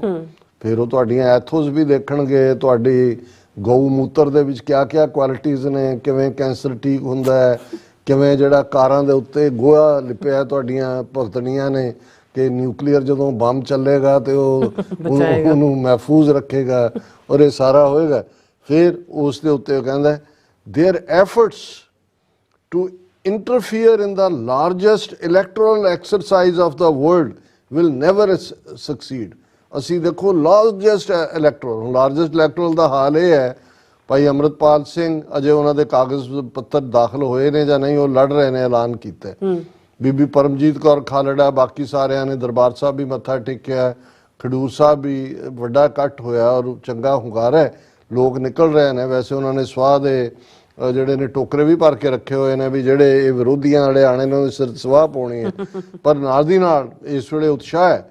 ਹੁਣ 11 ਗਰੁੱਪ ਉਹਨਾਂ ਨੇ ਬਣਾਏ WhatsApp ਦੇ, ਕਿਉਂਕਿ 9 ਹਲਕੇ ਨੇ ਸ਼ਾਇਦ ਅਸੈਂਬਲੀ ਦੇ ਹੁੰਦੇ, ਔਰ ਕੱਲ ਦੀ ਖਬਰ ਸੀ ਕਿ ਵੀ ਉਹਨਾਂ ਦੇ WhatsApp ਗਰੁੱਪ ਨੂੰ ਬੈਨ ਕਰਤਾ, ਬਲੌਕ ਕਰਤਾ। ਬੀਬੀ ਪਰਮਜੀਤ ਕੌਰ ਖਾਲੜਾ ਜਿਨ੍ਹਾਂ ਨੇ ਫੁੱਲ ਸਕੇਲ ਹਮਾਇਤ ਦਿੱਤੀ ਆ ਭਾਈ ਅੰਮ੍ਰਿਤਪਾਲ ਸਿੰਘ ਹੋਰਾਂ ਨੂੰ, ਖਾਲੜਾ ਮਿਸ਼ਨ ਕਮੇਟੀ ਦੇ ਆਪਣੇ 2 ਵੈਬ ਪੇ ਉਹ ਵੀ ਬਲੌਕ ਕਰਤੇ। ਇਹ ਜਿਹਨੂੰ ਇਹ ਕਹਿ ਰਿਹਾ ਜੈਸਵਾਲ ਕਿ ਜੀ ਅਸੀਂ ਜਿਹੜਾ ਲਾਰਜੈਸਟ ਸਾਡਾ ਇਹ ਇਲੈਕਟੋਰਲ ਐਕਸਰਸਾਈਜ਼ ਹੈ, ਉਹ ਬੰਦਾ ਜੇਲ੍ਹ 'ਚ ਬੈਠਾ ਹੈ, ਉਹਨੂੰ ਤੁਸੀਂ ਝੂਠੇ NSA 'ਚ ਕੀਤਾ ਹੈ। ਇੱਕ ਪਾਸੇ ਤੁਸੀਂ ਕਹਿ ਰਹੇ ਹੋ ਕਿ ਜੀ ਲੈਵਲਡ ਪਲੇਗਰਾਉਂਡ ਹੈ, ਤੁਹਾਨੂੰ ਉਹਨਾਂ ਦਾ WhatsApp ਜਾਂ ਦੂਜੇ ਤੋਂ ਹੀ ਖੌਫ ਲੱਗਣ ਲੱਗ ਗਿਆ। ਇਹਨਾਂ ਨੂੰ ਇਹ ਲੱਗਦਾ ਇੰਡੀਆ ਵਾਲਿਆਂ ਨੂੰ ਵੀ ਇਹ ਗੱਲਾਂ ਇੱਥੇ ਇਹਨਾਂ ਨੂੰ ਨਹੀਂ ਪਤਾ ਵੀ ਕਰ ਕੀ ਰਹੇ ਹੋ ਤੁਸੀਂ। will never succeed. India and the US are both part of, ਅੱਗੋਂ ਕਹਿ ਰਹੇ ਨੇ ਕਿ ਵੀ ਇਹ ਕਿਵੇਂ ਪ੍ਰਭਾਵਿਤ ਕਰੇਗਾ ਔਰ ਇਹ ਸਾਰੇ ਨੂੰ ਹੋਏਗਾ। ਔਰ ਜਦੋਂ ਉਹਨਾਂ ਨੇ ਹਿੰਦੂ ਅਖਬਾਰ ਨਾਲ ਗੱਲਬਾਤ ਕੀਤੀ ਤਾਂ ਉਹਨੇ ਕਿਹਾ ਕਿ ਜੀ I would urge you to look at the report page to page and see the kind of observations made there. You will have your own judgment on this issue. ਉਹ ਭਾਈ ਪੇਜ ਬਾਈ ਜਹਾਂ ਜੇ ਤੁਸੀਂ ਉਸ ਰਿਪੋਰਟ ਦਾ page ਬਾਈ page ਰੀਜੋਇੰਡਰ ਦਿੰਦੇ ਹੋ ਕਿ ਵੀ ਆਹ ਵੀ ਗਲਤ ਆ, ਉਹ ਤਾਂ ਫੈਕਟ ਨੇ। ਬਿਲਕੁਲ। ਲੇਕਿਨ ਜੇ ਤੁਸੀਂ ਹੁਣ ਇਹੀ ਮਿਥ ਲਿਆ ਹੋਇਆ ਹੈ ਵੀ ਤੁਸੀਂ ਜੁੱਤੀਆਂ ਖਾਣੀ ਨੇ, ਜ਼ਿਆਦਾ ਵੈਸੇ ਠੀਕ ਡਾਇਰੈਕਸ਼ਨ 'ਚ ਰਹੀ ਹੈ, ਅਸੀਂ ਡਿਸਕਸ ਜ਼ਰੂਰ ਕਰਦੇ ਹਾਂ, ਬਟ ਸਾਡੇ ਅੰਦਰ ਖੁਸ਼ੀ ਦੇ ਲੱਡੂ ਫੁੱਟਦੇ ਨੇ ਕਿ ਵੀ ਇਹ ਆ ਗਏ ਹੁਣ ਪੂਰਾ ਜਿਹੜਾ ਇਧਰੋਂ ਬੋਧਿਆਂ ਤੋਂ ਫੜਿਆ, ਕਿਸੇ ਨੇ ਲੱਤਾਂ ਤੋਂ ਘੜੀਸਿਆ, ਕੋਈ ਕਿਤੇ ਵੱਜ ਰਿਹਾ, ਕੋਈ ਕਿਤੇ ਵੱਜ ਰਿਹਾ, ਤੇ ਜਦੋਂ ਸਿੱਖਾਂ ਦੇ ਹੱਥ ਆਇਆ ਨਹੀਂ ਉਹ ਬੋਰੀ 'ਚ ਪਾ ਕੇ ਕੁੱਟਣਾ, ਉਦੋਂ ਇਹ ਨਹੀਂ ਆਮ ਫਿਰ ਪਤਾ ਨਹੀਂ ਲੱਗਦਾ ਜਿਹੜਾ ਬੰਦਾ ਪਿਆ ਕਿੱਥੇ ਕਿੱਥੇ ਵੱਜਦੀ ਹੈ। ਹਾਂਜੀ ਡਾਕਟਰ ਸਾਹਿਬ ਦਾ ਬਹੁਤ ਬਹੁਤ ਸ਼ੁਕਰੀਆ। ਸੋਹਣਾ ਔਰ ਅਸੀਂ ਮਾਫੀ ਚਾਹੁੰਦੇ ਹਾਂ ਕਿ ਵੀ ਕਿਉਂਕਿ ਸਿਆਸੀ ਟੌਪਿਕ ਅੱਜ ਕੱਲ੍ਹ ਇੰਨੀ ਅਹਿਮੀਅਤ ਦੇ ਨੇ, ਕਿਉਂਕਿ ਗੁਰਬਾਣੀ ਵਿਚਾਰ ਦੇ ਲਈ ਮੈਂ ਆਪਣੇ ਕਿਸਮ ਦਾ ਇੱਕ ਮਾਹੌਲ ਚਾਹੁੰਦਾ ਹੁੰਦਾ, ਵਕਤ ਦੀ ਵੀ ਜਿਹੜੀ ਹੈ ਉਹ ਕਮੀ ਹੁੰਦੀ ਹੈ, ਪਰ ਅਸੀਂ ਰਿਜ਼ਿਊਮ ਕਰਾਂਗੇ ਇਸ ਸੈਗਮੈਂਟ ਨੂੰ ਇਹਨਾਂ ਆਉਣ ਵਾਲੇ ਦਿਨਾਂ ਦੇ ਵਿੱਚ। ਜੀ ਡਾਕਟਰ ਸਾਹਿਬ ਹੁਣ ਆਪਾਂ ਆਪਣੇ ਵਿਊਜ਼ ਜਿਹੜੇ ਮੈਸੇਜ ਨੇ ਉਹ ਲੈਣ ਜਾ ਰਹੇ ਹਾਂ। ਸਭ ਦਾ ਬਹੁਤ ਬਹੁਤ ਸ਼ੁਕਰੀਆ ਅਦਾ ਕਰਦੇ ਹਾਂ। ਸੇਖੋਂ ਜੀ 6 for Justice ਜ਼ਿੰਦਾਬਾਦ ਕਹਿੰਦੇ। ਰਾਜਵਿੰਦਰ ਸਿੰਘ ਜੀ ਕਹਿੰਦੇ doctor sahib you have to be a walking dead to make statements like Indian foreign service and completely shameless people responding to US surf। और फिर इसी तरह दविंदर मुल्तानी जी खालसा जिंदाबाद कहते ने। और फिर सरबजीत कौर कहती है कि खालसा जी 3-4 बच्चों की रवायत शुरू करने की जरूरत है जी। सो सतबचन सिंह जी कहते हैं remember now Sikh court in UK। I hope Sikhs Khalsas must use for the betterment of world and become the voice of God's mindset। Harmandar Sahib so उन्हों का कहने का मतलब है। और जीत सूरतिया जी खालसा जिंदाबाद कहते हैं। राजविंदर सिंह जी ये भी फतेह बुलाते हैं। जरनैल सिंह जी लव सच्चो सच कहते हैं। और जसवीर सिंह जी खालसा जिंदाबाद कहते हैं। पिंकी राठौड़ मोदी पता नहीं की कहना चाहते हैं। सुखदेव सिंह जी फतेह बुलाते हैं सानू। सतनाम सिंह जी भी खालसा जिंदाबाद कहते हैं। जगिंदर सिंह जी डॉक्टर साहब ते पैनीलम कौर जी फतेह जी। और सतबिचन जी फिर उन्होंने मैसेज ने उन्होंने काफी दफा रिपीट कीते इमोजीज ने फुल्लां दियां जां लाल लाल दिल दियां सब दा ਅਸੀਂ ਸ਼ੁਕਰੀਆ ਦਿਲ ਦੀਆਂ ਗਹਿਰਾਈਆਂ ਤੋਂ ਹੀ ਕਰਦੇ। ਬਿਲਕੁਲ। ਪ੍ਰੀਤਮ ਰਹਿਹਾਨ ਹਾਂਜੀ ਇਹ ਕਹਿੰਦੇ ਭਾਰਤ ਮਾਤਾ ਦਾ ਸ਼ੈਤਾਨੀ ਚਿਹਰਾ ਦੁਨੀਆ ਸਾਹਮਣੇ ਆ ਗਿਆ। ਸੋ ਮੋਦੀ ਕਰਕੇ ਹੀ ਹੋਇਆ ਹੈ। ਮੋਦੀ ਹੈ ਤਾਂ ਮੁਮਕਿਨ ਹੈ ਜੀ। ਜੀ ਜੀ ਜੀ ਬਿਲਕੁਲ। ਮੋਦੀ ਨੂੰ ਜਿਹੜਾ ਉਹ ਠੇਕੇ ਤੇ ਜੋ ਦਿੱਤਾ ਹੋਇਆ ਹਾਂਜੀ ਹਾਂਜੀ ਕੌਮੀ ਕਾਰਡ। ਸੋ ਕੁਲਦੀਪ ਸਿੰਘ ਜੀ ਕਹਿੰਦੇ ਨੇ ਕਿ ਡਾਕਟਰ ਸਾਹਿਬ ਮੈਂ ਇੱਕ ਵਾਰ ਇੱਕ ਪੰਜਾਬੀ ਵਕੀਲ ਦੇ ਦਫ਼ਤਰ 'ਚ ਗਿਆ ਤੇ ਵੇਖਿਆ ਕਿ ਉਸ ਵਕੀਲ ਨੇ ਟਰੂਡੋ ਦੀ ਪੱਗ ਬੰਨੀ ਤਸਵੀਰ ਕੰਧ ਤੇ ਲਾਈ ਹੋਈ ਸੀ ਤੇ ਤਸਵੀਰ ਥੱਲੇ ਲਿਖਿਆ ਸੀ ਜਸਟਨ ਸਿੰਘ ਟਰੂਡੋ, ਜੋ ਮੈਨੂੰ ਕਾਫੀ ਢੁਕਵਾਂ ਲੱਗਾ। So nice. ਇਸ ਵੇਲੇ ਸਿੱਖਾਂ ਦੇ ਦਿਲਾਂ ਤੇ ਰਾਜ ਕਰਦਾ ਹੈ ਜਸਟਨ ਟਰੂਡੋ ਜੀ। ਮੋਹਨ ਸਿੰਘ ਜੀ ਵੀ ਵਾਹਿਗੁਰੂ ਜੀ ਕਹਿੰਦੇ ਨੇ। ਬਲਵਿੰਦਰ ਸਿੰਘ ਜੀ ਕਹਿੰਦੇ ਪੰਜਾਬੀਆਂ ਅਤੇ ਪੰਜਾਬੀਆਂ ਦੇ ਹਰ ਇੱਕ ਮਸਲੇ ਦਾ ਹੱਲ ਆਜ਼ਾਦੀ ਖਾਲਸਾ ਜ਼ਿੰਦਾਬਾਦ। ਔਰ ਸਾਨੂੰ ਉਹਨਾਂ ਨੇ ਸਤਿ ਸ਼੍ਰੀ ਅਕਾਲ ਵੀ ਕਿਹਾ। ਔਰ ਫਿਰ ਇਸੇ ਤਰ੍ਹਾਂ ਪ੍ਰੀਤਮ ਰਹਿਹਾਨ ਜੀ ਕਹਿੰਦੇ ਨੇ ਮੋਦੀ 3 ਵਾਰ ਵੀ ਜ਼ਰੂਰੀ ਹੈ ਸਾਡੇ ਲਈ ਤਾਂ ਸਾਡਾ ਕੋਈ ਕੌਮੀ ਕਾਰ ਜਲਦੀ ਬਣ ਜਾਏਗਾ। ਸੋ ਫਿਰ ਉਹਨਾਂ ਨੇ ਸੇਮ ਹੀ ਉਹਨਾਂ ਦਾ ਮੈਸੇਜ ਆ ਗਿਆ। ਔਰ ਫਿਰ ਇੱਕ ਮਿੰਟ ਸਤਬਚਨ ਸਿੰਘ ਹਾਂਜੀ ਸਤਬਚਨ ਸਿੰਘ ਹਾਂਜੀ ਉਹ ਲਿਖਦੇ ਨੇ Baba Nanak told his followers to go in all 4 directions and practice the message of equality and eco-friendly and let these other believers carry on with theirs narrow inequality believers ਇਹਨਾਂ ਨੇ ਬਹੁਤ ਖੂਬਸੂਰਤ ਗੱਲ ਕੀਤੀ, ਕੱਲੀ ਇਕੁਆਲਿਟੀ ਨਹੀਂ, ਇਕੋ ਫ੍ਰੈਂਡਲੀ, ਬਿਲਕੁਲ, ਕਿਉਂਕਿ ਪਵਨ ਗੁਰੂ ਪਾਣੀ ਪਿਤਾ ਮਾਤਾ ਧਰਤ ਮਹਤ ਇਹ ਮੂਲ ਤੌਰ ਦੇ ਉੱਤੇ ਅਸੀਂ ਰੋਜ਼ਾਨਾ ਪੜ੍ਹਦੇ ਵੀ ਹਾਂ, ਇਸ 'ਚ ਯਕੀਨ ਕਰਦੇ। ਔਰ ਪ੍ਰੀਤਮ ਰਿਹਾਨ ਜੀ ਡਾਕਟਰ ਸਾਹਿਬ ਮੋਦੀ ਨਾ ਹੁੰਦਾ ਤਾਂ ਨਰਿੰਦਰ ਸਿੰਘ ਸੇਖੋਂ ਮਾਈਨਸ ਕਰ ਦਿੱਤਾ ਨੇ, ਸਾਡੇ ਡਾਲਸ ਬੇਸਡ ਰੈਗੂਲਰ ਵਿਊਅਰ ਉਹਨਾਂ ਦਾ ਪਹਿਲਾ ਮੈਸੇਜ ਮੈਂ ਪੜਿਆ ਸੀ, ਥੱਲੇ ਵੀ ਉਹਨਾਂ ਦਾ ਸੇਮ ਮੈਸੇਜ ਹੈ। ਸੋ ਫਿਰ ਇਸੇ ਤਰ੍ਹਾਂ ਪ੍ਰੀਤਮ ਰਿਹਾਨ ਜੀ ਡਾਕਟਰ ਸਾਹਿਬ ਮੋਦੀ ਨਾ ਹੁੰਦਾ ਤਾਂ ਭਾਰਤ ਮਾਤਾ ਦੁਨੀਆ ਸਾਹਮਣੇ ਐਕਸਪੋਜ਼ ਨਹੀਂ ਹੁੰਦੀ। ਸੋ ਇਸੇ ਤਰ੍ਹਾਂ ਜਸਪਾਲ ਸਿੰਘ ਕੈਲੇ ਵੀ ਫਤਿਹ ਬੁਲਾਉਂਦੇ ਨੇ, ਔਰ ਡਾਕਟਰ ਪਰਮਜੀਤ ਸਮਰਾਜ ਜੀ ਵੀ ਸਾਨੂੰ ਹਮੇਸ਼ਾ ਤਰ੍ਹਾਂ ਫਤਿਹ ਬੁਲਾਉਂਦੇ ਨੇ। ਦੀਪ ਸਿੰਘ ਸਿੱਧੂ ਜੀ ਖਾਲਸਾਨ ਜ਼ਿੰਦਾਬਾਦ ਕਹਿੰਦੇ ਨੇ, ਔਰ ਪੰਜਾਬ ਹਲ ਖਾਲਿਸਤਾਨ। ਔਰ ਬਲਵੀਰ ਸਿੰਘ ਟਿਵਾਣਾ ਜੀ ਫਤਿਹ ਬੁਲਾਉਂਦੇ ਨੇ, ਧਰਮ ਸਿੰਘ ਜੀ ਵੀ ਫਤਿਹ ਬੁਲਾਉਂਦੇ ਨੇ, ਔਰ ਕਹਿੰਦੇ ਖਾਲਸਾਨ ਟੀਵੀ 84 ਜ਼ਿੰਦਾਬਾਦ ਚੜ੍ਹਦੀ ਕਲਾ। ਬਹੁਤ ਸ਼ੁਕਰੀਆ ਪ੍ਰੋਗਰਾਮ ਸੱਚੋ ਸੱਚ, ਵਾਹਿਗੁਰੂ ਜੀ ਕਾ ਖਾਲਸਾ ਵਾਹਿਗੁਰੂ ਜੀ ਕੀ ਫਤਿਹ। ਮਨਜੀਤ ਕੌਰ ਜੀ ਕਹਿੰਦੇ ਨੇ ਕਿ ਨਫ਼ਰਤੀ ਹਿੰਦੂ ਐਵੇਂ ਨਹੀਂ ਬਾਹਰ ਆ ਕੇ ਸਿਟੀਜ਼ਨ ਲੈ ਰਹੇ ਆਪਣਾ, ਹਾਂਜੀ ਸਿਟੀਜ਼ਨਸ਼ਿਪ ਨਹੀਂ ਲੈ ਰਹੇ, ਆਪਣਾ ਪ੍ਰਚਾਰ ਤੇ ਪ੍ਰਸਾਰ ਵੀ ਕਰ ਰਹੇ ਨੇ ਜੋ ਇਹਨਾਂ ਦੀਆਂ ਗੱਲਾਂ ਤੋਂ ਜ਼ਾਹਿਰ ਹੋ ਗਿਆ। ਸੋ ਗੋਰਿਆਂ ਨੂੰ ਅਕਲ ਪਤਾ ਨਹੀਂ ਕਦੋਂ ਆਣੀ ਹੈ, ਇਹਨਾਂ ਦੇ ਹੱਥਾਂ 'ਚ ਖੇਡ ਰਹੇ ਨੇ। ਹਾਂਜੀ, ਔਰ ਸਿੱਧੂ ਵਰਲਡ ਟੂਅਰਸ ਸਿੱਧੂ ਕਹਿੰਦੇ ਨੇ ਕਿ Modi demanding his gifts back from Biden. ਉਹ ਬਾਈਡਨ ਤਾਂ ਦੇਣ ਨੂੰ ਤਿਆਰ ਹੈ ਵਾਪਸ, ਉਹਦੀ ਘਰ ਵਾਲੀ ਕਹਿੰਦੀ ਮੈਂ ਨਹੀਂ ਇਹ ਜਾਲੀ ਵਾਲੀ ਪਾਣੀ ਮੁੰਦਰੀ ਅੰਗੂਠੀ ਵਾਪਸ ਨਹੀਂ ਦੇਣੀ। ਕੁਲਦੀਪ ਕੌਰ ਜੀ ਖਾਲਸਾ ਜ਼ਿੰਦਾਬਾਦ ਕਹਿੰਦੇ ਨੇ, ਬੈਂਟ ਕਹਿੰਦੇ ਨੇ ਕਿ ਵੋਟਾਂ ਦਿੱਤੀਆਂ ਬਿਨਾਂ ਨਹੀਂ ਰਹਿਣਾ ਧਰਮ, ਵੋਟਾਂ ਦਿੱਤਿਆਂ ਬਿਨਾਂ ਨਹੀਂ ਰਹਿਣਾ, ਰੈਫਰੈਂਡਮ ਲਈ ਵੋਟਾਂ ਪਾਓ, ਪੰਜਾਬੀਓ ਜਾਗੋ। ਵੋਟਾਂ ਜ਼ਰੂਰੀ ਨੇ ਪਰ ਇਹ ਜਿਹੜੀ ਓਰੀਜਨਲ ਹੈ ਸਿਰ ਦਿੱਤਿਆਂ ਬਾਜ ਨਹੀਂ ਰਹਿਣਾ ਧਰਮ, ਸਿਰ ਦਿੱਤਿਆਂ ਬਾਜ ਨਹੀਂ ਰਹਿਣਾ, ਮੂਲ ਦੇ ਨਾਲ ਨਾ ਅਸੀਂ ਛੇੜਛਾੜ ਕਰੀਏ। ਬਿਲਕੁਲ। ਨਰਿੰਦਰਜੀਤ ਸਿੰਘ ਜੀ ਵੀ ਕਹਿੰਦੇ ਨੇ, ਬਰਾੜਵੀਰ ਜੀ ਗੁਰਫਤਿਹ ਵਾਪਸ ਲੱਗੇ ਨੇ, ਠੀਕ ਹੈ ਜੀ, ਓਕੇ। ਜਸਵੀਰ ਬਰਾੜ ਜੀ ਇਹਨਾਂ ਦਾ ਹਮੇਸ਼ਾ ਸਾਡੇ ਰੈਗੂਲਰ ਵਿਊਅਰਸ ਨੇ। ਔਰ ਖਾਲਸਾ 6 ਫॉर ਜਸਟਿਸ ਗੁਰਪਤਵੰਤ ਸਿੰਘ ਪੰਨੂ ਪੰਜਾਬ ਹਲ ਖਾਲਸਾਨੀ ਹੱਲ ਹੈ, ਰੈਫਰੈਂਡਮ ਵੋਟਿੰਗ ਜ਼ਿੰਦਾਬਾਦ। ਔਰ ਫਿਰ ਇਸੇ ਤਰ੍ਹਾਂ ਸਾਨੂੰ ਉਹਨਾਂ ਨੇ ਫਤਿਹ ਬੁਲਾਈ ਹੈ। ਬਲਵਿੰਦਰ ਸਿੰਘ ਜੀ ਕਹਿੰਦੇ ਨੇ, ਬਾਬਾ ਜੀ ਕੰਮ ਭੱਖ ਗਿਆ, ਤੁਸੀਂ ਵੀ ਇੱਕ ਛੁੱਟੀ ਘੱਟ ਕਰੋ, ਸੱਚੋ ਸੱਚ ਹਫਤੇ ਦੇ 6 ਦਿਨ ਕਰ ਲਿਆ ਕਰੋ, ਧੰਨਵਾਦ। ਬਹੁਤ ਬਹੁਤ ਸੁਝਾਅ ਲਈ ਬਹੁਤ ਮਿਹਰਬਾਨੀ ਤੁਹਾਡੀ, ਪਰ ਅਸੀਂ ਵੀਕਐਂਡ ਵੀ ਟਰੈਵਲ ਹੀ ਕਰ ਰਹੇ ਹੁੰਦੇ ਆ, ਸੰਗਤ ਦੇ ਵਿਚਾਲੇ ਹੁੰਦੇ ਆ, ਸਾਨੂੰ ਜਿਹੜਾ ਕੋਈ ਵੀ ਦਿਨ ਤੱਕ ਕੋਈ ਪਲ ਵੀ ਸਾਡਾ ਜਿਹੜਾ ਸਾਨੂੰ ਛੁੱਟੀ ਨਹੀਂ ਹੈ। ਪਰ ਫਿਰ ਵੀ ਤੁਹਾਡੇ ਧਿਆਨ ਰੱਖਣ ਦਾ ਬਹੁਤ ਬਹੁਤ ਸ਼ੁਕਰੀਆ। ਅਮਰਜੀਤ ਸੈਣੀ ਜੀ ਫਤਿਹ ਬੁਲਾਉਂਦੇ ਨੇ, ਔਰ ਕੁਲਦੀਪ ਸਿੰਘ ਜੀ ਕਹਿੰਦੇ ਨੇ ਕਿ ਡਾਕਟਰ ਸਾਹਿਬ ਭੈਣ ਨੀਲਮ ਕੌਰ ਜੀ ਨੇ ਠੀਕ ਕਿਹਾ ਕਿ ਬਾਈਡਨ ਨੇ ਤੁਹਾਡਾ ਪ੍ਰੋਗਰਾਮ ਵੇਖ ਲਿਆ ਤਾਂ ਹੀ ਕੰਨ ਖੜੇ ਹੋ ਗਏ ਉਹਦੇ। ਜਸਵੀਰ ਸਿੰਘ ਜੀ ਕਹਿੰਦੇ free Palestine, free Indian occupied Kashmir and Punjab to.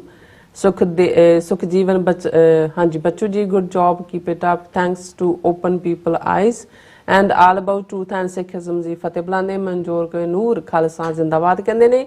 Avtar Singh ji ਫਤਿਹ ਬੁਲਾਉਂਦੇ ਨੇ। ਪਰਮਿੰਦਰ ਕਹਿੰਦੇ ਖਾਲਸਾ ਜ਼ਿੰਦਾਬਾਦ। ਫਿਰ ਦਵਿੰਦਰ ਸੰਧੂ ਜੀ ਵੀ ਫਤਿਹ ਬੁਲਾਉਂਦੇ ਨੇ, ਕਹਿੰਦੇ ਡਾਕਟਰ ਸਾਹਿਬ ਹੁਣ ਤਾਂ ਭਾਰਤ ਮਾਤਾ ਦੀ ਗਾਨੀ ਦੇ ਮਣ ਕੇ ਖਿਲਰਦੇ ਨਜ਼ਰ ਆ ਰਹੇ ਨੇ। ਗਾਨੇ ਦੀ ਮਲਕੀ ਨਹੀਂ, ਸਿਰ ਦੇ ਵਾਲ ਵਿਚਾਰੀ ਆਪ ਹੀ ਖੋ ਕੇ ਸੁੱਟ ਰਹੀ ਹੈ ਕਭੀ। ਸੋ ਇਸੇ ਤਰ੍ਹਾਂ ਸੋਹਣ ਮਲਿਕ ਜੀ ਫਤਿਹ ਬੁਲਾਉਂਦੇ ਨੇ। ਸੁਰਮੁਖ ਮੁੰਦਰਾ ਜੀ ਫਤਿਹ ਬੁਲਾਉਂਦੇ ਨੇ। ਕੁਲਦੀਪ ਸਿੰਘ ਜੀ ਵੀ ਫਤਿਹ ਬੁਲਾਉਂਦੇ ਨੇ। ਜਸਕੀਰਤ ਸਿੰਘ ਜੀ ਵੀ ਕਹਿੰਦੇ ਨੇ ਕਿ ਵਾਹਿਗੁਰੂ ਜੀ ਕਾ ਖਾਲਸਾ ਵਾਹਿਗੁਰੂ ਜੀ ਕੀ ਫਤਿਹ। ਡਾਕਟਰ ਸਾਹਿਬ ਵਾਹਿਗੁਰੂ ਜੀ ਤੁਹਾਡੀ ਚੜ੍ਹਦੀ ਕਲਾ ਕਰਨ, ਖਾਲਸਾ ਜ਼ਿੰਦਾਬਾਦ। ਇੰਦਰਜੀਤ ਸਿੰਘ ਸੰਧੂ ਜੀ ਵੀ ਖਾਲਸਾ ਜ਼ਿੰਦਾਬਾਦ ਕਹਿੰਦੇ ਨੇ। ਸਭ ਦਾ ਬਹੁਤ ਸ਼ੁਕਰੀਆ। ਹੁਣ ਆਪਾਂ ਆਪਣੀ ਵੀਡੀਓ ਕੋਲੇ ਨੇ ਇਜਾਜ਼ਤ। ਵਿਊਅਰਸ ਸਾਡੇ ਪ੍ਰੋਗਰਾਮ ਦਾ ਸਮਾਂ ਇੱਥੇ ਮੁੱਕਦਾ। ਤੁਸੀਂ ਆਪਣੀ ਰਾਏ ਤੇ ਸੁਝਾਅ ਸਾਨੂੰ ਭੇਜਣਾ ਭੁੱਲਣਾ ਸਾਡੇ ਇਸ ਪਤੇ ਤੇ sos@tv4.tv ਤੇ। ਅਸੀਂ ਆਪਣਾ ਪ੍ਰੋਗਰਾਮ ਲੈ ਕੇ ਫਿਰ ਦੁਬਾਰਾ ਤੁਹਾਡੇ ਰੂਬਰੂ ਹੋਵਾਂਗੇ। ਤਦ ਤੱਕ ਲਈ ਮੈਨੂੰ ਤੇ ਆਪਣਾ ਸੁਣਾ ਗਿਆ ਦੋ ਦੇਖਦੇ ਰਹੋ TV84। ਬੁਲਾ ਦਿਓ ਫਤਿਹ। ਵਾਹਿਗੁਰੂ ਜੀ ਕਾ ਖਾਲਸਾ ਵਾਹਿਗੁਰੂ ਜੀ ਕੀ ਫਤਿਹ। ਰੱਬ ਰਾਖਾ।